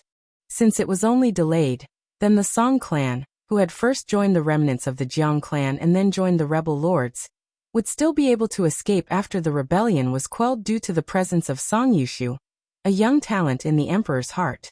Their path to promotion in Liang's officialdom would not be blocked and cut off. It was believed that after today's small court meeting, the Song clan thousands of miles away would be able to quickly hear of the thunderstorm from the palace, and would most likely be relieved of a heavy burden. The young emperor looked at the assistant minister of the Ministry of War, Tang Taizuang, who was seated at the back and asked gently, "Tang Taizuang, when will the Pillar State leave Liaodong and enter the capital? Does the Ministry of War have any definite news?" Tang Taizuang was somewhat anxious and answered carefully, "I only know that the Pillar State has replied to the Ministry of War that the 2 Liao borders are urgent. Beimang's Eastern Front Commander-in-Chief, Wang Sui, has been making a lot of movements recently, and seems to have the intention of mobilizing troops. The Pillar State must make proper arrangements before leaving." The young emperor made a sound of agreement and comforted him. "Order Gao Tingshu of the Ministry of War to draft a document, and inform the Pillar State that there is no need to rush to the south. The 2 Liao borders have always been the most important matter in our dynasty. We must not lose the big picture for the small." Tang Taizuang accepted the order in a deep voice, but his heart became heavier. The more amiable His Majesty was, the less confident he, the assistant minister of the Ministry of War who had the word party-oriented plastered on his forehead, felt. There was a saying in the great peace city officialdom called, "After Gu Jiantang, the Ministry of War had no luck." This was referring to the important people in charge of the Ministry of War after Gu Jiantang. Almost none of them had a smooth career. Minister Liu Baijie was first transferred to Guangling, and then became a captive of the King of Yan in the Spring Snow Building. Assistant Minister Su Gong was first sent to Liaodong. In name he was helping the emperor patrol the northern pass, but in reality, he was excluded from the officialdom of the capital, especially the center of the court. Liu Xingxiang had led the southern expedition as an assistant minister, but from start to finish, he had very little military service. If it were not for the fact that he sent troops without permission later on, he probably would have become the laughingstock of the world. As for Chen Jibao, between the two ministers Gu Jiantang and Liu Baijie, he had been granted the title of King of Western Shu. Originally, he had been favored greatly. In the end, he had mysteriously rebelled with Zhao Bing of the southern border. In the end, it was not a good ending. It was not easy to live in the capital, and it was not easy to be an official in the capital. Tang Taizuang glanced casually at Kai Nan, who was standing slightly in front of him. All sorts of feelings welled up in his heart. Last time, Wei Dong, Donggong, Huanggong, and the other old subordinates of General Gu had come to the capital and parted on bad terms. This time, Kai Nan had no intention of visiting Tang Taizuang. She stayed at the Lianhui Road station in the capital and lived in seclusion. The young emperor turned his head and smiled at the Minister of Rights, Sima Puhua. In the third year of Xiangfu, the Ministry of Rights had been raised to the same level as the two ministries of civil service and military affairs. It was higher than the three ministries of civil service, and labor. Sima Puhua naturally enjoyed many of the benefits of Liu Daolin and Yuan Gua, the two former ministers. It was not without reason that the current emperor was viewed as a literati emperor by the Central Plains. Although he did not necessarily look down on military officials, it was clear that he valued civil officials. The relocation of the Hanlin Academy and the elevation of the Ministry of Rights were clear evidence. The young emperor looked at the high official of the Ministry of Rights and said earnestly, "The examination will be held at the beginning of spring next year. The Ministry of Rights has an unshirkable responsibility. Have you decided on the candidates for the position of president and vice president?" This time, the scale of the spring imperial examination has expanded greatly. The number of scholars is unprecedentedly large. Minister Sima, you still need to provide a detailed constitution as soon as possible. Other than the fact that I will personally look through it, the Ministry of Rights might as well hand the constitution over to Tantanon, Minister Yin, and the other seniors who have presided over the spring imperial examination many times. The old man, who was probably the most hopeless among all the ministers of the Ministry of Rights in Liang, said in fear and trepidation, "Your Majesty, the spring imperial examination that is held once every 3 years is related to the continuation of our dynasty's cultural heritage. Although I have been in the Ministry of Rights for many years, I have never had the experience of presiding over the spring imperial examination. Moreover, in terms of experience, I admit that I am far inferior to Tantanon and Minister Yin in terms of familiarity with the operation of the spring imperial examination.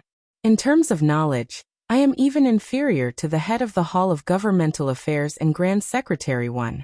In terms of ability, I am also inferior to Chen Xiaobao and Minister Yan, who are young talents in their prime. Your Majesty, I do not know how to choose the president and vice president together with my colleagues in the Ministry of Rights. It is not that Liang is a talented person, but it is just like hanging a large bead curtain at the door of a small house. It is a dazzling lineup that is truly too much for the eyes to take in. I do not know how to choose. Therefore, I dare to say that Your Majesty has personally selected the candidates for the spring imperial examination." Tantanon listened to the heartfelt words of the Minister of Rights behind him. He could not help but turn his head and look over, giving him a thumbs up. This flattery had flattered many people in an instant. Chapter 1825. In response to Tantanon's gesture, Sima Puhua smiled foolishly. His eyes were sincere and impeccable. The young emperor gathered his sleeves and smiled slightly. I will not add to the matter of the candidates for the spring examination. It will still be decided by the Ministry of Rites. If you have a headache, Minister Sima can communicate more with Tantanon when you return. However, in my opinion, apart from the fact that the chief examiner for the examination needs to be of virtue and prestige, we can make an exception for the specific candidates responsible for marking the examination papers. There is no need to pay attention to seniority. The Ministry of Rites, the Hanlin Academy, and the Imperial College can each choose a few young people to take up the posts. Sima Puhua, whose face was full of admiration, quickly bowed and said, "Your Majesty is wise." The young emperor turned his gaze and with great difficulty found Hong Lingshu, who seemed out of place in this small court. After all, Hong Lingshu was an official who had just entered the capital from a local area. Hong Lingshu was also one of the leaders of the Green Party. The Green Party had many ups and downs during the reign of Yonghui, especially after Lu Feiqi of the Pillar of Shanghua chose to marry into the Su family of Bailiang. The Lu family moved to the northwest, causing all the officials in Qingzhou to feel insecure. Fortunately, not long ago, old assistant minister, Wen Tai had been promoted from an external post to the Jinggan Dao administrator. Only then did the people calm down. However, this was Hong Lingshu's first time in the capital, and he was not accustomed to the crouching tigers and hidden dragons in the capital. The young emperor's voice grew softer and softer as he said slowly, "Has General Hong's residence in Tian City been renovated?" Hong Lingshu, who had originally thought that he was just accompanying the crown prince in his studies, was overwhelmed by the favor. "Your Majesty, the residence that the Ministry of War and the Ministry of Revenue helped to arrange is excellent. I did not need to make any changes at all. The family members who came with me were full of praise. Your Majesty's kindness is vast and mighty. I am moved to tears." The young emperor smiled. Assistant Minister Tang put in a lot of thought into this matter. If you want to thank someone, thank him.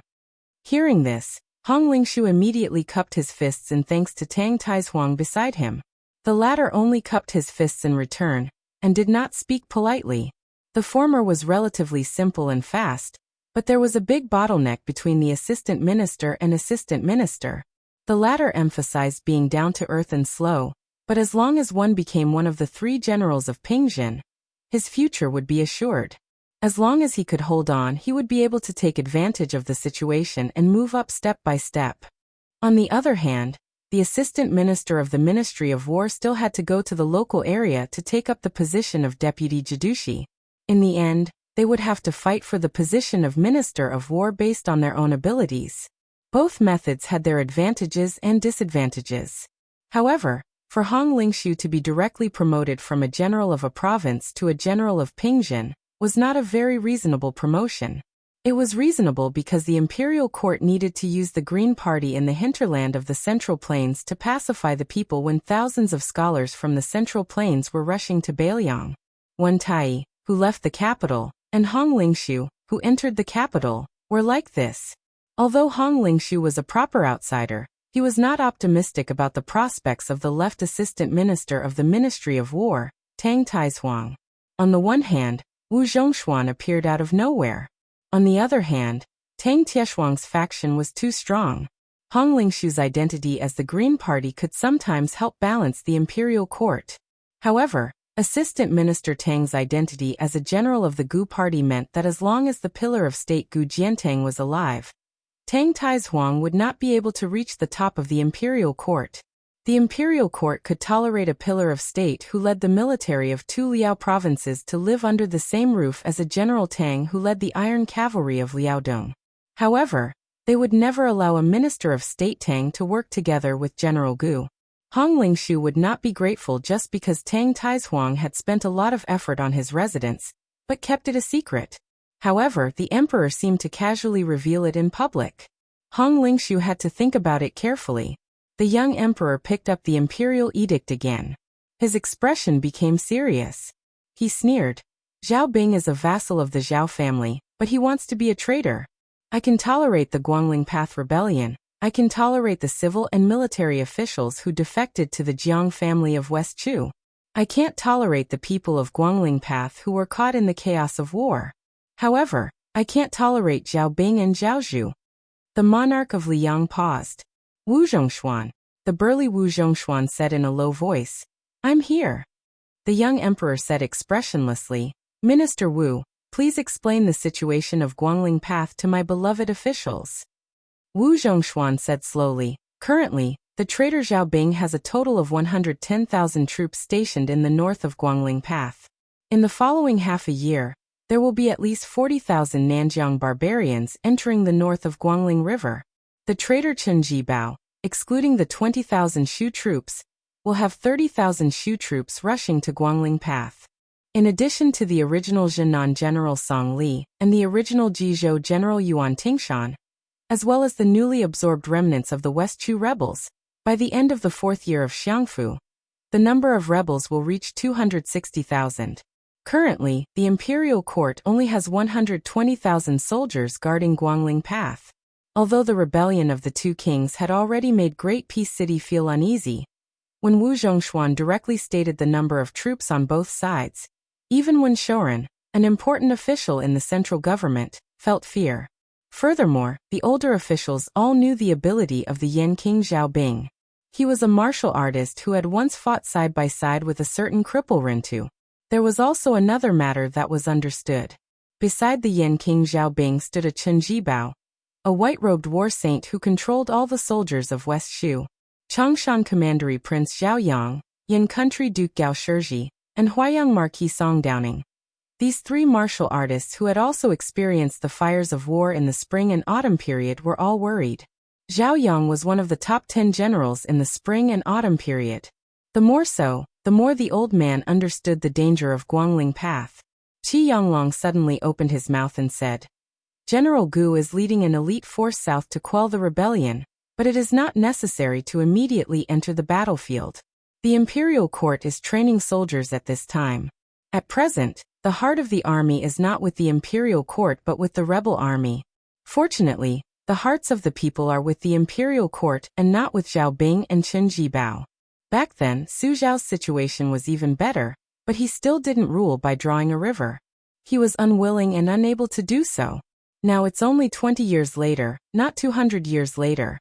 The ambitious Zhao and Chen vassal kings are just continuing the game of chess that has already been decided 20 years ago, as long as...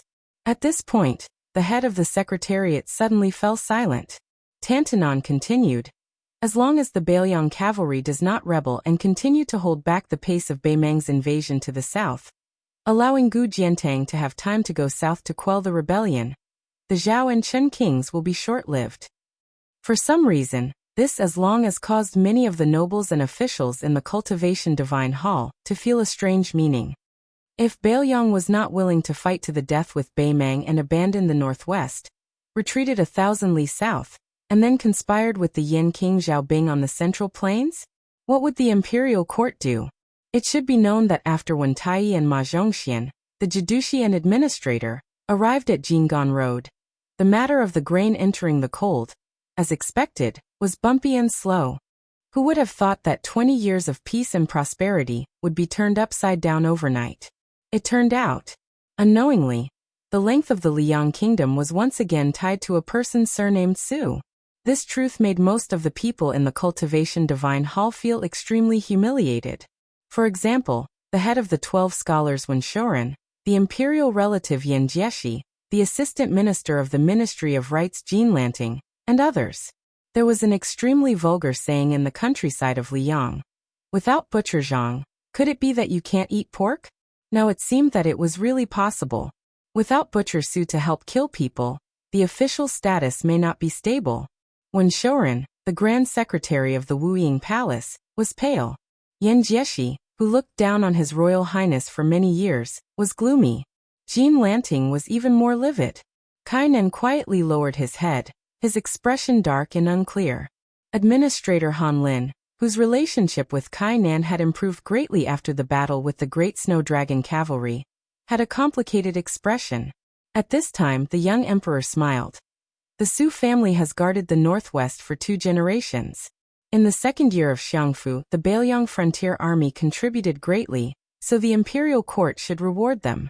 Lu Jinu, Wang Lingbao, and other Bailiang generals have died on the battlefield. I'm prepared to write a decree to confer titles to all Bailiang generals, including these two. I also plan to give the king of Bailiang, Su Fengnian, the title of Pillar of the State. The Zhao family's emperor squinted his eyes and looked over. The entire hall was stunned. Chapter 1826. Thank you all for supporting me and my work in the snow during the year-end inventory. As soon as he heard that His Majesty was going to return the title of Pillar of State to the Su family, the Grand Secretary of the Wuying Palace, Wen Shouren, immediately looked extremely embarrassed. This old and stubborn official, who had once become famous all over the world for carrying the coffin and remonstrating Su Xiao to death, began to tremble all over. The leader of the clear stream in the officialdom, who had always given people the impression that he was still vigorous despite his age, finally looked somewhat like a candle in the wind. In the Liang dynasty, although the Zhang and Gu palaces were already like passing clouds, each had its own legacy. For example, when Wang Xiongui, the former Minister of Revenue, became Zhang Lu's successor, even though he was sent to the Guangling circuit, he still managed to win over a large group of civil officials from the spring of Yonghui around him. Tang Taizuang, Donggong, Huang, and other military generals entered the capital from the border. The same was true for the Green Party. The Assistant Minister of Personnel, Wen Tai, and Hong Lingshu's promotions all belonged to the same origin. In fact, apart from these three parties, there was another party that was even more secretive, and had even more complicated origins. It was the Anti-Su Party headed by Wen Shouren, with Jean Lanting, the Assistant Minister of Rights, as his hidden successor, and Gao Tingshu of the Ministry of War as the backbone. These people came from all over the world, and had no friendship with their hometown or the same age. There was a great disparity in seniority, and their backgrounds were completely different. The former general of the north, Ma Lulang, was also one of the backbone who did not show his face. These people might have different opinions on many military and state matters, but they always maintained a tacit understanding on one matter, and that was to do their best to suppress the reputation of the Bailiang Su family in the Liang imperial court and the Central Plains. Simply speaking, this group of people had a bone-deep obsession with how to squeeze out the Su family and father. When the old Grand Secretary Zhang Julu was still alive, he still had misgivings and did not dare to put his personal interests over his official duties. After the blue-eyed woman who had once blocked out the sky and covered the sun in the Liang imperial court passed away, and Tantanon broke off with her early on, this group of people seemed to be able to see the clouds and see the moon, and they became more and more unscrupulous in their actions. For example, this time, the matter of the imperial court setting 1,000,000 dan of grain to cool down before autumn, it was precisely because of the spread of these deeply rooted large trees in Great and City that they brought back a lot of solemn gossip to Jinggan Road, especially Qingzhou's Xiangfan, as well as all kinds of inside information that did not need to be said out loud. As a result, less than half of the grain had slowly made its way to Bailiang. As for when it would arrive at the granary in Lingzhou, the grain officials who had rested on the grain transport for 20 years naturally had all kinds of skilled excuses to deal with the imperial court's Ministry of Revenue. Moreover, the Ministry of Revenue only sent a few letters every few days that seemed to be strictly worded. How could they really investigate the officials for failing to do their duty? Who did not know that the Ministry of Revenue had always been seen as Zhang Lu's last defensive position? The officials who held real power in the Ministry of Revenue were almost all scholars who had emerged from the spring of Yonghui. Everyone saw themselves as the old Grand Secretary's disciples. When the former minister Wang Xiongui was in the capital, even though he was not very close to the famous Wen Shouren, Wang Xiongui had always had a bad impression of the northwest border. In addition, his son Wang Yuling had formed a deep grudge with the new prince of Liang, Su Fengnian. This was a topic that everyone in the capital knew about. Most importantly, although the matter of the grain entering the capital and suddenly changing its route to the northwest had long been independent of the Ministry of Revenue, how could the Ministry of Revenue, which was nominally in charge of taxes, not really have anything to do with it? To be precise, the entire Ministry of Revenue's hands and feet were very clean on the surface, but many of the Ministry of Revenue's high-ranking officials were not necessarily clean. Once the transportation of the grain deviated from the familiar path of the officialdom, it would inevitably lead to the loss of countless vested interests. Once the transportation of the grain from the capital to the two Liao provinces was divided into 3 provinces and 1 bailiang, it would become a rule. This meant that the annual dividend of 1 million share of grain would go down the drain. Among the large group of meritorious families in Great and city behind the high-ranking officials of the transportation of the grain were the Duke of Yan, Gao Shi, and the Marquis of Huaiyang, Song Downing. When the old emperor of Liang first gave out titles to meritorious officials, according to Yuan Bunxi's plan, it was roughly, the civil officials were given power and the military officers were given money. The Prince of Changshan, Zhao Yang, was also in this group. A large group of manors, such as Gao Shi and Song Downing, were able to get involved in the transportation of the gold rolling in. However, Gao Shi and Song Downing ate better, and did not get a large share. In these years, they had intentionally or unintentionally instructed the people in charge of the transportation of the grain to keep a low profile. The gradual withdrawal of these 2 dukes and marquis also led to the rising arrogance of many other families. It was not an exaggeration to say that they were insatiably greedy. The reason why Zhang Julu's reorganization of the transportation of the grain and the officials was difficult was because these 2 matters had almost offended both high and low levels of the Liang officialdom. Although there was not a strong backlash, it was not very effective. After all, there were no free people in the officialdom. After Zhang Julu was sent to prison, the entire imperial court was as silent as a cicada in winter. During this period of time, there was no doubt that the blue-eyed boy's best friend Huan Wen chose to stand on the sidelines and watch with folded arms. And there was also the fact that Zhang Julu allowed Zhang Lu to fall apart. But wasn't it also because of the selfishness of those Liang civil and military officials, who felt that they had no day to see the light of day? Who would think that dealing with the Su family in the northwest would be an easy and pleasant matter? Who would dare to rigidly apply the Liang officialdom's set of rules and regulations to the Bailiang frontier army? Who would have the guts to run to the Northwest Territory and ask the Su family's officials for kickbacks? Who would not be afraid that those Bailiang barbarians' heads would be chopped off? Therefore, one could well imagine the Ministry of Revenue's real attitude toward the matter of the grain going cold. Naturally, they would drag it out as long as they could, slow it down as long as they could. In fact, this strategy happened to coincide with the opinion that when Tai raised to His Majesty the Emperor's face during the small court assembly. Suddenly, the young emperor smiled and asked, Kainan Han Lin, the territory you 2 are in is closest to the Bailiang road. What do you think of the second battle of Liangmang? Moreover, in the first battle, Northern Liang's first-rate elite cavalry suffered very few casualties. Putting aside the fact that the Great Snow Dragon cavalry remained intact, those 2 heavy cavalry units that had always been kept secret from the outside were also accumulating strength and waiting to set out. Moreover, He Zhonghu and Zhou Kang's left and right cavalry did not participate in the first battle at all. On the other hand, in northern Mang, Yang Yuanzhan's entire army was wiped out at Gourdmouth in Yuzhou. At that time, Lu Kuei's direct troops in Liuzhou on the western front also suffered rather heavy casualties, with nearly 10,000 Chang cavalry completely wiped out. Now the second great battle has yet to officially begin. In the Battle of the Dragon Eye Plains, putting aside the fact that northern Mang's elite cavalry was almost completely wiped out, Hong Jingyan's Ruren cavalry scattered, and Dongzhuo's private cavalry also suffered serious injuries. This is definitely an enormous hidden danger that northern Mang still has a great advantage in terms of military strength on the surface. I believe that both sides in Liang and Mang will have a new set of considerations on this matter. The young emperor sighed softly. As expected of the Bailiang cavalry, the best in the world. The Bailiang cavalry, the best in the world. This phrase was not unfamiliar to the Central Plains, but might not be recognized. Perhaps today was the first time it had been publicly spoken by someone in the officialdom of Liang, and it was from the mouth of the Zhao Emperor. The administrator of the 2 rivers, Han Lin, was more refined than when he was in the capital. His skin was darker, and his aura had become steadier and more restrained. There was a rough and simple aura of the border around him.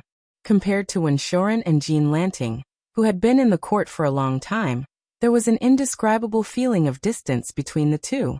Han Lin was one of the dozen or so administrators who had left Great Peace City to take up the post of a major official of a border. He was the one who had been promoted in name and in reality. The court had placed high hopes on him, and he had not been demoted from an important place. Li Yong favored this former assistant minister of the Ministry of Justice. The emperor of the Zhao family looked at this administrator, who would send secret letters to the capital every 10 days through the hands of spies. His gaze was gentle. Han Lin, you've worked hard this year. Han Lin bowed and said fearfully, I have betrayed your grace. The young emperor smiled. You have already done very well. If it weren't for Kainan, I'm afraid you would be the first administrator of Liang to die on the battlefield, and I would have lost an arm. Han Lin, in the future you must not act so rashly. The loyalty of a civil official to the country is never on the battlefield. I have never doubted your loyalty. Otherwise, I would not have let you be the administrator of the border. Other than Tang Taizuang, who had the title of minister in name, Wu Zhongshuan, who was not familiar with the affairs of the Yamen, and was temporarily still the most powerful person in the Ministry of War, all the civil officials in the Hall of Cultivation were confused. Even Zhao Yang, Gao Shi, and Song Downing, who had gradually walked from behind the scenes to the front and regained control of the military power, did not understand why the emperor said this. However, for Han Lin to be able to receive such a direct verbal praise, it meant that this person was destined to return to the central government in the future.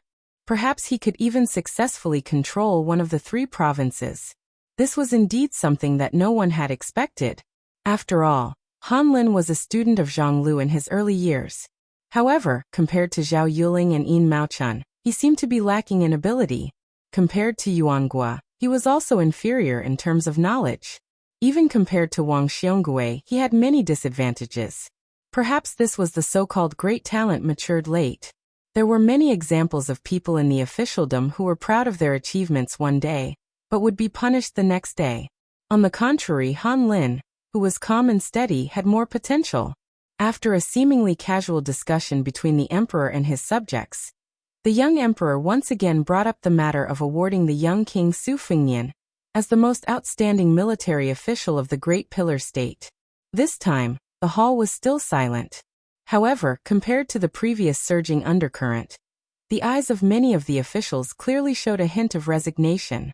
The young emperor's fingers lightly stroked the imperial edict on his knee. The Ministry of Revenue will draft a constitution and send it to the Hall of Cultivation.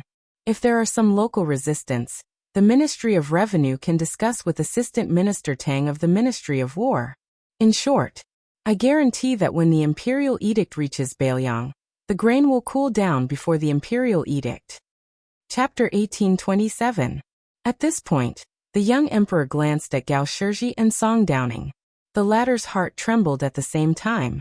When the emperor shifted his gaze, the two looked at each other and smiled bitterly. It was an unexpected calamity. The income of Duke Yan's mansion and Marquis Huayang's mansion had long been diluted to the point that it was negligible. Now, the ones who could truly be called the biggest rats in the country were none other than the 3 members of the Zhao family, who had the same surname as the country. 2 of them were the elders of the Zhao family who had long been indifferent to the court. The last one was a new member of the imperial family who had recently entered the muddy waters. It was said that the former had tried to rope in the latter, and the latter had suddenly gained power with the help of a certain son-in-law during the auspicious year. Apparently, he had somewhat forgotten himself, and his bones had become lighter by several jin. Once he heard that it was such a profitable business with no capital, he had thrown himself into it without hesitation. For half a year, the guaranteed bonus was 5 million taels of silver. In fact, Gao Shiji and Song Downing had only received around 500,000 taels of silver at their peak. It should be known that the son-in-law of the county king was standing in the Hall of Immortal Cultivation at this moment, and his position was only behind Qi Yanglong and Huan Wen, alongside Zhao Yuling, Yin Maochun, and Wu Zhongshuan. But why did the emperor not look at that person, but instead reminded Yen and Song? It was very simple. The young man who had been imperceptibly tricked by his father-in-law was named Chen Wang. In the officialdom of Liang, he had always been respectfully called Chen Xiaobao. He was an important official of the central government, and close to the emperor. In terms of the degree of his confidant, perhaps even Yin Jieshi and Yin Qiji, the father and son of the emperor, could not compare to him. At this moment, Chen Wang, the left-scattered cavalry officer of Munxia province, was expressionless. He held his breath in concentration, and no one could see anything strange. Jean Lanting narrowed his eyes and carefully sized up the back of Chen Wang, who was standing in front of him. His eyes were dark and gloomy. The Grand Secretary of the Hall of Wuying, Wen Shouren, was not at ease in today's small court meeting. As the Assistant Minister of the Ministry of Rites who aspired to take control of the Liang literature vein, he was also greatly disappointed. Earlier, the emperor had mentioned that the chief examiner of the spring examination would be someone of virtue and prestige. This meant that Jin Sanlang, who had little experience in the officialdom, had actually already missed the great opportunity to use the spring examination to become the common teacher of all the scholars in the world. During the Yonghui era, when Zhang Julu and Tantanan, two people jointly controlled the imperial examination, why did everybody like to call themselves Zhang Julu's disciple, Grand Secretary Wansheng? It was not only because Zhang Julu's official position was higher than Huan Wen's, nor was it because of the difference between the positions of president and vice president. The key was that in the end, Huan Wen was only responsible for dividing the rooms and marking the examination papers. Even if the person was personally selected by Huan Wen, he still had to be approved by Zhang Jilu. Jean Lanting originally thought that after Qi Yanglong clearly stated that he would not participate in the spring examination, and Yao Baifeng took the initiative to pack up and leave the Imperial College, he would be able to obtain one of the three positions of president and vice president. As for whether or not he could take over the position of chief examiner, it was not that Jean Lanting did not covet it. However, he did not expect that in the end it would be such a bleak situation. The small court meeting that followed was mainly to discuss the deployment of troops from Guangling Road. Lu Xingxiang emerged as the biggest winner. The assistant minister of the Ministry of War, Su Gong, remained in Jizhou, while Lu Xingxiang became the general of the southern expedition. Compared to last time when he was restricted everywhere, this time the emperor not only personally gave Lu Xingxiang the power to do whatever he wanted, half of the Ministry of War and the entire capital's military strength leaned towards him. He also had the power to control the 14 provinces of the Central Plains, including Jing and Road. In addition, he casually said, "When a general is outside, the emperor's orders cannot be taken."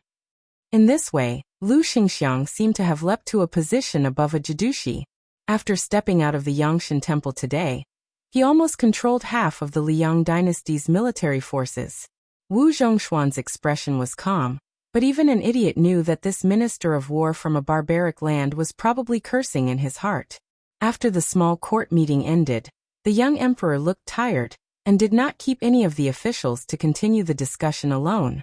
These officials, who could be called the pillars of Liang, all left in a line. Lu Xingxiang, who was the laughingstock of the capital's officialdom just a day ago, was surrounded by endless congratulatory voices. Gao Shizhi and Song Downing still walked together without any suspense. However, Chen Wang, who had not interacted much with them, suddenly came to their side. He did not say anything, only smiled apologetically. Everything was understood without words. Gao Shizhi and Song Downing waited for Chen Xiaobao to leave. They looked at each other and smiled, without the bitterness in the Yangshan temple. When dealing with smart people, it was more reassuring to know when to stop than to speak with certainty. To be an official in the same court as a scholar like Chen Wang, no matter how high his position was, it was a comfortable and pleasing thing to the eye. It was hard to dislike him. Gao Shizhi joked. To have such an old father-in-law who only knows how to drag him down. It really is hard on our Chen Xiaobao. Song Downing stared and said softly, "The palace is an important place. You don't even know the words careful? How are you any better?" Gao Shizhi laughed it off. At this moment, Changshan Commandery Prince Zhao Yang suddenly shouted, startling Wen Shouren and the other officials. They looked up and saw a child of 7 or 8 years old appear at the corner. The officials who were familiar with the Changshan Commandery Prince's mansion all recognized the identity of the child. He was Zhao Yang's eldest grandson. Now he was studying in the diligent room in the palace where the Zhao family's descendants gathered. All the children of Liang's vassals were proud to enter the diligent room. The Yangshan Temple was located at the intersection of the outer court and the inner court. It was also a top military important place. Logically speaking, even if the grandson of Changshan Commandery Prince was playful and lost, he should not appear in front of everyone.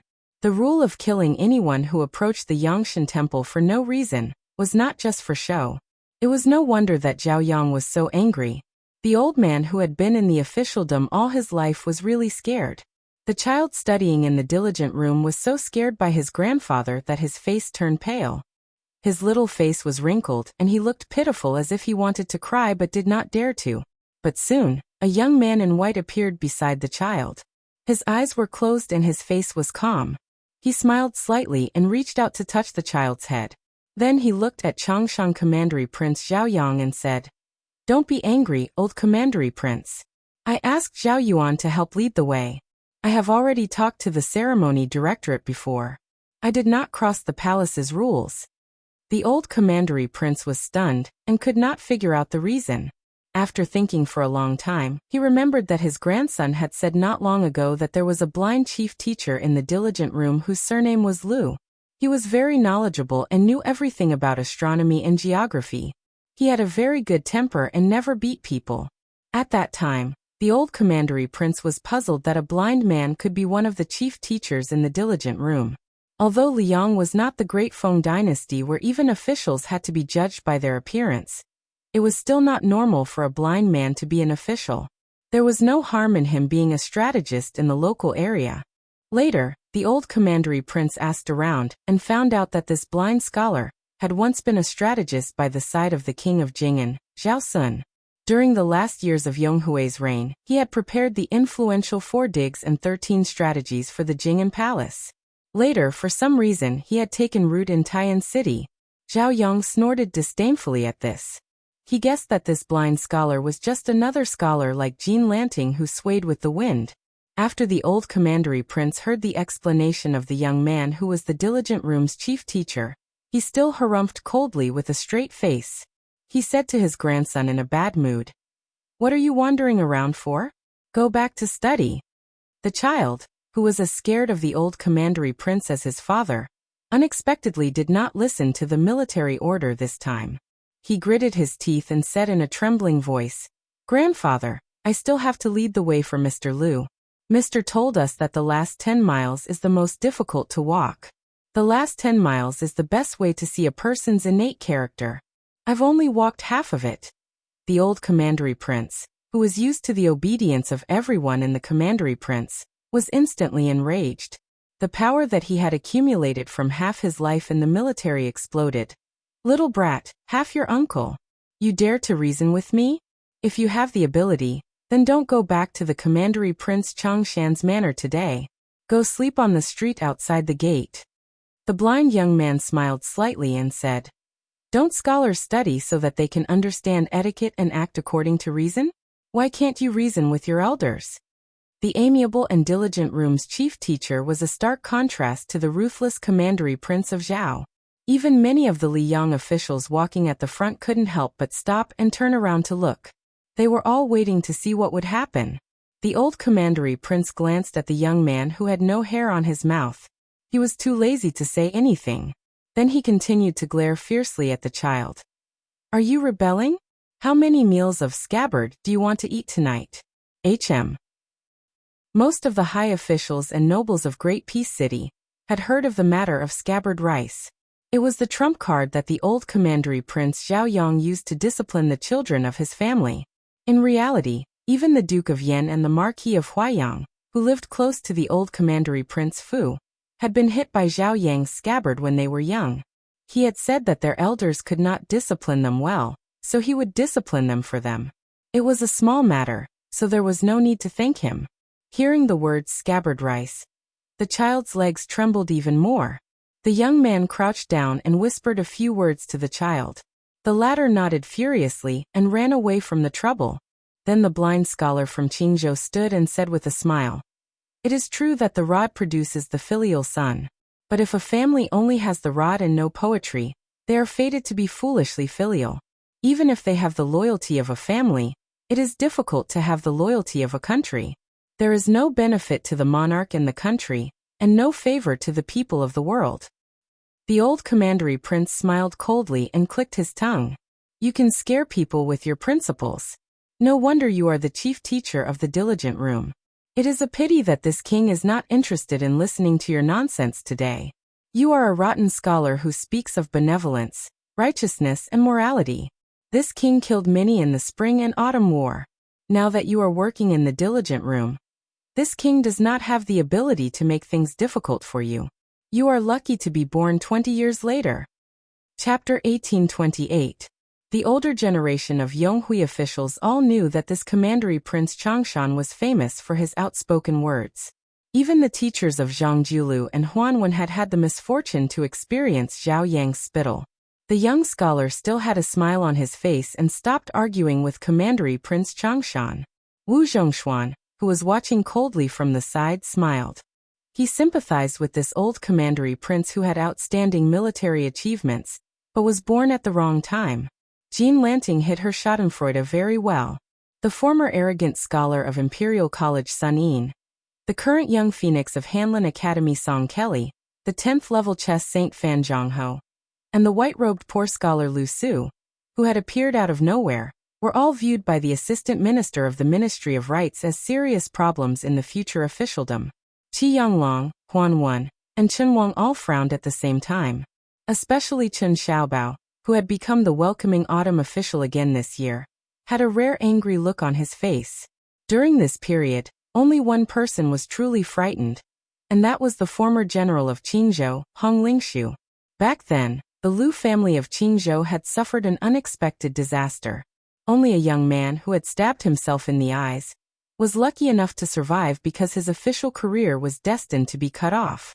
Later, it was said that he gambled chess in Yongzi Alley and worked as a musician in a brothel. He relied on these two lowly jobs to make a living. Later on, for some unknown reason, smoke rose from his grave, and he became a clerk in the palace of the old king of Jing'an, Zhao Heng. Then he became the chief strategist of the new king of Jing'an, Zhao Sun. However, the Lu family's tragedy was never overturned. Some worried people who were involved in the tragedy had probed the Jing'an palace several times, but they did not get an answer. In the past, Hong Lingshu did not pay much attention to this. Firstly, he and the Hong family did not participate in the tragedy. If they did, they would have eliminated the root of the problem long ago. Even a blind young man would not be left alive. Secondly, at that time, he was the general of Qingzhou who had held military power for many years. The small Lu family was like an ant. If Lu Su wanted to make things difficult for his enemies, it was tantamount to challenging the entire Green Party, who was used to huddling together for warmth. The two generations of kings of Jing'an Palace did not help the Lu family. Most likely it was because of this concern. A young strategist with no roots or the entire Green Party, who was more important, compared to the entire Green Party. It was obvious who was more important. However, when Hong Lingshu saw the young blind man in this important place in the palace, especially when he said, "I have already communicated with the ceremony directorate and have not overstepped the restrictions of the palace." How could Hong Lingshu, who was now an official in the capital, not have wild and fanciful thoughts? This blind man had suddenly become the teacher of a large group of Great Peace City's top nobles. If he harbored resentment and could not let go of the entire Green Party, to the point of taking his anger out on him, Hong Lingshu, the general of Liangping, perhaps it would be difficult for him to cause too much trouble. However, in the end, it was definitely not a good thing. If Hong Lingshu had not entered the capital and remained in Qingzhou, far away from the emperor, and continued to be a third-rank general, then perhaps Hong Lingshu would have had hidden worries for the future, but he definitely would not have been as frightened as he was now.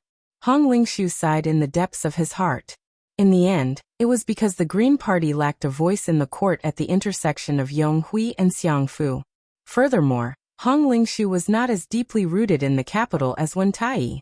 If it had been the old assistant minister of the Ministry of Appointments, Wen Tai, who was more deeply implicated in the Lu family's tragedy, even if he were to face this young blind man face to face, he would not be so uneasy. At this moment, Hong Lingshu greatly desired the title of Zheng, which was a level higher than his own title of Ping. The four great generals of Liangzheng were Yang Shenxing, Yan Jinchuan, Ma Lulong, and Yang Jian. Among them, Yang Shenxing had already lost his title after the defeat at Guangling Road, and was thrown to Bailiang Road as that comical deputy Jidushi. Yan Jinchuan had even died on the battlefield at Guangling Road. After his death, he received a high-standard title, which could be considered a blessing to his descendants. Ma Lulong, who was most trusted by the court, had also died of illness. After all, Yang Jian was old, and would withdraw from the Liang army in at most 5 years. The three great generals of Zhengping were all officials with real power, and were not empty titles. Therefore, when he retired, there was no such thing as standing in the latrine without taking a shit. Someone would immediately replace him. For example, the current Minister of War Wu Zhongshuan had replaced Yan Jinchuan to obtain the title of Great General of the Southern Expedition. During Hong Lingshu's journey to the capital, and Wen Tai's journey to the capital, after the death of Lu Feiqi, the leader of the Green Party's troika, the two became more and more like grasshoppers on the same rope. Although they had not met, they had exchanged secret letters. Wen Tai, who was familiar with the inner workings of the capital, had confided in Hong Lingshu about the situation. In Wen Tai's view at that time, excluding the great pillar state Gu Jiantang, Hong Lingshu's future opponents were Lu Xingxiang, Tang Taizuang, Su Gong Ma Zhongxian, the deputy general of Jizhou Han Fang, whose father was Yang Shenxing's Yang Huchen, the extremely lucky Song Li, and his father-in-law was Gu Jiantang's Yuan Tingshan. Song Li and Yuan Tingshan had already destroyed their own futures, and were in cahoots with Zhao Bing and Chen Jibao, the two rebellious vassal kings. There was no need to pay attention to them. The left assistant minister of the Ministry of War, Tang Taizuang, was both a blessing and a curse. His success was because he cared about the country, and his failure was because he cared about the country. He seemed to be in the limelight in the Ministry of War, and even the minister Wu Zhongshuan had to avoid him. However, in Wen Tai's eyes he was less of a threat than Su Gong. This general of Dragon Xiang, who was born in Gangnam-do, was not to be underestimated. As the representative of the Jiangnan scholars quickly elected after Liu Baijie lost power, no matter how bumpy his official career was, it would be difficult to stop his rise. As for Ma Zhongxian, who had both the support of his ancestors and the ability to lead, as long as he left the capital where his family was based, although Wen Tai did not say a word more in the secret letter, Hong Lingshu knew very well that the Jinggan Road where the Green Party was located would inevitably be a muddy area for this deputy Jidushi. They would not brazenly let him fall. In reality, the Green Party did not have the strength and boldness to do so. However, to slow down Ma Zhongxian's rise for 3 or 4 years was not difficult. As for the younger generation, Han Fang and Yang Huchen, compared to Hong Lingshu, who had been a general of a province for close to 20 years and now had the title of Ping in her hands, they were at a clear disadvantage. As long as these two rising stars did not make great contributions, and Hong Lingshu did not make any major mistakes, it was believed that Hong Lingshu would reach the top one step earlier than them. Wen Tai originally did not have high hopes for Lu Xingxiang. In the end, Lu Xingxiang, who was the commander of the southern expedition, only received the empty title of General of Piao Yi, similar to that of a civil official, the pillar of the country. In the capital's officialdom, he had become the biggest laughingstock. Looking back now, Lu Xingxiang's rapid rise and unfailing prosperity could no longer be hidden. Hong Lingshu could secretly compete with Tang Taizuang and Su Gong, but she would definitely not try to arm wrestle with Lu Xingxiang. At the end of the secret letter, Wen Tai frankly stated that when facing the enemy on the battlefield, it was a matter of life and death. When it reached a certain height in the court, it was actually a different approach to achieve the same result. You go up, I go down. It was definitely not a matter of peace and light, and everyone was happy. There were some words that Wen Tai did not write in the letter. Instead, he had the trusted aid of the one family relay them to Hong Lingshu. Do not become enemies with Chen Wang. Be friends with Yan Qiji. Remember to be careful of Lu Su. On the surface, Lu Su's identity in the capital's officialdom was just one of the diligent teachers. At this time, he took a few steps forward and made a gesture of looking around. He asked with a smile, I heard that General Hong is also in the small court meeting today. I, Lu Su, happen to be from Qingzhou. Of course, the officials in the capital did not know about the tragedy of the Lu family. They only treated it as a normal reminiscence of old friendships between people from the same hometown. Furthermore, the Qingzhou officials in Tian City had a close relationship. Perhaps the two Qingzhou officials whose residences were in the east and west of the city would meet every 10 days to exchange greetings. In the eyes of the other factions in the officialdom, this was an inconceivable and strange matter. The guild halls in the capital of other provinces were usually deserted, but the 4 guild halls in Qing province were almost always full of guests. Regardless of their status, high-ranking officials, scholars, merchants and rangers, all kinds of people, they were happy and contented. They never cared about the good or bad reputation of the officialdom and scholarly circles, and also never cared about being ridiculed for being a profit-seeking person. Therefore, when Lu Su publicly proposed to reminisce with Hong Lingshu, none of the officials in the capital found it strange. Only Hong Lingshu felt chills all over her body and her heart palpitate for no reason. Once this accidental meeting was spread to Qingzhou, would Wentai, the most suspicious old fox, really continue to diligently pave the way for him without sparing any effort? However, Lu Su's smile did not allow Hong Lingshu to shed all pretense of cordiality and reject the invitation.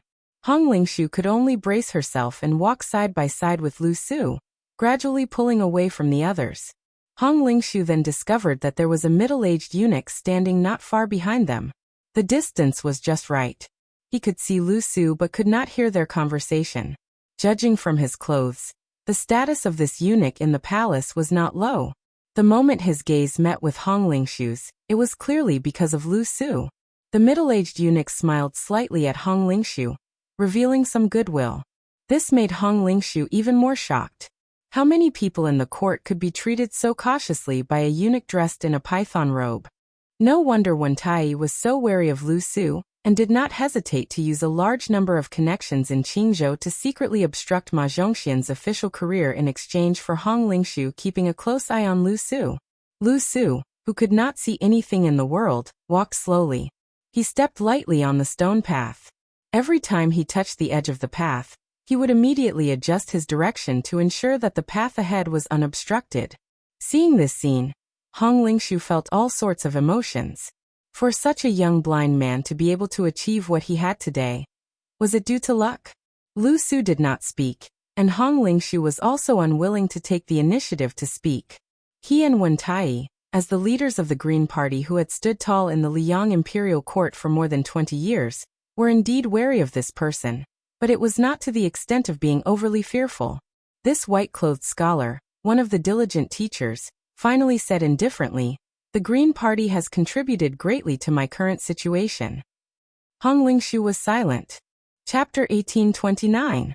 Lu Su suddenly stopped in his tracks and turned to face General Pingnan Hong Lingshu, who had also made rapid progress in his career.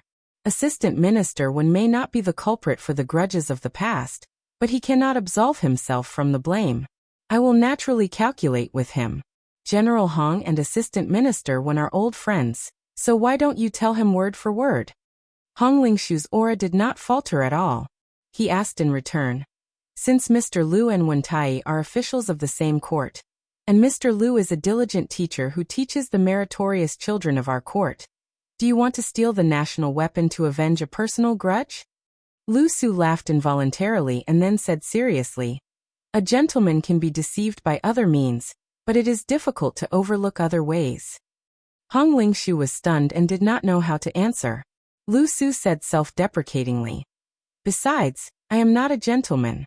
Otherwise, how could I have struggled at death's door all these years, to the extent that the mellow family style of the Lu family was swept away because of me?"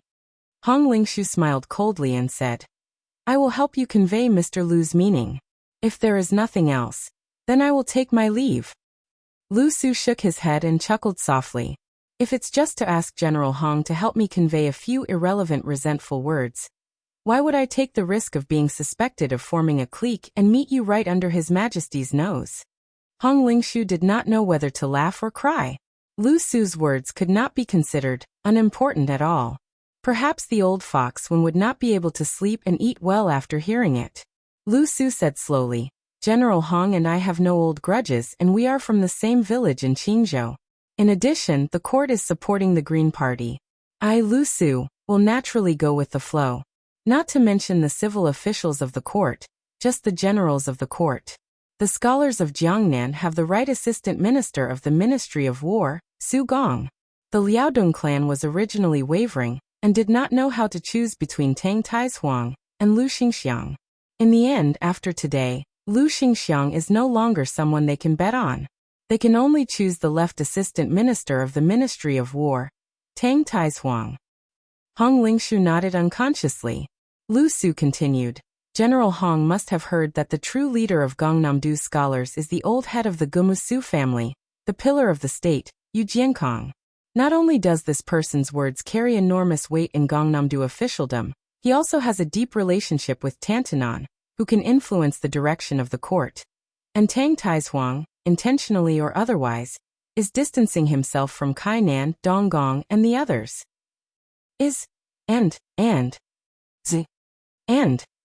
Su. Lu Su laughed and lowered his voice. Dare I ask General Hong, is it difficult for Wu Zhongshuan, who has the body of a first-rank martial artist, to live for another 20 years?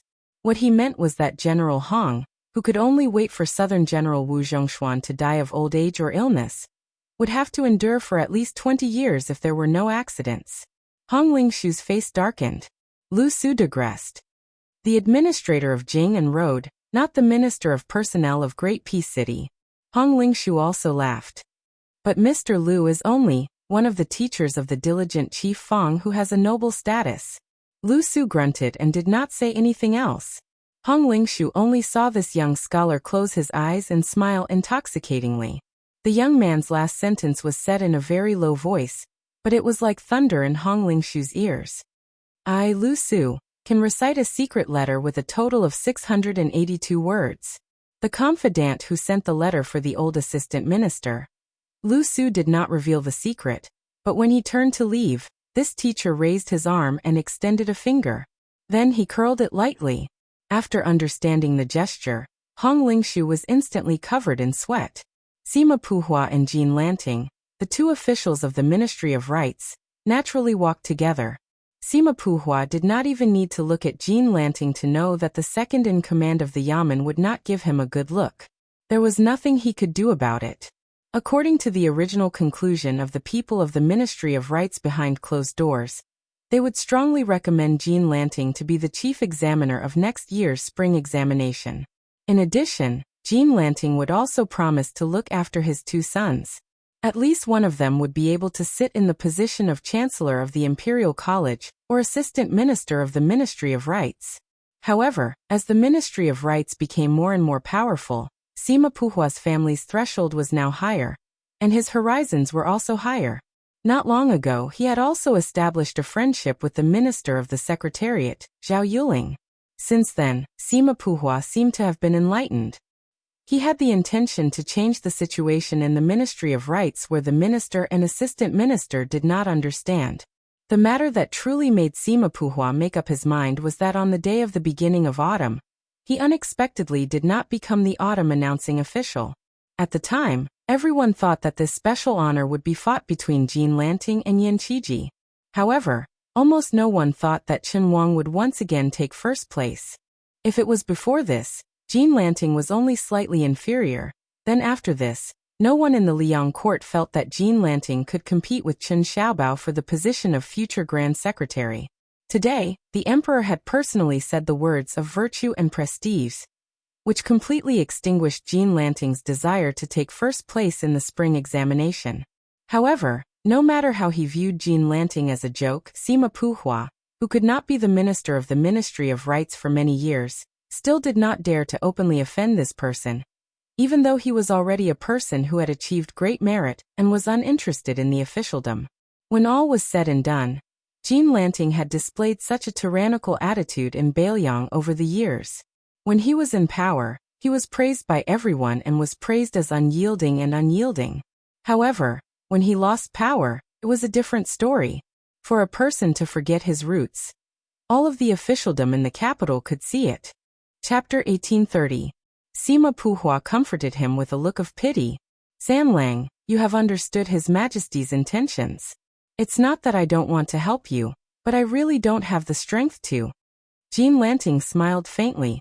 His Majesty is naturally more insightful than us officials. If you don't mind me overstepping my authority, I do have a list of candidates. Sima Puhua was surprised. Oh. Sam Lang, please tell me. Jean Lanting, who no longer had a beard to show his ambition, smiled. The 3 candidates for the spring examination are Minister Yin, who has been a scholar of the Hanlin Academy for many years, Minister Yen of the Dongyuan Pavilion, Minister Chen of the Left-Loose Cavalry, Minister Yen of the Yellow Gate, Minister Yen of the Yellow Gate, and Li Jifu, Gao Tingshu, and Wu Tsongxian, the top 3 in the palace examination. These young talents can all be assigned to different rooms. Sima Puhua habitually stretched out 2 fingers to twirl his beard, carefully weighing the pros and cons. Finally he nodded. This candidate is flawless. Sam Lang is indeed Sam Lang. Jean Lanting dismissed it with a smile, as if nothing had happened. Sima Puhua secretly glanced at the man beside him. What a good retreat in order to advance. The old minister, who originally didn't think highly of Jean Lanting's prospects, suddenly gritted his teeth and said in a low voice, Sam Lang, don't worry. When I retire and return to my hometown, it will be time for Sam Lang to advance in the Ministry of Rights. Jean Lanting smiled but didn't say anything. Sima Puhua said softly, Sam Lang, my 2 disappointing children will be handed over to you in the future. Please take good care of them. Walking to an open area, Jean Lanting raised his head to look at the endless palace ridges in the distance. He said calmly, if I really have such a day, it's not impossible for the Sima family to have 2 ministers. Sima Puhua, who understood the deep meaning, smiled knowingly. He didn't take it seriously, but he was also full of longing. After Qi Yanglong and Huanwen walked side by side for some distance, Qi Yanglong walked toward Zhao Yang, the commandery prince of Changshan. Tantanan also parted ways and walked towards Chen Wang. Because of the blind scholar, the old royal prince, who was in a bad mood, clearly didn't expect that the head of the secretariat would take the initiative to approach him. For a moment he was caught off guard. In terms of military achievements, this member of the imperial clan was actually more outstanding than Yan Zhenchuan and Yang Xinxing. Facing an elder who was a generation older than Zhang Julu and Huan Wen, he still felt some respect. The saying that civil and military officials despised each other couldn't be applied to everyone. Qi Yanglong smiled and said, Commandery Prince Changshan, you shouldn't have said those words to Lu Su earlier. Just the mention of that young scholar made him angry. The Commandery Prince of Changshan said disapprovingly, Don't tell me that brat will complain to the emperor? Besides, your majesty doesn't have the time to uphold justice for such a trivial matter, right? Qi Yanglong pointed at his chest and sighed. We scholars are very narrow-minded. The Commandery Prince of Changshan laughed loudly. Lord Qi, what are you saying? How can there be scholars in the world who would trample on themselves like that? Qi Yanglong joked. Otherwise, why is there an ancient saying that it's never too late for a gentleman to take revenge? The Commandery Prince of Changshan was stunned. Then he said in realization, Now that Lord Qi has mentioned it, I understand. You're different from us martial artists. For us, we'll settle our grudges today and never wait a night. Qi Yanglong sighed emotionally for no reason. At the beginning of each dynasty's founding, the imperial court was filled with both civil and military officials. When the dynasty finally fell, the court was filled with civil and military officials shouting without restraint while the military officials could only mutter and moan. The Commandery Prince of Changshan was puzzled. This king originally thought that Lord Qi was helping that brat surnamed Lu. I'm a little confused now. Qi Yanglong smiled. I didn't think much of it before I came to the capital. Now, I'm beginning to feel that there are too few martial artists like the Commandery Prince of Changshan in the imperial court. The old Commandery Prince restrained his expression. Lord Qi, if you have something to say, just say it. If you continue to beat around the bush, this king won't feel at ease at all. It's better to just scold this king directly. Qi Yanglong shook his head and strode away. The 2 bigwigs of the Munxia province, Huan Wen and Chen Wang, walked together. Aside from official business, they did not have much of a personal relationship. Huan Wen went straight to the point. Chen Wang, don't be angry if I tell you. Although you and that Sun Yin are both from Bailiang, this old man actually doesn't like you. Chen Wang did not seem surprised. He smiled gently and said, birds of a feather flock together. Tantanon is a straightforward person. Naturally, he would like to associate with Sun Yin. For someone like me who doesn't show his emotions, I'm too bureaucratic and crafty. I don't have much elegance. It's reasonable that Tantanon wouldn't want to get close to me. Huanwen raised his eyes and looked ahead. Not far away, Yin Jieshi and Han Lin were walking together. Kai Nen was deliberately keeping a distance from Tang Tai's Huang. These small scenes were all part of the study of officialdom. Huanwen was in a daze. Chen Wang asked, what's Tantanon thinking about? The old man's eyes were absent-minded. He said in a hoarse voice, all the officials are busy. Everyone is smart and calculative. Chen Wang was speechless. The old man turned around and asked, is it true that every dynasty can't escape this calamity? Chen Wang nodded, but then shook his head. The shrewd old man grunted. There was no need for Chen Wang to explain anything. The old man put his hands behind his back and said with a wry smile, the smartest people in the world are all here. In the end, the remaining idiots all ran over there. The old man was silent for a moment. In the end, he called out Chen Wang's name. Chen Wang said softly, Tantanon, please speak. The old man curled his lips. If, and I'm saying if, one day someone needs to stand out and speak up for those idiots, and I'm already dead by then, can you say a few words? Chen Wang stopped in his tracks. He pursed his lips tightly, and did not immediately give a reply. The old man did not have the patience to continue waiting. He walked forward slowly and muttered to himself, how sad it is when there are only smart people like us left in the world. Chapter 1831. A horse-drawn carriage stopped outside the outskirts of Liangzhou City. A young man wearing a saber and a jade pendant alighted from the carriage, carrying a jug of green ant wine that he had just bought. Looking around, he saw persimmon trees scattered on the plains in twos and threes. Clusters of bright yellow flowers hung on the branches, barely making the barren northwest land look like a bumper harvest. The young man walked forward slowly, from time to time looking at the familiar persimmon trees near and far. He remembered that he often slipped out of the city to wander around this place. He was bored to death, so he gave the persimmon trees many nicknames. Half a li away, the tree with a branch that seemed to be baring its fangs and brandishing its claws was called Hanging Armor. If you saw it in the twilight, it would be a little scary.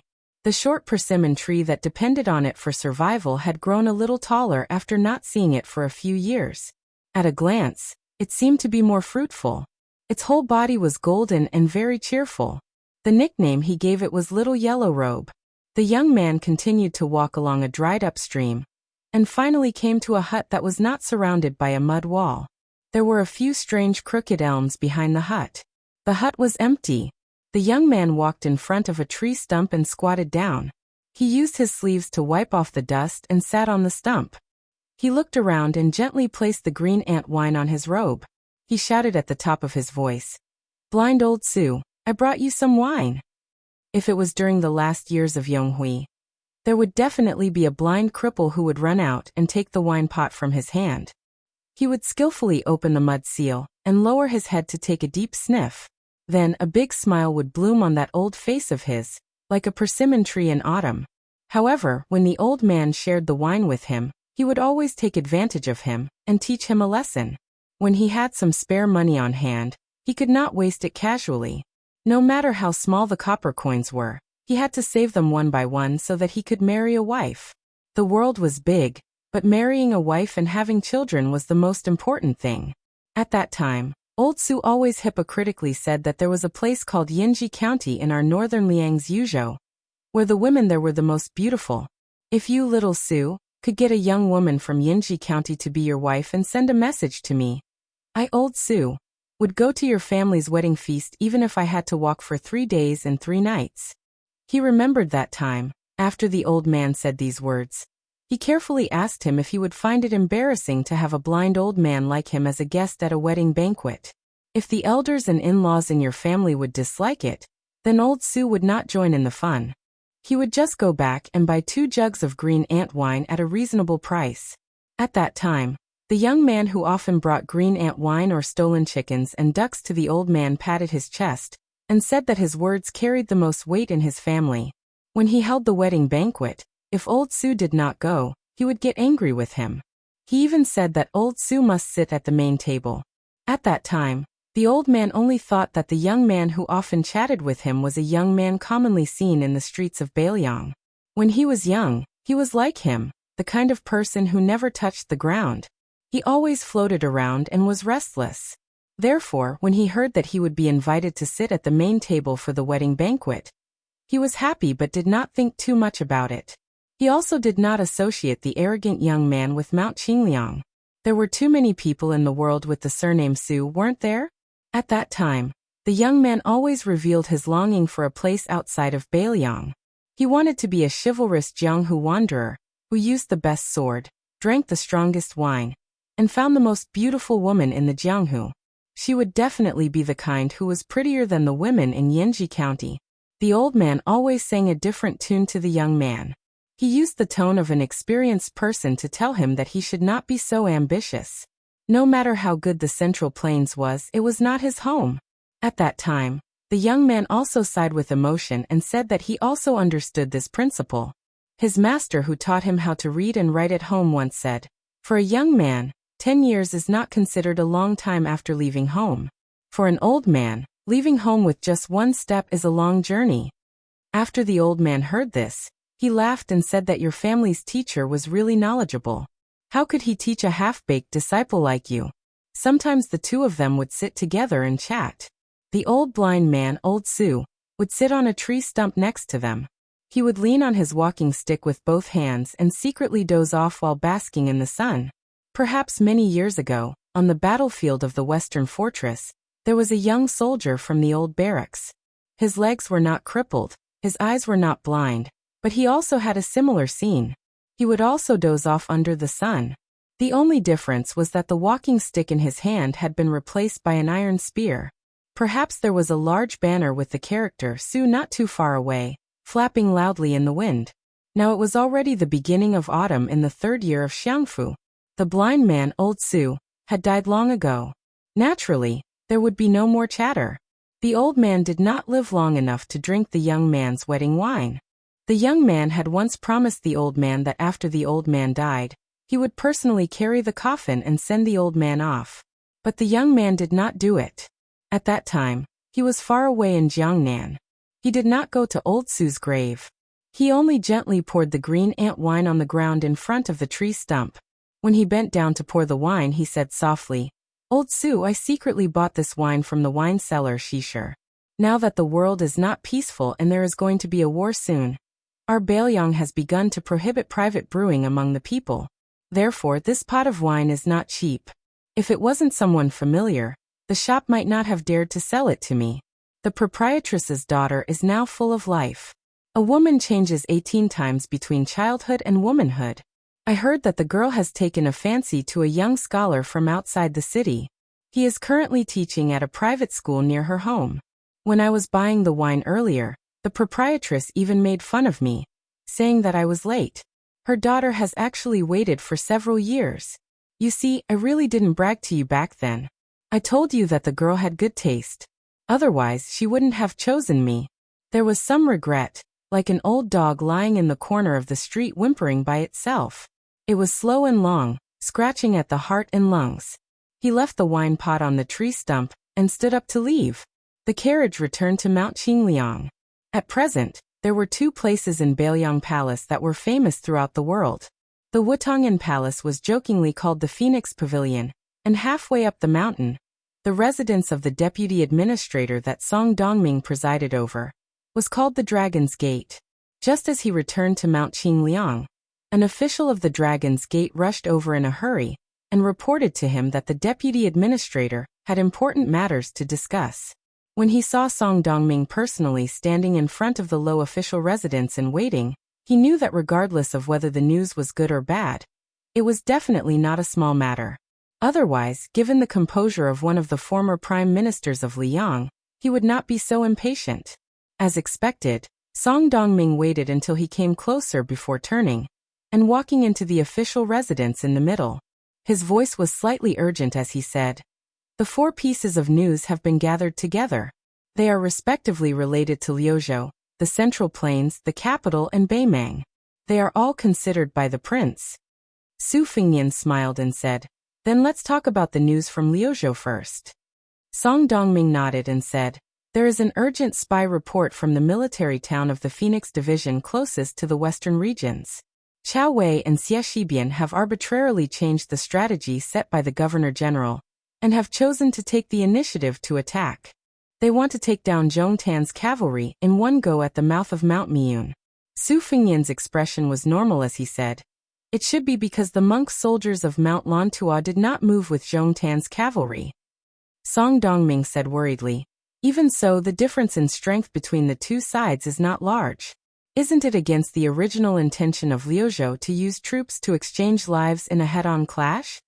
Su Fengnian shook his head and said, "If we are unable to wipe out Zhong Tan's cavalry at the mouth of Mount Miyun, then this battle will be meaningless. It can even be said that their greed for merit has caused Liuzhou to fall into a passive state. But since even Xie Shibian is willing to take the risk with Qiao Wei, I believe in their foresight." Song Dongming sighed and said with a bitter smile, "These 2 fellows are really troublesome." Su Fengnian smiled and said, "If they win, there might be an unexpected surprise." Song Dongming understood and said, "That's true. If Zhong Tan's cavalry is completely wiped out, perhaps Mount Lantua will have to reconsider." Chapter 1832. Su Fengnian asked, "What's the news from the Central Plains? Is it that Wen Taiyi and Ma Zhongxian are finally no longer obstructing the grain issue?" Song Dongming smiled and said, "This can't be considered important news." Su Fengnian was slightly surprised. "There's a change in the situation that's more important than this?" After Song Dongming and Su Fengnian took their seats in the meeting hall, this deputy administrator of Beiliang, who had already been acknowledged by the Ministry of Personnel of the Liang Imperial Court, had a playful look in his eyes. That king of Jing'an, Zhao Sun, who was originally loyal to the Imperial Court, has just joined the 2 rebel vassals. Su Fengnian was stunned where he stood. Song Dongming sneered and said, "Waiting for the right price to sell. This move is really beautiful. I estimate that this vassal king, who is able to judge the situation, has sold himself for a sky-high price." Su Fengnian felt this was absurd and said with a frown, "Could it be that Zhao Bing and Chen Jibao want to push Zhao Sun out to be the emperor?" Song Dongming smiled and said, "Wang Yi is right." Su Fengnian sank into deep thought. If one added the Jing, and road in the middle of the Central Plains, and the western Shu and southern Zhao that had long been controlled by Chen Jibao, then the entire area south of the Guangling River was completely united. Half of Li Yang's territory was already in the hands of the 3 vassals. At this time, the king of Yan, Zhao Bing, who was the first to start the war and had the most power, seemed to be the most qualified to ascend to the throne and rule with Liang by dividing the river. However, in reality it was the exact opposite. Zhao Bing was the least suitable to change his official robe for a dragon robe. No matter how bad Song Yushu described the emperor of Liang in the imperial edict, the entire court, especially the nobles led by Gong Namdu, were still loyal to Great Peace City. Zhao Bing was not suitable to stand out, and Chen Jibao, who did not have a proper surname, was even more unsuitable. Thus, the king of Jing, Zhao Sun, became the most difficult choice. In the Liyang dynasty that had not yet annexed the Central Plains, Zhao Sun and his son's branch of the Zhao clan were actually far more suitable for the orthodox status than Zhao Heng's branch of the Liyang dynasty. After the old king of Jing, Zhao Heng, failed to seize the throne and was exiled to Qing province, there was a reason for his deep resentment. In the current Xiangfu dynasty, there were probably not many officials who knew of this secret. Before Zhao Zhuan's grandfather ascended the throne, because Chen Wang, who was of the same generation as him, did not have a son, the imperial clan court had proposed that Zhao Heng be adopted by Chen Wang's branch. However, the process of Zhao Zhuan's grandfather ascending the throne was even more confusing than that of his son, Zhao Zhuan. In the end, Zhao Heng's identity became a muddled matter that even the elders of the imperial clan court could not understand. However, if this old matter was brought up again now, it was better to be early than coincidental. It could be said to be just right. Su Fengnian did not feel any jealousy towards Zhao Sun's meteoric rise, but he could not help but laugh. He thought of that pitiful fellow who had been thrown into the spring god lake by him twice. Did he really give him a dragon robe to sit on the dragon throne? Su Fengnian gathered his thoughts. No matter how chaotic the Central Plains are, that's it. Oh right, is there any movement in Great Peace City? Out of habit, Song Dongming used his thumb and forefinger to rub a jade pendant hanging from his waist. He smiled and said, "The eunuchs in charge of the Directorate of Credentials have all moved out. They're on their way to Bailiang with a large pile of fresh imperial edicts and decrees." Su Fengnian said in bewilderment, "A large pile?" Song Dongming couldn't help but laugh. Otherwise, why would they need 3 or 4 eunuchs from the Directorate of Credentials to go out together? The most important is your title of Pillar of the Country, and the posthumous titles for Lu Jinu, Wang Lingbao, and the other generals of the Bailiang Frontier Army. For example, Great Peace City posthumously made Lu Jinu a first-rank count, and gave him the title of Gujing. Other than that, there are also the titles of noble women prepared for Lu Cheng and Yin Chudong. The eunuchs from the Directorate of Credentials have moved slowly probably, because they want to wait for your marriage and hope for a good fortune. From this, it can be seen that the sincerity of Great Peace City this time is like the mud to the clouds compared to the last 2 times. Su Fengnian sank into deep thought. Song Dongming did not disturb this young vassal king's thoughts. Song Dongming looked calmly outside the room, his thoughts flowing. The greatest feeling of this Bailiang civil official was the rise of Lu Xingxiang in the imperial court of Liang. This person was able to be made a marquis and become a minister, not because this old man of the spring snow building was skilled in the officialdom, but because he was too talented and had great military achievements. But the timing of Lu Xingxiang's rise was worth considering. He believed that Lu Xingxiang himself might not be as full of himself as the officialdom of Jingdo imagined. He might even be walking on thin ice compared to when he was the commander-in-chief of the southern expedition. Being in a high position under the general trend, what would happen when the general trend was gone? Would he be able to retire after succeeding? The old prince of Liang Su Zhao's evil title, and the old Grand Secretary Zhang Julu's family extermination, were they not examples of what happened before? The 2 emperors of Liang before the current son of heaven Zhao Zhuan each wore 2 dragon robes. One was wise and powerful, the other grand and magnanimous. But it was undeniable that the sleeves were dripping with blood. The 2 emperors were not incapable rulers who would willfully kill the innocent, but when they wanted to kill someone, the person they killed was always the person with the greatest merit. Was Lu Xingxiang not worried that he would become a sacrifice when the new emperor after Zhao Zhuan ascended the throne? Song Dongming finally understood. It was not difficult to make a living in the officialdom of Liang. Great Peace City could accommodate scholars like Qi Yanglong and Huan Wen, who were both talented and virtuous. It could also accommodate scholars like Wen Shuren and Jean Lanting, who were angling for fame. It could also accommodate scholars like Sima Puhua, who only cultivated through official means. But it could not accommodate those scholars who insisted that the people were important, and the monarch was not important. Similarly, it could not accommodate people who had no merit. In Liang and the Central Plains, it was easy to become an official for the Zhao family, but it was not so easy to work for the common people. There were many things that even the emperor would be constrained in every way. In the early years, Bai Yin managed the transport of grain and officials. Perhaps this was what the late Emperor Zhao Dun wanted to do. But the complex power that had accumulated around the Zhao family for hundreds of years, or the new nobles who had recently ascended to power in the imperial court, each had their own desires, each had their own selfish motives.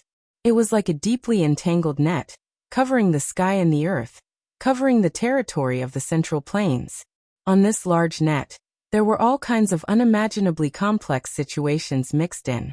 The struggle for imperial power, the struggle for power, the struggle for political parties, the struggle for civil and military power, the struggle for noble clans and cold clans, the struggle for the northern and southern regions, the struggle for the capital, the struggle for the position of nobleman and villain, the struggle for the position of superior and inferior within each government office, and the internal and external struggles between government offices. Therefore, Song Dongming recognized Bailiang more and more. Here, doing things was relatively simple. But at the same time, Song Dongming also knew that this kind of precious simplicity would quickly deteriorate if the Bailiang-su family was no longer limited to the 4 provinces of Bailiang in the future.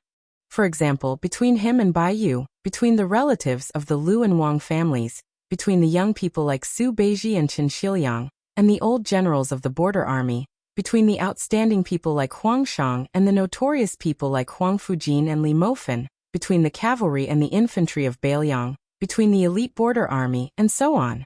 There might even be a day when a conflict would arise between Su Fengnian and the people. At this moment, Song Dongming had mixed feelings. A voice rang by his ear. "Sir Song, what's going on in Beimang?" Song Dongming came back to his senses and smiled.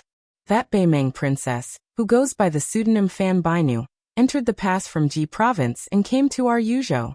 She reported her name to Huang Fujin, and finally, under the escort of the cavalry at Tong Pass, she will arrive at Mount Qingliang in about 2 days. Su Fengnian asked in surprise, "What is she doing here?" Song Dongming shook his head. "I can't guess. But she brought a few retainers with her. They are all Chieshui guards from the Biting King's tent." Su Fengnian said self-deprecatingly. "When did Bailiang become so lively?" Song Dongming was in high spirits, showing off his ability. He spread out his palms and then clenched them. "The ownership of the world is in the hands of Bailiang." Su Fengnian laughed for no reason. Su Xiao loved to hear these words when he was alive. Song Dongming laughed and asked, "Does your highness not like it?" Su Fengnian smiled and said frankly, "There is no one in the world who doesn't like to be flattered." After saying this, Su Fengnian's expression became somewhat lonely. After Su Xiao became successful and famous, as he gradually grew old, perhaps the only regret of that old man's life was that he had never heard his son say a single good word about him. Not a single word. Chapter 1833. A group of 500 elite cavalrymen from Tongguan escorted a carriage to the outskirts of Liangzhou City. Captain Xian Yinma, who was personally leading the team, did not meet with the local garrison. Instead, 2 leaders of the Fushui Fang in Liangzhou City took over and led the carriage quietly into the city. They went straight to the mansion of the deputy Jidushi, where Yang Xinxing, the veteran general of the spring and autumn period, was in charge. A graceful woman wearing a curtained hat walked down from the carriage. However, compared to the women's clothes in the Central Plains, which were called shallow dew by the scholars, the woman's bamboo curtained hat looked coarse and unbearable. She was followed by 3 strong retainers. They looked calm and confident, like tigers and wolves. Their hair accessories were strange, and they did not look like Bailiang people. Fortunately, the street outside the mansion of the deputy Jidushi of Bailiang Road was empty at this time. Otherwise, it would be hard to avoid wild and fanciful thoughts. The middle-aged man closest to the woman looked at the style of the mansion and asked her a few questions in a whisper. After getting the answer, his face was full of anger. The woman with the special identity immediately reprimanded him in a low voice. The burly man was obviously still a little dissatisfied. He muttered and didn't stop. Under the curtained hat, the woman seemed to be helpless. The Chieshui bodyguards were all direct descendants of the Norland officials of the grassland, and the one beside her was even more unusual. She was actually curious about the young lord's choice of meeting here. According to the spies of the western capital, Yang Xinxing, the general of Liang, did not have a good time in Bailiang Road. The mansion temporarily under the old general's name was not supposed to accept such an important military mission. However, since Mount Qingliang had made such an arrangement, as a guest from afar, she had no choice but to accept. In fact, the worst situation she expected was that she would not even see the outline of Liangzhou City, and the 4 of them would quietly die on the way. Now that the young vassal king was willing to show herself, it could already be considered a good result. Her familiarity with Qingliang Mountain and the northern Liang Iron Cavalry was far from what the 3 proud and arrogant Chieshui guards beside her could compare to.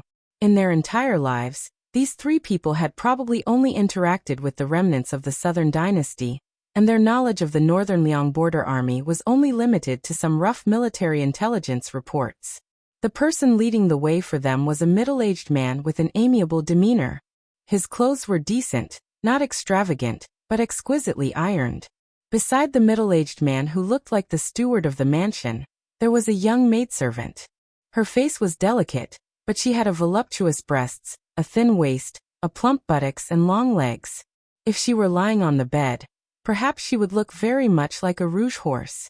Even the woman in the curtained hat could not help but look at the maidservant, not to mention the Chieshwe bodyguard beside her. He did not hide the passion in his eyes. He swallowed and suddenly laughed. He sped up and reached out to touch the maidservant's slender waist. The woman in the curtained hat did not have time to stop him.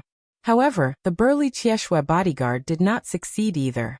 His arm was gently held by the middle-aged manager who had turned around and stopped walking. The burly Chieshwe bodyguard struggled hard, but he could not move. He suddenly felt that he was facing a great enemy. There was no longer any contempt in his eyes. However, no matter how hard he tried, he could not break free from the manager's white fingers. The middle-aged manager did not look at the Chieshwe bodyguard at all. Instead, he looked at the woman in the curtained hat and said with a smile, "This is not your Bei Mang. There has never been a custom of giving beautiful concubines and maidservants. If you have the ability to make a woman fall in love with you at first sight, then that is true ability. If you don't, this lady, you should obediently restrain the people around you. Otherwise, I believe you are familiar with how Baelyang treats its guests in the past 20 years. After saying these words, the middle-aged man calmly loosened his 5 fingers. The burly Chieshwe bodyguard was caught off guard and staggered backward. The other young Chieshwe bodyguard quietly stepped forward and reached out to support him. Only then did he stand firm. The Bei Mang bodyguard, who had lost face, was furious. He reached out to grab the white rainbow saber at his waist that only members of the royal tent could wear. He was about to draw the saber in anger. The middle-aged man remained indifferent towards this. His face was still that calm and amiable expression. He shot a glance at the muscular northern Mang man who seemed to only have muscles but not brains, and said with a smile, "If you want to use this to test our prince's bottom line, then as a servant, I can't help but give you a word of advice. This action is meaningless and meaningless." The burly Chieshwe bodyguard immediately restrained his irritable expression. However, he still held the beautiful saber and stared at the hidden martial arts master in front of him. At the same time, the bruise on the wrist holding the saber instantly disappeared. It was obvious that the middle-aged manager's skills were not ordinary, and this Chieshwe bodyguard who had purposely made himself look wretched was definitely not someone easy to deal with. The woman in the curtained hat asked indifferently, "Sir, you shouldn't be the manager of this deputy provincial governor's mansion, right?" The middle-aged man did not hide anything. He nodded and said, "I am a servant at Mount Qingliang. I do some chores and welcome people who come and go." She suddenly understood. There was more respect in her tone. She smiled and asked, "Are you Manager Song from Wutongin of the Wang family?" The middle-aged man who had served the Baelyang Su family for 2 generations, first signaled the maid to continue leading the way with his eyes. Then he walked side by side with the woman in the curtained hat who recognized his identity. He smiled and said, "I didn't expect Princess to have heard of me." The woman in the curtained hat was Bei Mang's Qingwan commandery princess who used the alias of Fan Bainu. She had the reputation of being the best in the grassland on horseback. The story of Fan Bainu and the former Baelyang protector General Chen Jibao, a hero and a beauty, had also been widely spread in Baelyang. She said softly, "The king of Shu has mentioned Sir Song's father many times in casual conversation." Song Yu, the head manager of Mount Qingliang, frowned and did not reply. In Baelyang, perhaps even many of the spies and men of sacrifice who had entered the whisk room later did not know that the old manager, who had been coughing all year round, was actually the same as Tide Listening Pavilion's Li Yishan, and the current Chu Lushan, the founder of the whisk room. The reason why the old man at the bottom of the lake had been imprisoned at the bottom of the Tide Listening Lake was because he was no match for Jian Jiohuang. However, the reason why Jian Jiohuang had remained at Mount Qingliang as a horsekeeper was another secret that had long been buried in the depths of the whisk room's secret files. After Su Xiao had been conferred the title of king and taken over Baelyang, countless remnants of the Central Plains and Jianghu people had rushed to Mount Qingliang to take revenge on the Su family. If it could be said that they had not been able to kill the old cripple butcher even after exhausting all means at their disposal, It was because Su Xiao had Su Yambing and Han Laozhan, Wang Xiu's junior brothers, serving as his personal retainers. Then, at that time, His Royal Highness Su Fengnian, who often roamed the 3 prefectures of Bailiang, had servants and retainers at his side. If it could be said that the servants and retainers at his side could be said to be able to compete with the other Bailiang's junior brothers who also did not engage in proper work, then it could be said that they were not enough when faced with a true Jianghu expert or top assassin. How could Su Fengnian still be alive and kicking? At that time, Song Yu, the steward of Wutong'an, who was an inconspicuous person with a gentle voice and a mild temper, seemed to have been busy paying for His Royal Highness's drinks and wine in his early years, and giving gold and silver plaques to the wanderers who caught his master's attention. He seemed to be a harmless guy who only knew how to clean up after His Royal Highness's mess. This was the truth of everything. Before White Fox's face read through all the secret manuals in the tide-listening Lake Marshall Library, there was actually another person who had accomplished this feat first. This person was Song Yu. Although he had been seriously injured when he was young and had an incurable disease, resulting in his body being only at the level of level 2 master, regardless of whether it was his high vision or the various finger mystery realm secret skills that he had learned from others, Song Yu could be said to be worthy of the title. He was the second person after Su Fengnian of Mount Liang. When Fan Bainu was led by Song Yu to a lakeside pavilion, he recognized the young king almost at first glance.